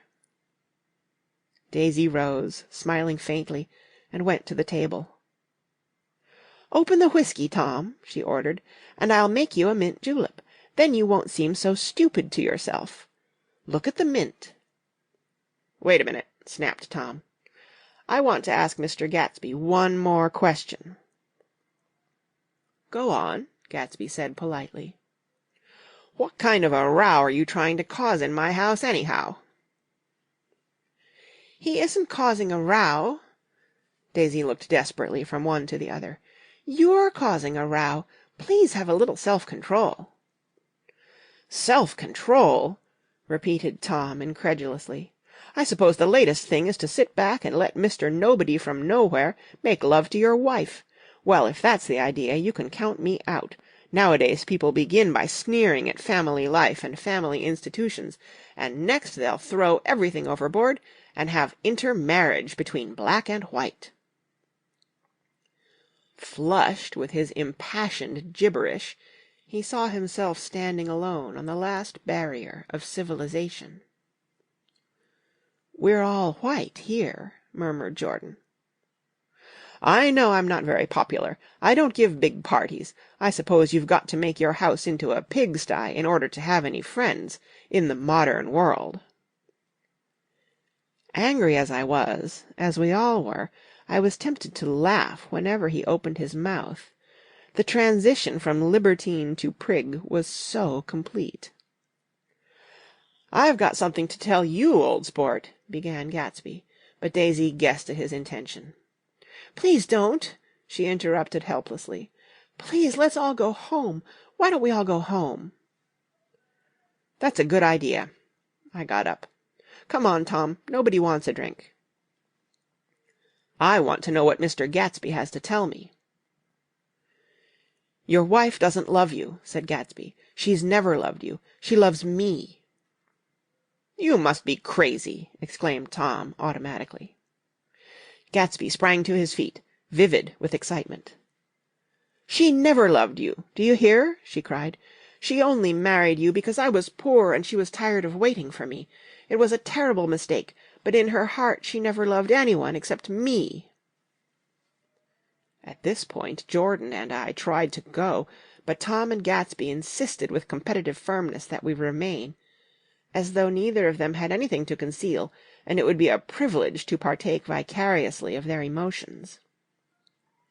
"Sit down, Daisy." Tom's voice groped unsuccessfully for the paternal note. "What's been going on? I want to hear all about it." "I told you what's been going on," said Gatsby. "Going on for 5 years, and you didn't know." Tom turned to Daisy sharply. "You've been seeing this fellow for 5 years?" "Not seeing," said Gatsby. "No, we couldn't meet. But both of us loved each other all that time, old sport, and you didn't know. I used to laugh sometimes." But there was no laughter in his eyes. "To think that you didn't know." "Oh, that's all." Tom tapped his thick fingers together like a clergyman, and leaned back in his chair. "You're crazy," he exploded. "I can't speak about what happened 5 years ago, because I didn't know Daisy then.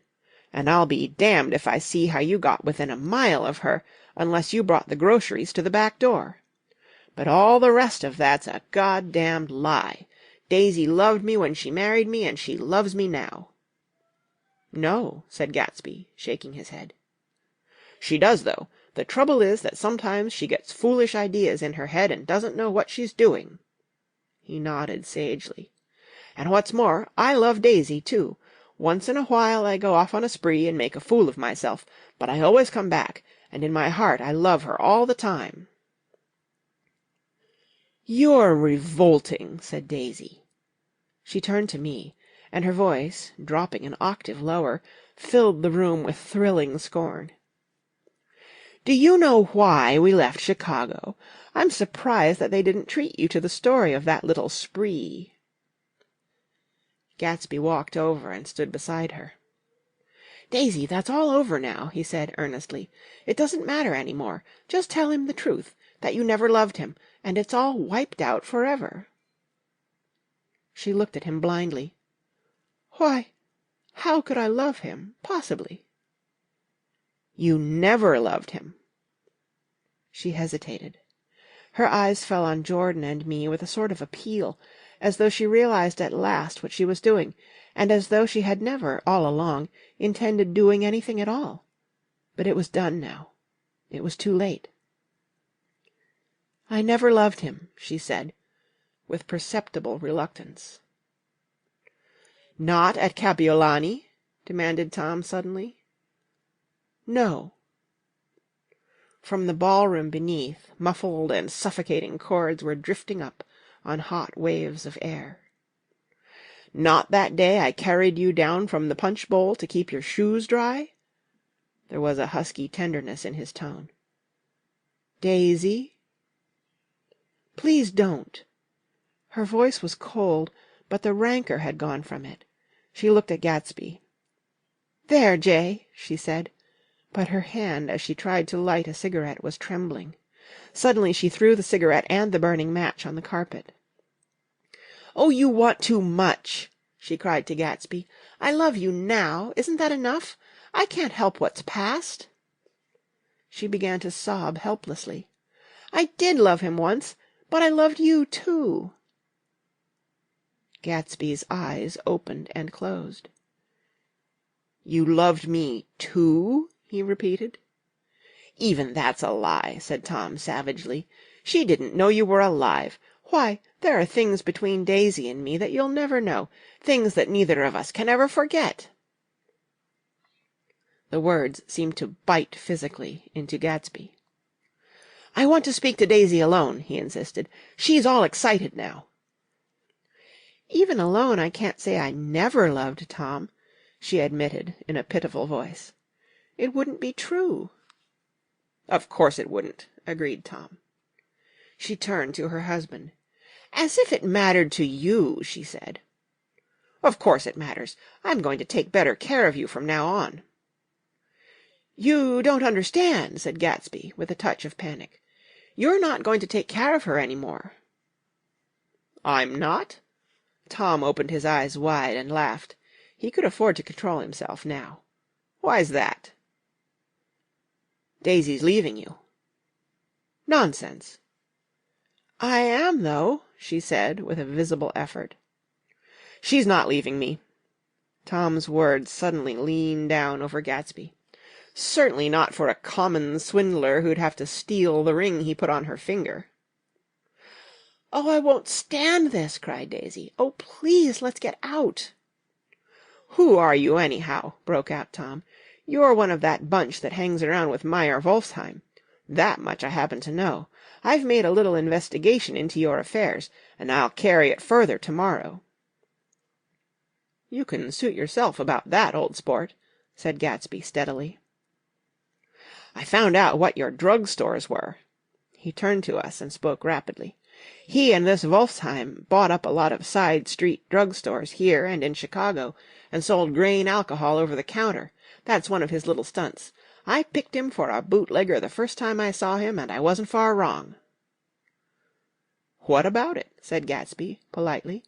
"I guess your friend Walter Chase wasn't too proud to come in on it." "And you left him in the lurch, didn't you? You let him go to jail for a month over in New Jersey. God, you ought to hear Walter on the subject of you." "He came to us dead broke. He was very glad to pick up some money, old sport." "Don't you call me old sport!" cried Tom. Gatsby said nothing. "Walter could have you up on the betting laws, too, but Wolfsheim scared him into shutting his mouth."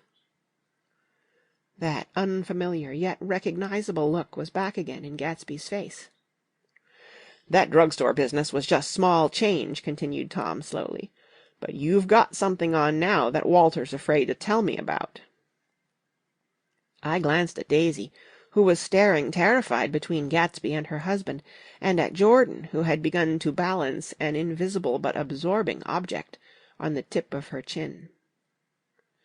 Then I turned back to Gatsby, and was startled at his expression.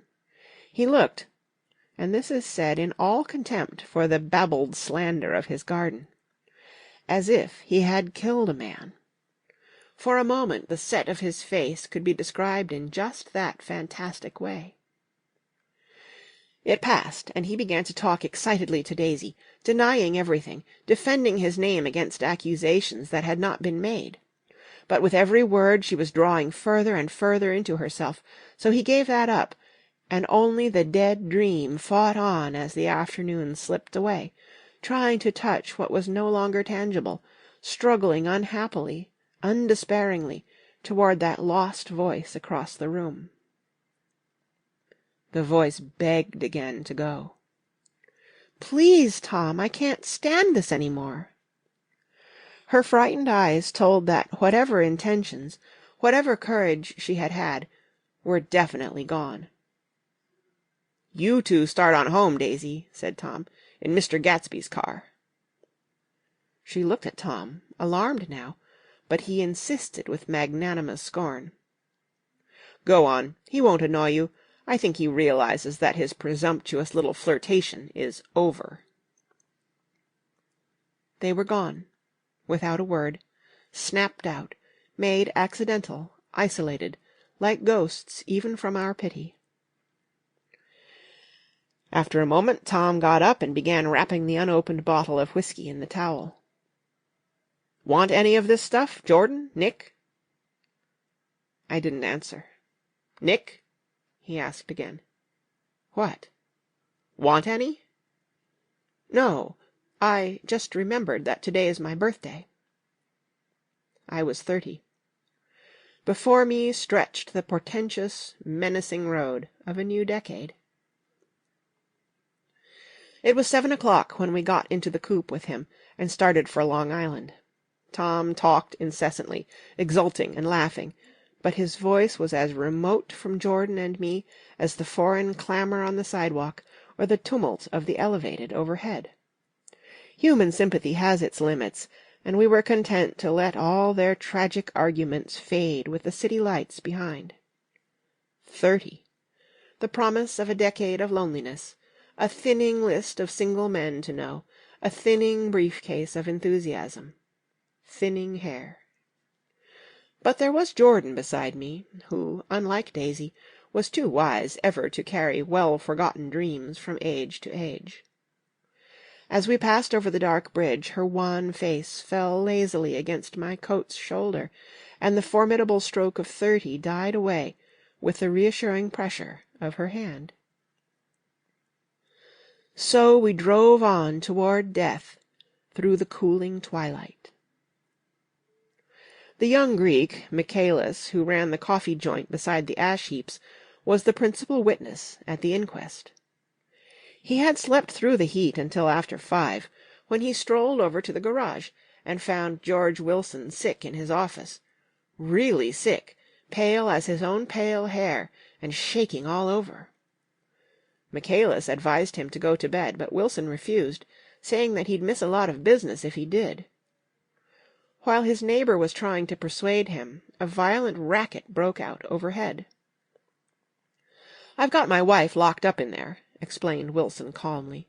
"She's going to stay there till the day after tomorrow, and then we're going to move away." Michaelis was astonished. They had been neighbors for 4 years, and Wilson had never seemed faintly capable of such a statement. Generally, he was one of these worn-out men. When he wasn't working, he sat on a chair in the driveway and stared at the people and the cars that passed along the road. When anyone spoke to him, he invariably laughed in an agreeable, colorless way. He was his wife's man, and not his own. So naturally, Michaelis tried to find out what had happened, but Wilson wouldn't say a word. Instead, he began to throw curious, suspicious glances at his visitor, and ask him what he'd been doing at certain times on certain days. Just as the latter was getting uneasy, some workmen came past the door bound for his restaurant, and Michaelis took the opportunity to get away, intending to come back later. But he didn't. He supposed he forgot to, that's all. When he came outside again, a little after 7, he was reminded of the conversation because he heard Mrs. Wilson's voice, loud and scolding, downstairs in the garage. "Beat me!" he heard her cry. "Throw me down and beat me, you dirty little coward!" A moment later she rushed out into the dusk, waving her hands and shouting. Before he could move from his door, the business was over. The death car, as the newspapers called it, didn't stop. It came out of the gathering darkness, wavered tragically for a moment, and then disappeared around the next bend. Michaelis wasn't even sure of its color. He told the first policeman that it was light green. The other car, the one going toward New York, came to rest 100 yards beyond, and its driver hurried back to where Myrtle Wilson, her life violently extinguished, knelt in the road and mingled her thick, dark blood with the dust. Michaelis and this man reached her first, but when they had torn open her shirtwaist, still damp with perspiration, they saw that her left breast was swinging loose like a flap, and there was no need to listen for the heart beneath. The mouth was wide open and ripped at the corners, as though she had choked a little in giving up the tremendous vitality she had stored so long. We saw the 3 or 4 automobiles and the crowd when we were still some distance away. "Wreck," said Tom. "That's good. Wilson'll have a little business at last." He slowed down, but still without any intention of stopping, until, as we came nearer, the hushed, intent faces of the people at the garage door made him automatically put on the brakes. "We'll take a look," he said doubtfully. "Just a look." I became aware now of a hollow, wailing sound which issued incessantly from the garage, a sound which, as we got out of the coupe and walked toward the door, resolved itself into the words, "Oh, my God!" uttered over and over in a gasping moan. "There's some bad trouble here," said Tom excitedly. He reached up on tiptoes and peered over a circle of heads into the garage, which was lit only by a yellow light in a swinging wire basket overhead. Then he made a harsh sound in his throat, and with a violent thrusting movement of his powerful arms, pushed his way through. The circle closed up again with a running murmur of expostulation. It was a minute before I could see anything at all. Then new arrivals deranged the line, and Jordan and I were pushed suddenly inside. Myrtle Wilson's body, wrapped in a blanket, and then in another blanket, as though she suffered from a chill in the hot night, lay on a work-table by the wall, and Tom, with his back to us, was bending over it, motionless. Next to him stood a motorcycle policeman taking down names, with much sweat and correction, in a little book. At first I couldn't find the source of the high, groaning words that echoed clamorously through the bare garage. Then I saw Wilson standing on the raised threshold of his office, swaying back and forth, and holding to the doorposts with both hands.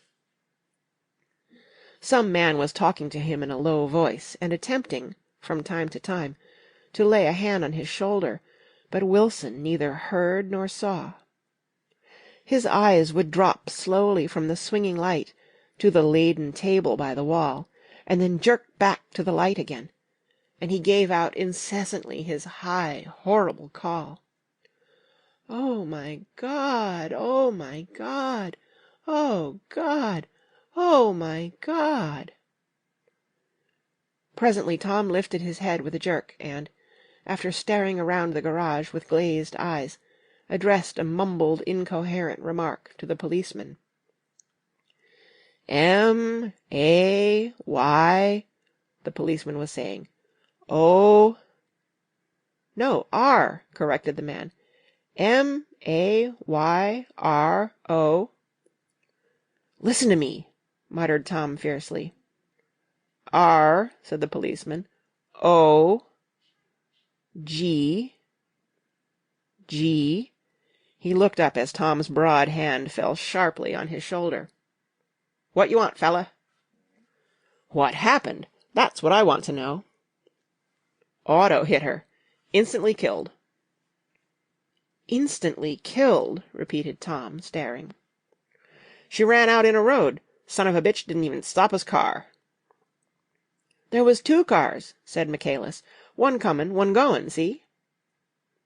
"Going where?" asked the policeman keenly. "One goin' each way. Well, she—" His hand rose toward the blankets, but stopped halfway and fell to his side. "She ran out there, and the one comin' from New York knocked right into her, goin' 30 or 40 miles an hour." "What's the name of this place here?" demanded the officer. "Hasn't got any name."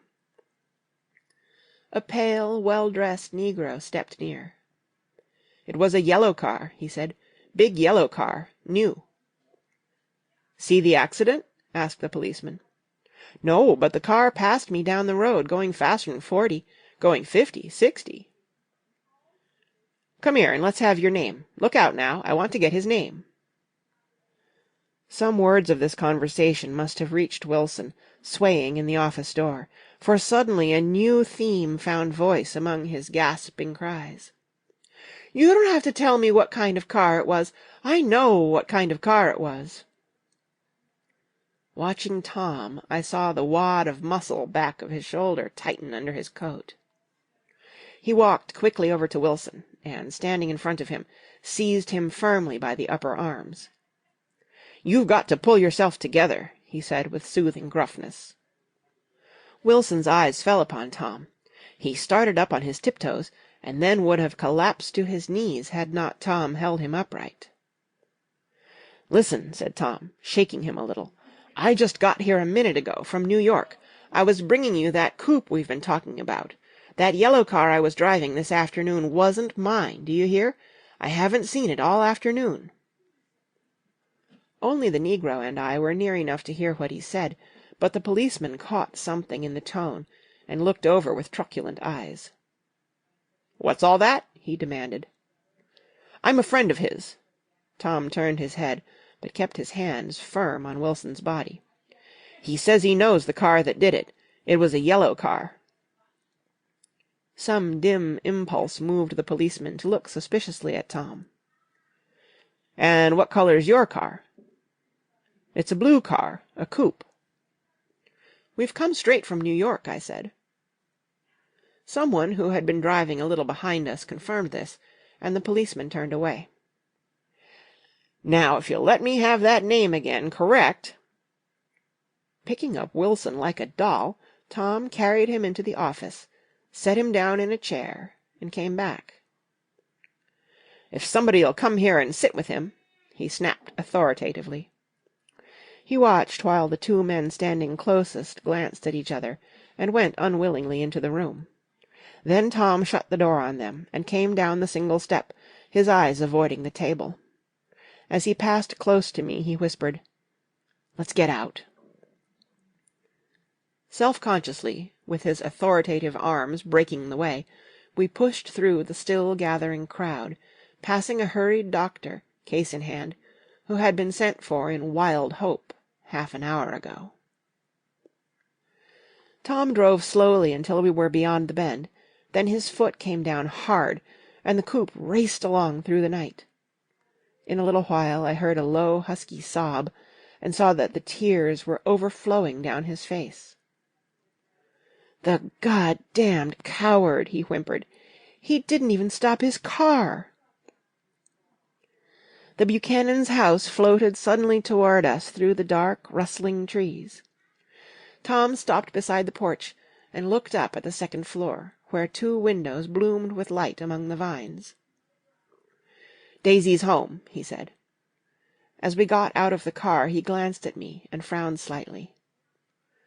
"I ought to have dropped you in West Egg, Nick. There's nothing we can do tonight." A change had come over him, and he spoke gravely and with decision. As we walked across the moonlight gravel to the porch, he disposed of the situation in a few brisk phrases.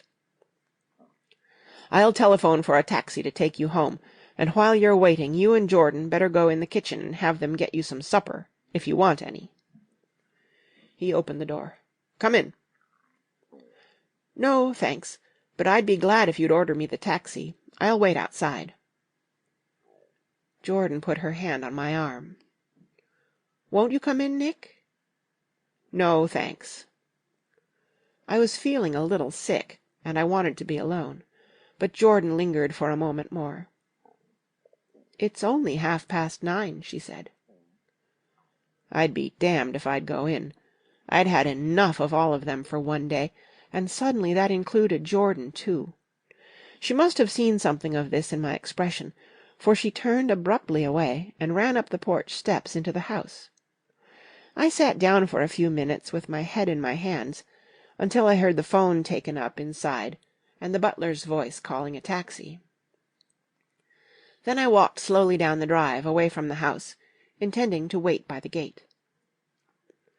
I hadn't gone 20 yards when I heard my name, and Gatsby stepped from between two bushes into the path. I must have felt pretty weird by that time, because I could think of nothing except the luminosity of his pink suit, under the moon. "What are you doing?" I inquired. "Just standing here, old sport." Somehow that seemed a despicable occupation. For all I knew, he was going to rob the house in a moment. I wouldn't have been surprised to see sinister faces, the faces of Wolfsheim's people, behind him in the dark shrubbery. "Did you see any trouble on the road?" he asked after a minute. "Yes." He hesitated. "Was she killed?" "Yes." "I thought so. I told Daisy I thought so. It's better that the shock should come all at once.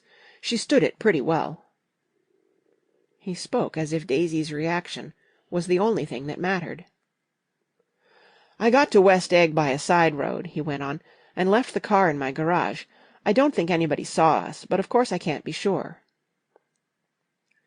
I disliked him so much by this time that I didn't find it necessary to tell him he was wrong. "Who was the woman?" he inquired. "Her name was Wilson. Her husband owns the garage. How the devil did it happen?" "Well, I tried to swing the wheel—" He broke off, and suddenly I guessed at the truth. "Was Daisy driving?" "Yes," he said after a moment. "But of course I'll say I was. You see, when we left New York she was very nervous, and she thought it would steady her to drive.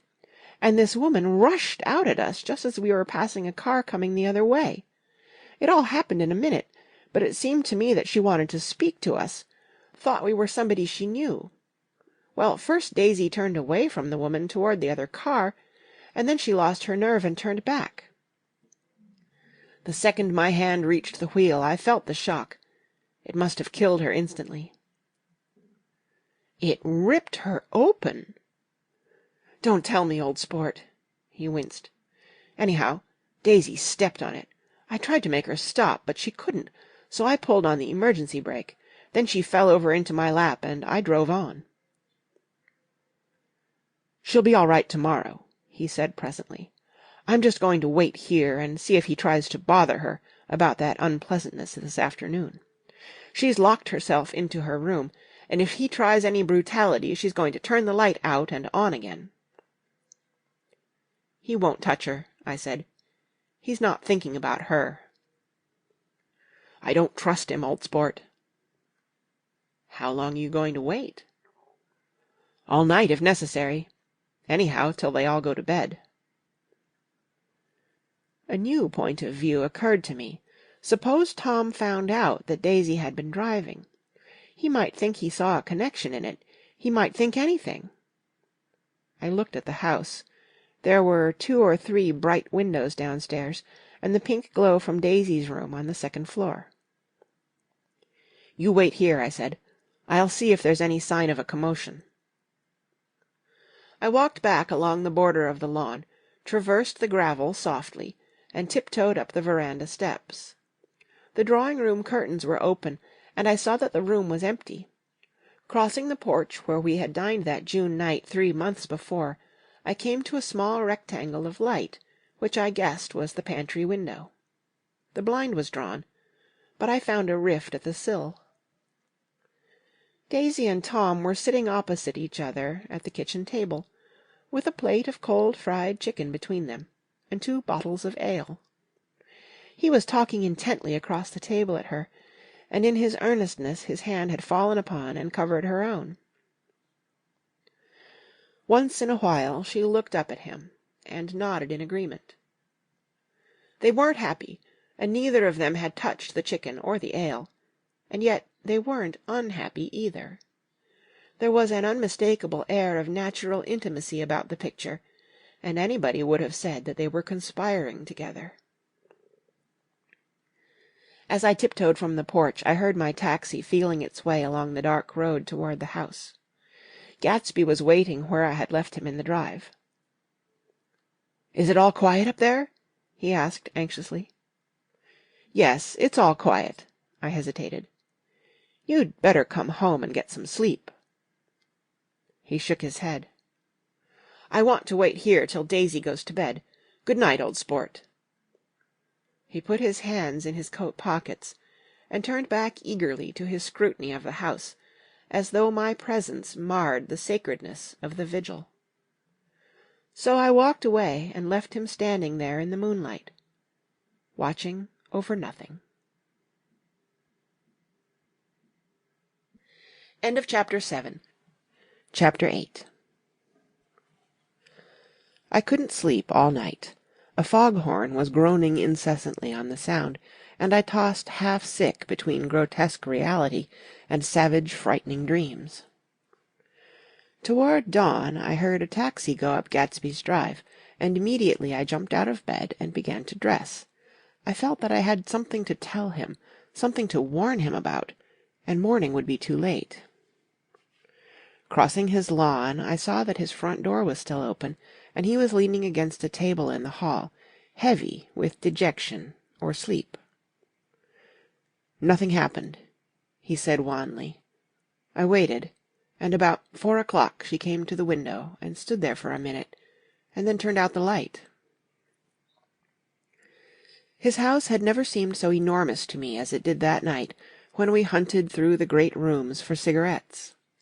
We pushed aside curtains that were like pavilions, and felt over innumerable feet of dark wall for electric light switches. Once I tumbled with a sort of splash upon the keys of a ghostly piano. There was an inexplicable amount of dust everywhere, and the rooms were musty, as though they hadn't been aired for many days. I found the humidor on an unfamiliar table, with 2 stale, dry cigarettes inside.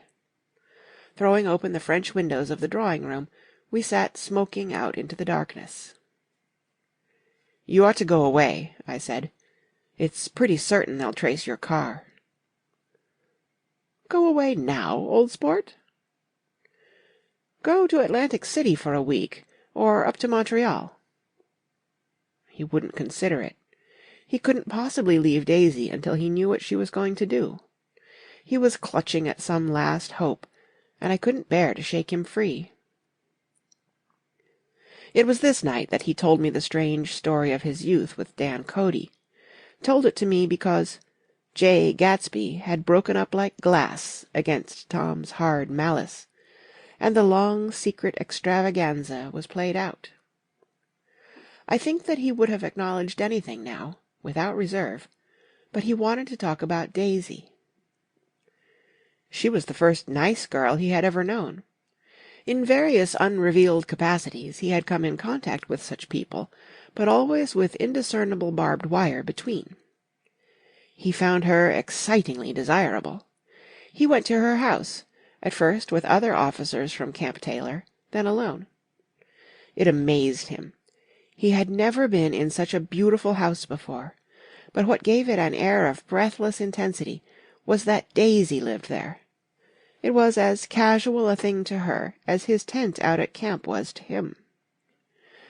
There was a ripe mystery about it, a hint of bedrooms upstairs, more beautiful and cool than other bedrooms, of gay and radiant activities taking place through its corridors, and of romances that were not musty and laid away, already in lavender, but fresh and breathing and redolent of this year's shining motor-cars, and of dances whose flowers were scarcely withered. It excited him, too, that many men had already loved Daisy. It increased her value in his eyes. He felt their presence all about the house, pervading the air with the shades and echoes of still vibrant emotions. But he knew that he was in Daisy's house by a colossal accident. However glorious might be his future as J. Gatsby, he was at present a penniless young man without a past, and at any moment the invisible cloak of his uniform might slip from his shoulders. So he made the most of his time. He took what he could get, ravenously and unscrupulously. Eventually he took Daisy one still October night, took her because he had no real right to touch her hand. He might have despised himself, for he had certainly taken her under false pretenses. I don't mean that he had traded on his phantom millions, but he had deliberately given Daisy a sense of security. He had let her believe that he was a person from much the same stratum as herself, that he was fully able to take care of her. As a matter of fact, he had no such facilities. He had no comfortable family standing behind him, and he was liable at the whim of an impersonal government to be blown anywhere about the world. But he didn't despise himself, and it didn't turn out as he had imagined. He had intended, probably, to take what he could and go, but now he found that he had committed himself to the following of a Grail. He knew that Daisy was extraordinary, but he didn't realize just how extraordinary a nice girl could be. She vanished into her rich house, into her rich, full life, leaving Gatsby nothing. He felt married to her, that was all. When they met again, 2 days later, it was Gatsby who was breathless, who was, somehow, betrayed. Her porch was bright with the bought luxury of starshine. The wicker of the settees squeaked fashionably as she turned toward him, and he kissed her curious and lovely mouth. She had caught a cold, and it made her voice huskier and more charming than ever, and Gatsby was overwhelmingly aware of the youth and mystery that wealth imprisons and preserves, of the freshness of many clothes, and of Daisy, gleaming like silver, safe and proud above the hot struggles of the poor.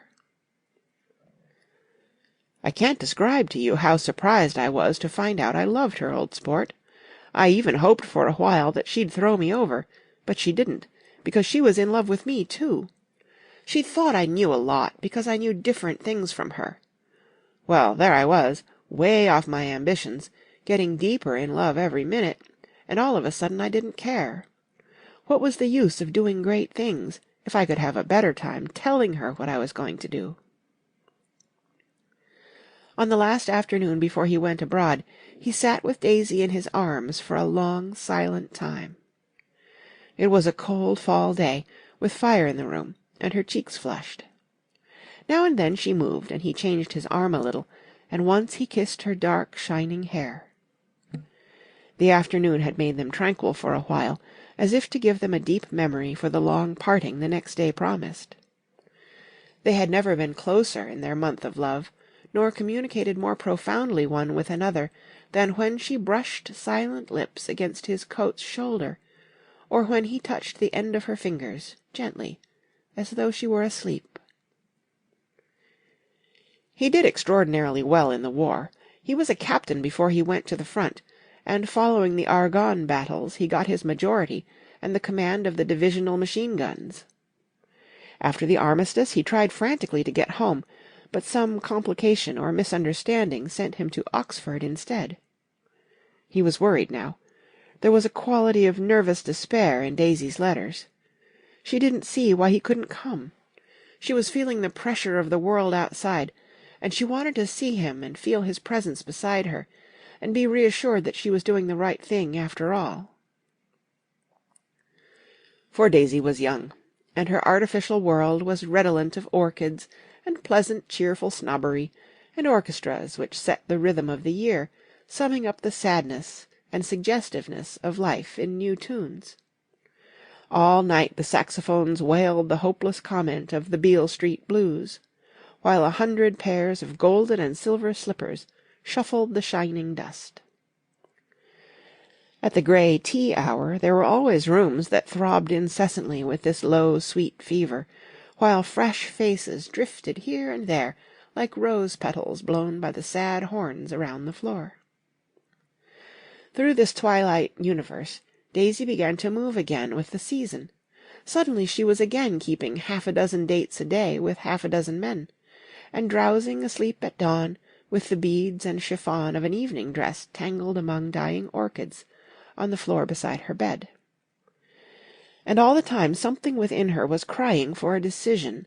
She wanted her life shaped now, immediately, and the decision must be made by some force, of love, of money, of unquestionable practicality, that was close at hand.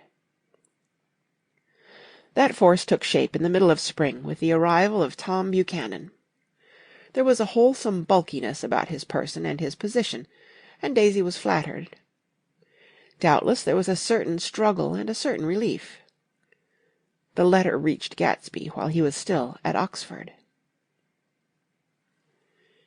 It was dawn now on Long Island, and we went about opening the rest of the windows downstairs, filling the house with grey-turning, gold-turning light. The shadow of a tree fell abruptly across the dew, and ghostly birds began to sing among the blue leaves. There was a slow, pleasant movement in the air, scarcely a wind, promising a cool, lovely day. "I don't think she ever loved him." Gatsby turned around from a window and looked at me challengingly. "You must remember, old sport, she was very excited this afternoon. He told her those things in a way that frightened her, that made it look as if I was some kind of cheap sharper. And the result was she hardly knew what she was saying." He sat down gloomily. "Of course, she might have loved him just for a minute, when they were first married, and loved me more even then, do you see?"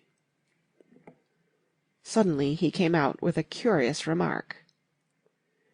"In any case," he said, "it was just personal." What could you make of that, except to suspect some intensity in his conception of the affair that couldn't be measured? He came back from France when Tom and Daisy were still on their wedding trip, and made a miserable but irresistible journey to Louisville on the last of his army pay. He stayed there a week, walking the streets where their footsteps had clicked together through the November night, and revisiting the out-of-the-way places to which they had driven in her white car. Just as Daisy's house had always seemed to him more mysterious and gay than other houses, so his idea of the city itself, even though she was gone from it, was pervaded with a melancholy beauty. He left feeling that if he had searched harder he might have found her, that he was leaving her behind. The day coach, he was penniless now, was hot. He went out to the open vestibule and sat down on a folding chair, and the station slid away, and the backs of unfamiliar buildings moved by. Then out into the spring fields, where a yellow trolley raced them for a minute, with people in it who might once have seen the pale magic of her face along the casual street. The track curved, and now it was going away from the sun, which, as it sank lower, seemed to spread itself in benediction over the vanishing city where she had drawn her breath. He stretched out his hand desperately, as if to snatch only a wisp of air, to save a fragment of the spot that she had made lovely for him. But it was all going by too fast now for his blurred eyes, and he knew that he had lost that part of it, the freshest and the best, forever. It was 9 o'clock when we finished breakfast and went out on the porch. The night had made a sharp difference in the weather, and there was an autumn flavour in the air. The gardener, the last one of Gatsby's former servants, came to the foot of the steps. "I'm going to drain the pool today, Mr. Gatsby. Leaves'll start falling pretty soon, and then there's always trouble with the pipes." "Don't do it today," Gatsby answered. He turned to me apologetically. "You know, old sport, I've never used that pool all summer." I looked at my watch and stood up. 12 minutes to my train." I didn't want to go to the city.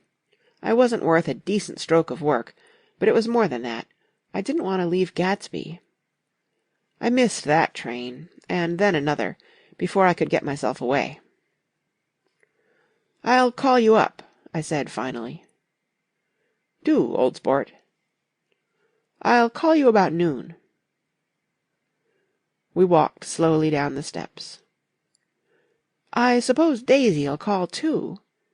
He looked at me anxiously, as if he hoped I'd corroborate this. "I suppose so." "Well, good-bye." We shook hands, and I started away. Just before I reached the hedge I remembered something, and turned around. "They're a rotten crowd," I shouted across the lawn. "You're worth the whole damn bunch put together." I've always been glad I said that. It was the only compliment I ever gave him, because I disapproved of him from beginning to end. First he nodded politely, and then his face broke into that radiant and understanding smile, as if we'd been in ecstatic cahoots on that fact all the time. His gorgeous pink rag of a suit made a bright spot of colour against the white steps, and I thought of the night when I first came to his ancestral home, 3 months before. The lawn and drive had been crowded with the faces of those who guessed at his corruption, and he had stood on those steps, concealing his incorruptible dream, as he waved them good-bye. I thanked him for his hospitality. We were always thanking him for that, I and the others. "Good-bye," I called. "I enjoyed breakfast, Gatsby." Up in the city, I tried for a while to list the quotations on an interminable amount of stock. Then I fell asleep in my swivel chair. Just before noon the phone woke me, and I started up with sweat breaking out on my forehead. It was Jordan Baker. She often called me up at this hour, because the uncertainty of her own movements between hotels and clubs and private houses made her hard to find in any other way. Usually her voice came over the wire as something fresh and cool, as if a divot from a green golf links had come sailing in at the office window, but this morning it seemed harsh and dry. "I've left Daisy's house," she said. "I'm at Hempstead, and I'm going down to Southampton this afternoon." Probably it had been tactful to leave Daisy's house, but the act annoyed me, and her next remark made me rigid. "You weren't so nice to me last night." How could it have mattered then? Silence for a moment. Then, "However, I want to see you." "I want to see you, too." "Suppose I don't go to Southampton, and come into town this afternoon?" "No, I don't think this afternoon." "Very well." "It's impossible this afternoon. Various—" We talked like that for a while, and then abruptly we weren't talking any longer. I don't know which of us hung up with a sharp click, but I know I didn't care. I couldn't have talked to her across a tea-table that day if I'd never talked to her again in this world. I called Gatsby's house a few minutes later, but the line was busy. I tried 4 times. Finally, an exasperated central told me the wire was being kept open for long distance from Detroit. Taking out my timetable, I drew a small circle around the 3:50 train. Then I leaned back in my chair and tried to think. It was just noon. When I passed the ash heaps on the train that morning, I had crossed deliberately to the other side of the car. I supposed there'd be a curious crowd around there all day, with little boys searching for dark spots in the dust, and some garrulous man telling over and over what had happened, until it became less and less real even to him, and he could tell it no longer, and Myrtle Wilson's tragic achievement was forgotten. Now I want to go back a little and tell what happened at the garage after we left there the night before. They had difficulty in locating the sister, Catherine. She must have broken her rule against drinking that night, for when she arrived she was stupid with liquor and unable to understand that the ambulance had already gone to Flushing. When they convinced her of this, she immediately fainted, as if that was the intolerable part of the affair. Someone, kind or curious, took her in his car and drove her in the wake of her sister's body. Until long after midnight a changing crowd lapped up against the front of the garage, while George Wilson rocked himself back and forth on the couch inside.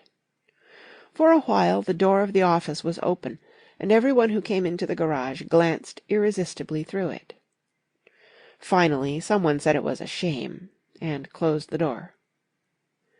Michaelis and several other men were with him, first 4 or 5 men, later 2 or 3 men. Still later, Michaelis had to ask the last stranger to wait there 15 minutes longer, while he went back to his own place and made a pot of coffee.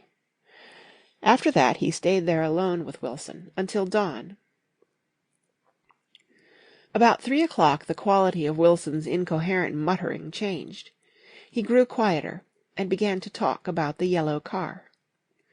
He announced that he had a way of finding out whom the yellow car belonged to, and then he blurted out that a couple of months ago his wife had come from the city with her face bruised and her nose swollen. But when he heard himself say this, he flinched and began to cry, "Oh, my God!" again in his groaning voice.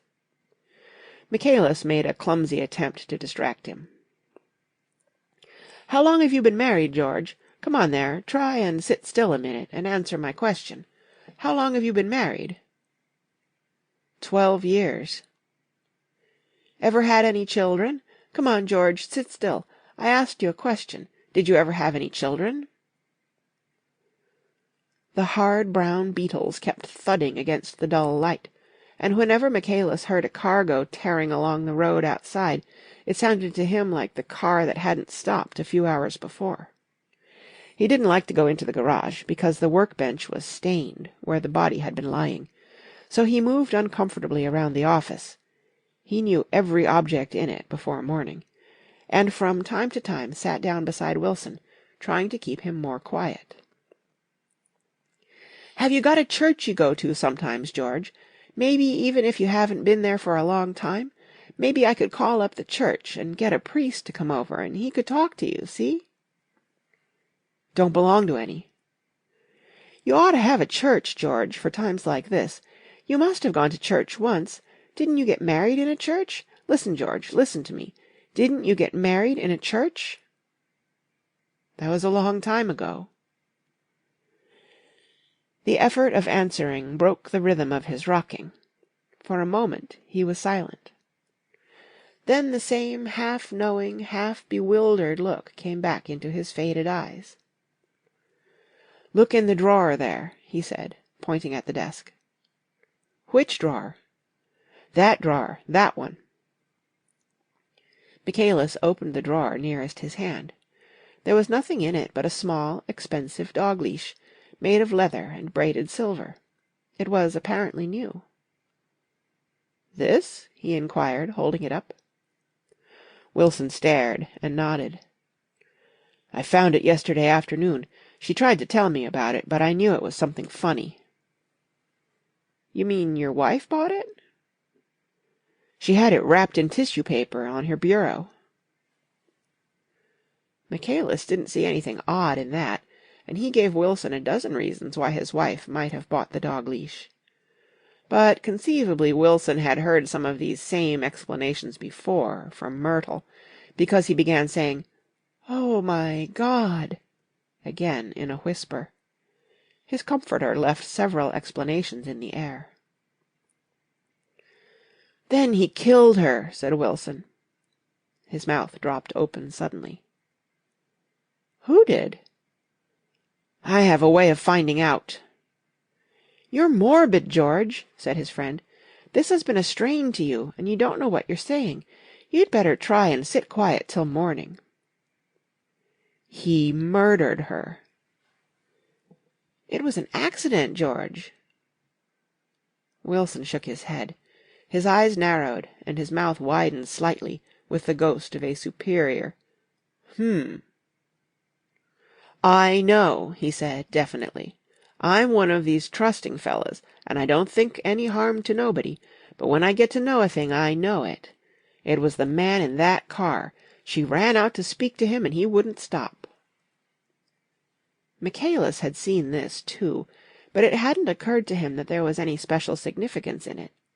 He believed that Mrs. Wilson had been running away from her husband, rather than trying to stop any particular car. "How could she have been like that?" "She's a deep one," said Wilson, as if that answered the question.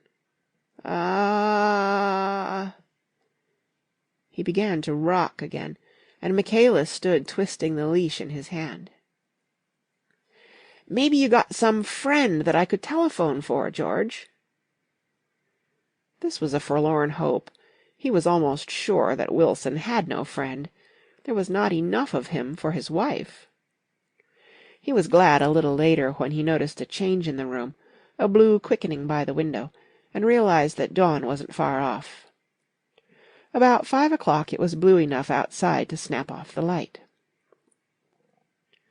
Wilson's glazed eyes turned out to the ash-heaps, where small grey clouds took on fantastic shape and scurried here and there in the faint dawn wind. "I spoke to her," he muttered, after a long silence. "I told her she might fool me, but she couldn't fool God. I took her to the window." With an effort he got up and walked to the rear window and leaned with his face pressed against it. "And I said, 'God knows what you've been doing, everything you've been doing. You may fool me, but you can't fool God.'" Standing behind him, Michaelis saw with a shock that he was looking at the eyes of Dr. T.J. Eckelberg, which had just emerged, pale and enormous, from the dissolving night. "God sees everything," repeated Wilson. "That's an advertisement," Michaelis assured him. Something made him turn away from the window and look back into the room, but Wilson stood there a long time, his face close to the window-pane, nodding into the twilight. By 6 o'clock Michaelis was worn out and grateful for the sound of a car stopping outside. It was one of the watchers of the night before who had promised to come back, so he cooked breakfast for 3, which he and the other man ate together. Wilson was quieter now, and Michaelis went home to sleep. When he awoke 4 hours later and hurried back to the garage, Wilson was gone. His movements, he was on foot all the time, were afterward traced to Port Roosevelt, and then to Gad's Hill, where he bought a sandwich that he didn't eat, and a cup of coffee. He must have been tired and walking slowly, for he didn't reach Gad's Hill until noon. Thus far there was no difficulty in accounting for his time. There were boys who had seen a man acting sort of crazy, and motorists at whom he stared oddly from the side of the road. Then for 3 hours he disappeared from view. The police, on the strength of what he said to Michaelis, that he had a way of finding out, supposed that he spent that time going from garage to garage thereabout, inquiring for a yellow car. On the other hand, no garage man who had seen him ever came forward, and perhaps he had an easier, surer way of finding out what he wanted to know. By 2:30 he was in West Egg, where he asked someone the way to Gatsby's house. So by that time he knew Gatsby's name. At 2 o'clock Gatsby put on his bathing suit, and left word with the butler that if anyone phoned, word was to be brought to him at the pool. He stopped at the garage for a pneumatic mattress that had amused his guests during the summer, and the chauffeur helped him pump it up. Then he gave instructions that the open car wasn't to be taken out under any circumstances, and this was strange, because the front right fender needed repair. Gatsby shouldered the mattress and started for the pool. Once he stopped and shifted it a little, and the chauffeur asked him if he needed help, but he shook his head, and in a moment disappeared among the yellowing trees.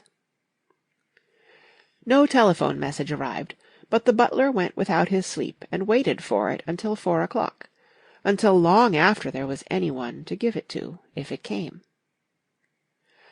I have an idea that Gatsby himself didn't believe it would come, and perhaps he no longer cared. If that was true, he must have felt that he had lost the old warm world, paid a high price for living too long with a single dream. He must have looked up at an unfamiliar sky through frightening leaves, and shivered as he found what a grotesque thing a rose is, and how raw the sunlight was upon the scarcely created grass. A new world, material without being real, where poor ghosts, breathing dreams like air, drifted fortuitously about, like that ashen, fantastic figure gliding toward him through the amorphous trees. The chauffeur, he was one of Wolfsheim's protégés, heard the shots. Afterward he could only say that he hadn't thought anything much about them. I drove from the station directly to Gatsby's house, and my rushing anxiously up the front steps was the first thing that alarmed anyone. But they knew then, I firmly believe. With scarcely a word said, 4 of us, the chauffeur, butler, gardener, and I, hurried down to the pool. There was a faint, barely perceptible movement of the water as the fresh flow from one end urged its way toward the drain at the other. With little ripples that were hardly the shadows of waves, the laden mattress moved irregularly down the pool. A small gust of wind that scarcely corrugated the surface was enough to disturb its accidental course with its accidental burden. The touch of a cluster of leaves revolved it slowly, tracing, like the leg of a compass, a thin red circle in the water. It was after we started with Gatsby toward the house that the gardener saw Wilson's body a little way off in the grass. And the Holocaust was complete. End of Chapter 8. Chapter 9. After 2 years, I remember the rest of that day, and that night, and the next day, only as an endless drill of police and photographers and newspaper men in and out of Gatsby's front door. A rope stretched across the main gate, and a policeman by it kept out the curious, but little boys soon discovered that they could enter through my yard, and there were always a few of them clustered open-mouthed about the pool. Someone with a positive manner, perhaps a detective, used the expression "madman" as he bent over Wilson's body that afternoon, and the adventitious authority of his voice set the key for the newspaper reports next morning. Most of those reports were a nightmare, grotesque, circumstantial, eager, and untrue. When Michaelis's testimony at the inquest brought to light Wilson's suspicions of his wife, I thought the whole tale would shortly be served up in racy pasquinade, but Catherine, who might have said anything, didn't say a word. She showed a surprising amount of character about it, too, looked at the coroner with determined eyes, under that corrected brow of hers, and swore that her sister had never seen Gatsby, that her sister was completely happy with her husband, that her sister had been into no mischief whatever. She convinced herself of it, and cried into her handkerchief, as if the very suggestion was more than she could endure. So Wilson was reduced to a man deranged by grief, in order that the case might remain in its simplest form. And it rested there. But all this part of it seemed remote and unessential. I found myself on Gatsby's side, and alone. From the moment I telephoned news of the catastrophe to West Egg Village, every surmise about him, and every practical question, was referred to me. At first I was surprised and confused. Then, as he lay in his house and didn't move or breathe or speak, hour upon hour, it grew upon me that I was responsible because no one else was interested. Interested, I mean, with that intense personal interest to which everyone has some vague right at the end. I called up Daisy half an hour after we found him, called her instinctively and without hesitation. But she and Tom had gone away early that afternoon, and taken baggage with them. Left no address? No. Say when they'd be back? No. Any idea where they are? How I could reach them? I don't know. Can't say. I wanted to get somebody for him. I wanted to go into the room where he lay and reassure him. I'll get somebody for you, Gatsby. Don't worry. Just trust me. And I'll get somebody for you. Meyer Wolfsheim's name wasn't in the phone book. The butler gave me his office address on Broadway, and I called information. But by the time I had the number, it was long after 5, and no one answered the phone. Will you ring it again? I've rung them 3 times. It's very important. Sorry, I'm afraid no one's there. I went back to the drawing-room and thought for an instant that they were chance visitors, all these official people who suddenly filled it. But as they drew back the sheet and looked at Gatsby with unmoved eyes, his protest continued in my brain. Look here, old sport, you've got to get somebody for me. You've got to try hard. I can't go through this alone." Someone started to ask me questions, but I broke away, and going upstairs looked hastily through the unlocked parts of his desk. He'd never told me definitely that his parents were dead. But there was nothing, only the picture of Dan Cody, a token of forgotten violence, staring down from the wall. Next morning I sent the butler to New York with a letter to Wolfsheim, which asked for information and urged him to come out on the next train. That request seemed superfluous when I wrote it. I was sure he'd start when he saw the newspapers, just as I was sure there'd be a wire from Daisy before noon.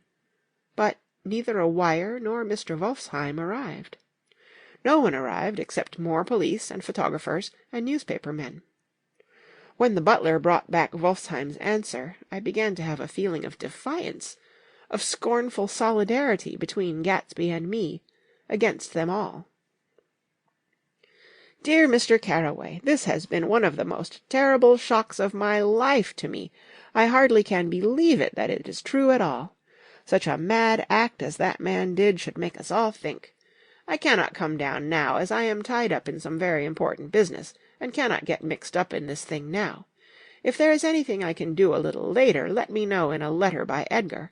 I hardly know where I am when I hear about a thing like this, and am completely knocked down and out. Yours truly, Meyer Wolfsheim." And then hasty addenda beneath. "Let me know about the funeral, etc. Do not know his family at all." When the phone rang that afternoon, and long distance said Chicago was calling, I thought this would be Daisy at last, but the connection came through as a man's voice, very thin and far away. "This is Slagle speaking." "Yes?" The name was unfamiliar. "Hell of a note, isn't it? Get my wire?" "There haven't been any wires." "Young Park's in trouble," he said rapidly. "They picked him up when he handed the bonds over the counter. They got a circular from New York giving 'em the numbers just 5 minutes before. What do you know about that, hey? You never can tell in these hick towns." "Hello!" I interrupted breathlessly. "Look here, this isn't Mr. Gatsby. Mr. Gatsby's dead." There was a long silence on the other end of the wire, followed by an exclamation, then a quick squawk as the connection was broken. I think it was on the third day that a telegram signed Henry C. Gatz arrived from a town in Minnesota. It said only that the sender was leaving immediately and to postpone the funeral until he came. It was Gatsby's father, a solemn old man, very helpless and dismayed, bundled up in a long, cheap ulster against the warm September day. His eyes leaked continuously with excitement, and when I took the bag and umbrella from his hands, he began to pull so incessantly at his sparse grey beard that I had difficulty in getting off his coat. He was on the point of collapse, so I took him into the music-room and made him sit down while I sent for something to eat. But he wouldn't eat, and the glass of milk spilled from his trembling hand. "I saw it in the Chicago newspaper," he said. "It was all in the Chicago newspaper. I started right away." "I didn't know how to reach you." His eyes, seeing nothing, moved ceaselessly about the room. "It was a madman," he said. "He must have been mad." "Wouldn't you like some coffee?" I urged him. "I don't want anything. I'm all right now, Mr. Carraway." "Well, I'm all right now. Where have they got Jimmy?" I took him into the drawing-room, where his son lay, and left him there. Some little boys had come up on the steps and were looking into the hall. When I told them who had arrived, they went reluctantly away.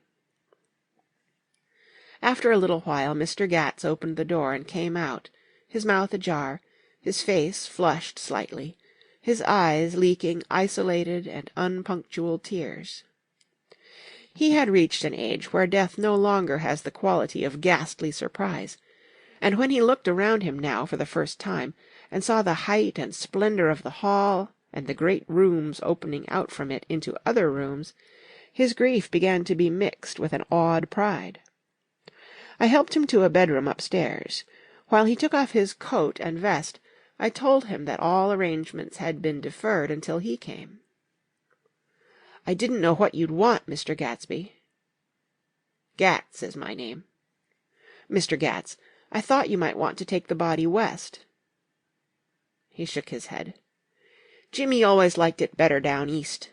He rose up to his position in the East. Were you a friend of my boy's, Mr.?" "We were close friends." "He had a big future before him, you know. He was only a young man, but he had a lot of brain power here." He touched his head impressively, and I nodded. "If he'd have lived, he'd have been a great man. A man like James J. Hill. He'd have helped build up the country." "That's true," I said, uncomfortably. He fumbled at the embroidered coverlet, trying to take it from the bed, and lay down stiffly, and was instantly asleep. That night an obviously frightened person called up, and demanded to know who I was before he would give his name. "This is Mr. Carraway," I said. "Oh!" He sounded relieved. "This is Klipspringer." I was relieved, too, for that seemed to promise another friend at Gatsby's grave.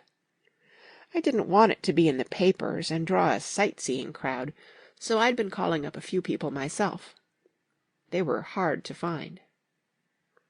"The funeral's tomorrow," I said. 3:00 here at the house. I wish you'd tell anybody who'd be interested." "Oh, I will," he broke out hastily. "Of course, I'm not likely to see anybody, but if I do—" His tone made me suspicious. "Of course, you'll be there yourself." "Well, I'll certainly try. What I called up about is—" "Wait a minute," I interrupted. "How about saying you'll come?" "Well, the truth of the matter is that I'm staying with some people up here in Greenwich, and they rather expect me to be with them tomorrow. In fact, there's a sort of picnic or something. Of course, I'll do my very best to get away." I ejaculated an unrestrained "Huh!" and he must have heard me, for he went on nervously. "What I called up about was a pair of shoes I left there. I wonder if it'd be too much trouble to have the butler send them on. You see, they're tennis shoes, and I'm sort of helpless without them. My address is care of B.F." I didn't hear the rest of the name, because I hung up the receiver. After that I felt a certain shame for Gatsby. One gentleman to whom I telephoned implied that he had got what he deserved. However, that was my fault, for he was one of those who used to sneer most bitterly at Gatsby, on the courage of Gatsby's liquor, and I should have known better than to call him.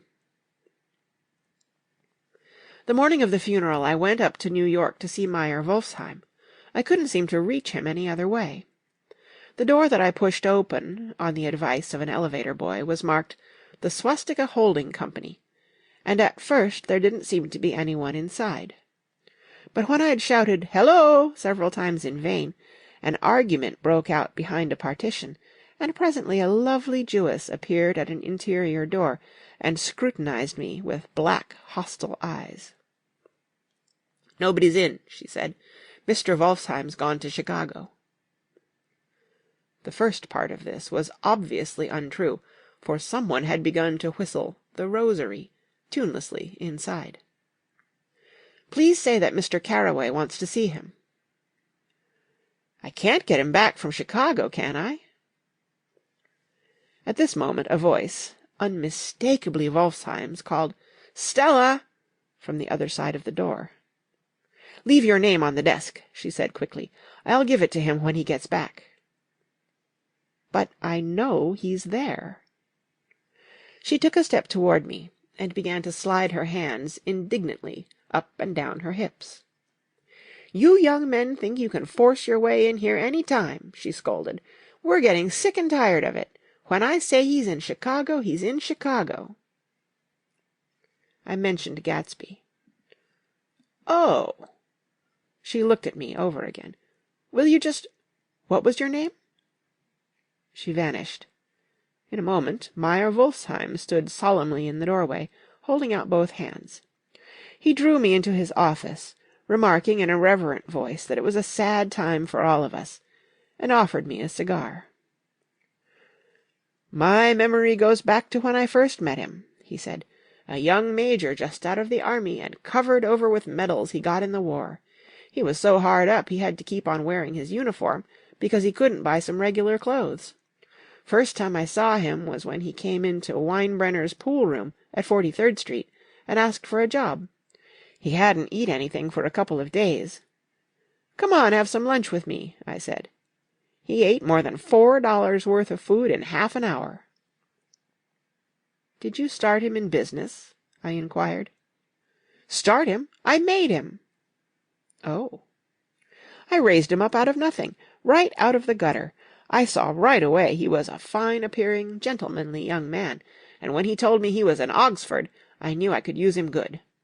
I got him to join up in the American Legion, and he used to stand high there. Right off he did some work for a client of mine up to Albany. We were so thick like that in everything."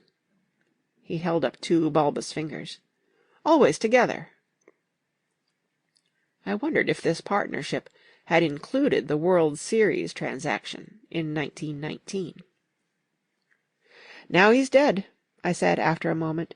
"You were his closest friend, so I know you'll want to come to his funeral this afternoon." "I'd like to come." "Well, come then." The hair in his nostrils quivered slightly, and as he shook his head his eyes filled with tears. "I can't do it. I can't get mixed up in it," he said. "There's nothing to get mixed up in. It's all over now." "When a man gets killed, I never like to get mixed up in it in any way. I keep out. When I was a young man it was different. If a friend of mine died, no matter how, I stuck with them to the end. You may think that sentimental, but I mean it. To the bitter end." I saw that for some reason of his own he was determined not to come, so I stood up. "Are you a college man?" he inquired suddenly. For a moment I thought he was going to suggest a connection, but he only nodded and shook my hand. "Let us learn to show our friendship for a man when he is alive, and not after he is dead," he suggested. "After that, my own rule is to let everything alone." When I left his office, the sky had turned dark, and I got back to West Egg in a drizzle. After changing my clothes, I went next door and found Mr. Getz walking up and down excitedly in the hall. His pride in his son, and in his son's possessions, was continually increasing, and now he had something to show me. "Jimmy sent me this picture." He took out his wallet with trembling fingers. "Look there." It was a photograph of the house, cracked in the corners, and dirty with many hands. He pointed out every detail to me eagerly. "Look there!" and then sought admiration from my eyes. He had shown it so often that I think it was more real to him now than the house itself. "Jimmy sent it to me. I think it's a very pretty picture. It shows up well." "Very well. Had you seen him lately?" "He come out to see me 2 years ago and bought me the house I live in now. Of course we was broke up when he run off from home, but I see now there was a reason for it. He knew he had a big future in front of him. And ever since he made a success he was very generous with me." He seemed reluctant to put away the picture, held it for another minute, lingeringly, before my eyes. Then he returned the wallet and pulled from his pocket a ragged old copy of a book called Hopalong Cassidy. "Look here, this is a book he had when he was a boy. It just shows you." He opened it at the back cover and turned it around for me to see. On the last fly-leaf was printed the word Schedule, and the date September 12, 1906, and underneath, "Rise from bed, 6 a.m.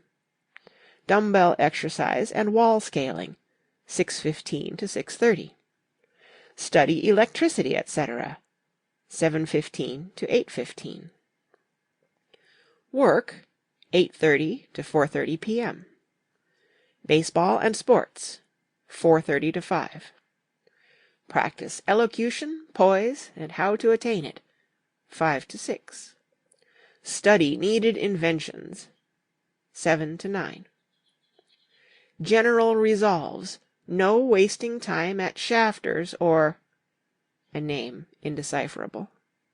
No more smoking or chewing. Bath every other day. Read one improving book or magazine per week. Save $5, crossed out, $3 per week. Be better to parents. I come across this book by accident, said the old man. It just shows you, don't it? It just shows you. Jimmy was bound to get ahead. He always had some resolves like this or something. Do you notice what he's got about improving his mind? He was always great for that. He told me I ate like a hog once, and I beat him for it. He was reluctant to close the book, reading each item aloud, and then looking eagerly at me. I think he rather expected me to copy down the list for my own use. A little before 3, the Lutheran minister arrived from Flushing, and I began to look involuntarily out the windows for other cars. So did Gatsby's father. And as the time passed, and the servants came in and stood waiting in the hall, his eyes began to blink anxiously, and he spoke of the rain in a worried, uncertain way. The minister glanced several times at his watch, so I took him aside and asked him to wait for half an hour. But it wasn't any use. Nobody came. About 5 o'clock our procession of 3 cars reached the cemetery, and stopped in a thick drizzle beside the gate. First a motor hearse, horribly black and wet. Then Mr. Gats, and the minister and I in the limousine, and a little later 4 or 5 servants and the postman from West Egg in Gatsby's station wagon, all wet to the skin.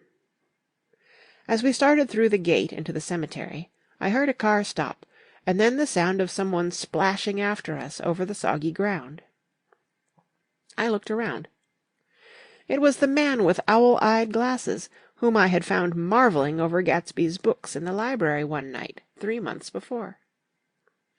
I'd never seen him since then. I don't know how he knew about the funeral, or even his name. The rain poured down his thick glasses, and he took them off and wiped them to see the protecting canvas unrolled from Gatsby's grave. I tried to think about Gatsby then for a moment, but he was already too far away, and I could only remember, without resentment, that Daisy hadn't sent a message or a flower. Dimly I heard someone murmur, "Blessed are the dead that the rain falls on," and then the owl-eyed man said, "Amen to that," in a brave voice. We straggled down quickly through the rain to the cars. Owl Eyes spoke to me by the gate. "I couldn't get to the house," he remarked. Neither could anybody else. "Go on!" He started. "Why, my God, they used to go there by the hundreds!" He took off his glasses and wiped them again, outside and in. "The poor son of a bitch," he said. One of my most vivid memories is of coming back west from prep school, and later from college, at Christmas time. Those who went farther than Chicago would gather in the old dim Union Station at 6 o'clock of a December evening, with a few Chicago friends, already caught up into their own holiday gaieties, to bid them a hasty good-bye. I remember the fur coats of the girls returning from Miss This or That's, and the chatter of frozen breath, and the hands waving overhead as we caught sight of old acquaintances, and the matchings of invitations. "Are you going to the Ordways? The Herseys? The Schultzes?" And the long green tickets clasped tight in our gloved hands. And last the murky yellow cars of the Chicago, Milwaukee, and St. Paul Railroad, looking cheerful as Christmas itself on the tracks beside the gate. When we pulled out into the winter night and the real snow, our snow began to stretch out beside us and twinkle against the windows, and the dim lights of small Wisconsin stations moved by, a sharp, wild brace came suddenly into the air.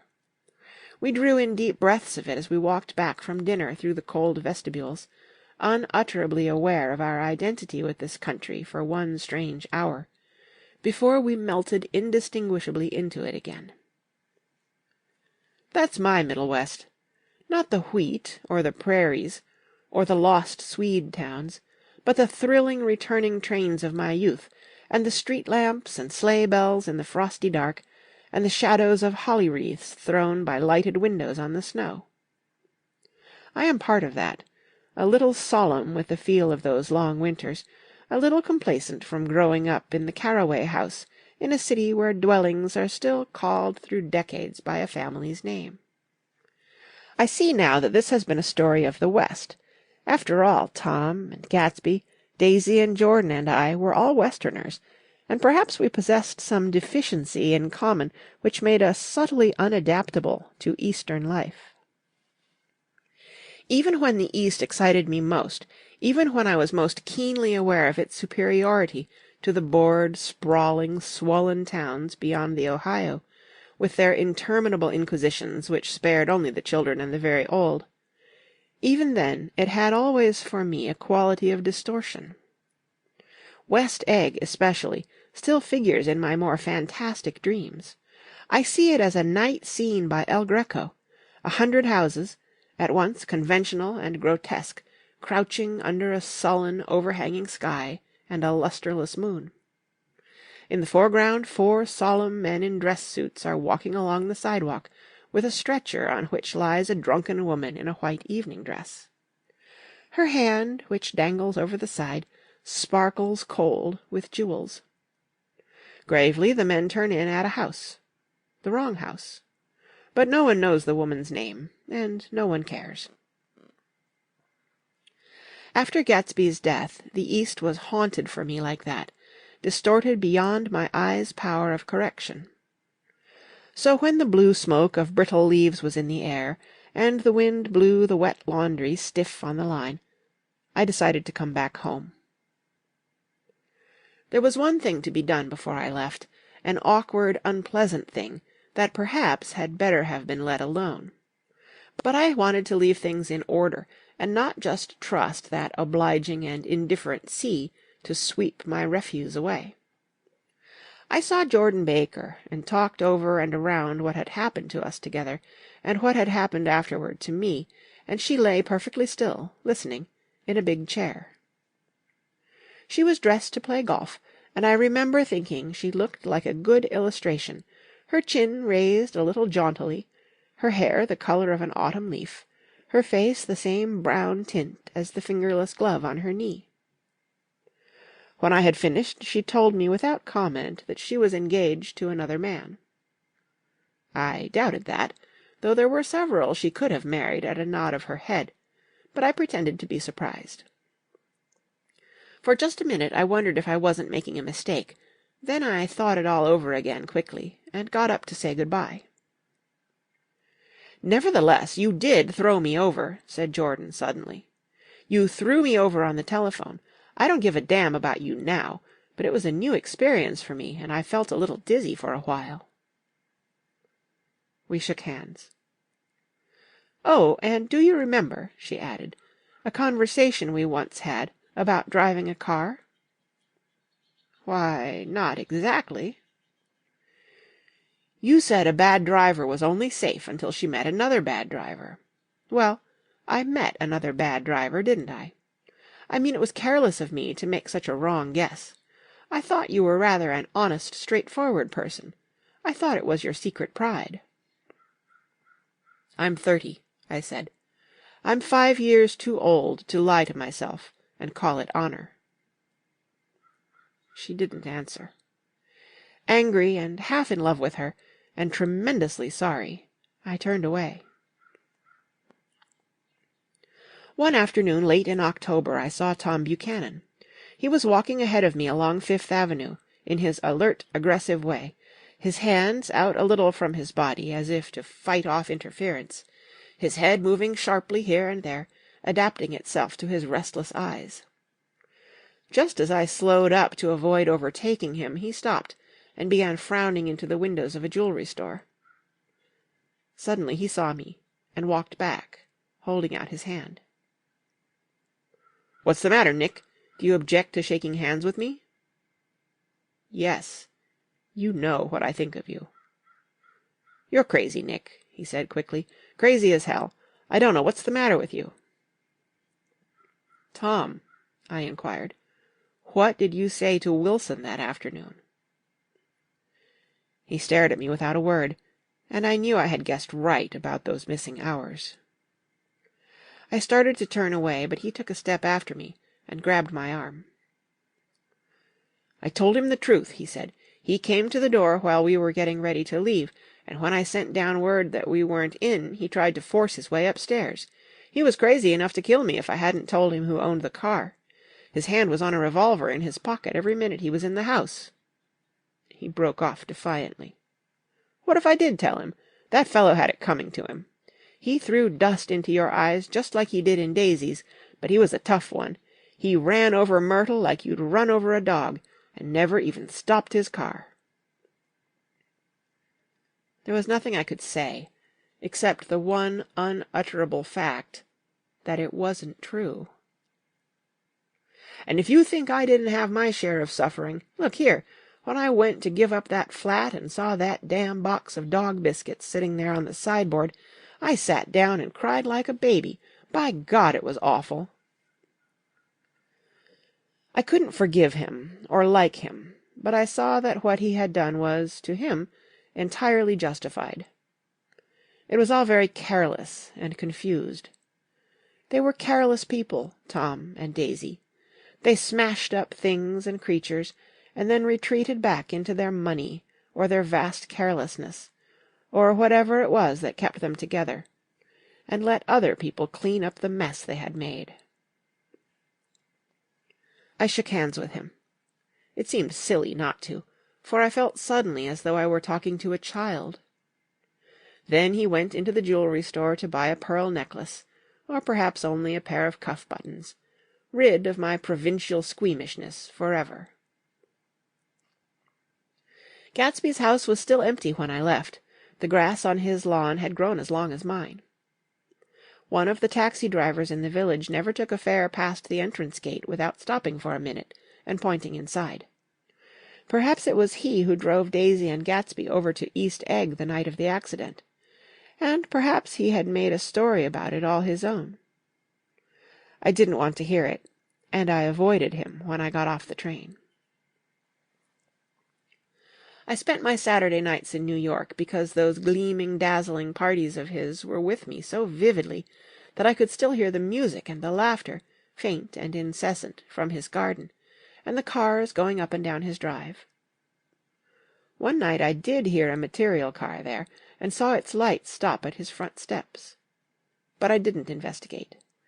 Probably it was some final guest who had been away at the ends of the earth and didn't know that the party was over. On the last night, with my trunk packed and my car sold to the grocer, I went over and looked at that huge, incoherent failure of a house once more. On the white steps an obscene word, scrawled by some boy with a piece of brick, stood out clearly in the moonlight, and I erased it, drawing my shoe raspingly along the stone. Then I wandered down to the beach and sprawled out on the sand.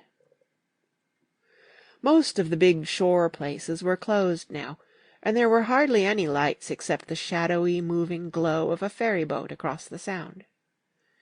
And as the moon rose higher, the inessential houses began to melt away, until gradually I became aware of the old island here that flowered once for Dutch sailors' eyes, a fresh green breast of the New World.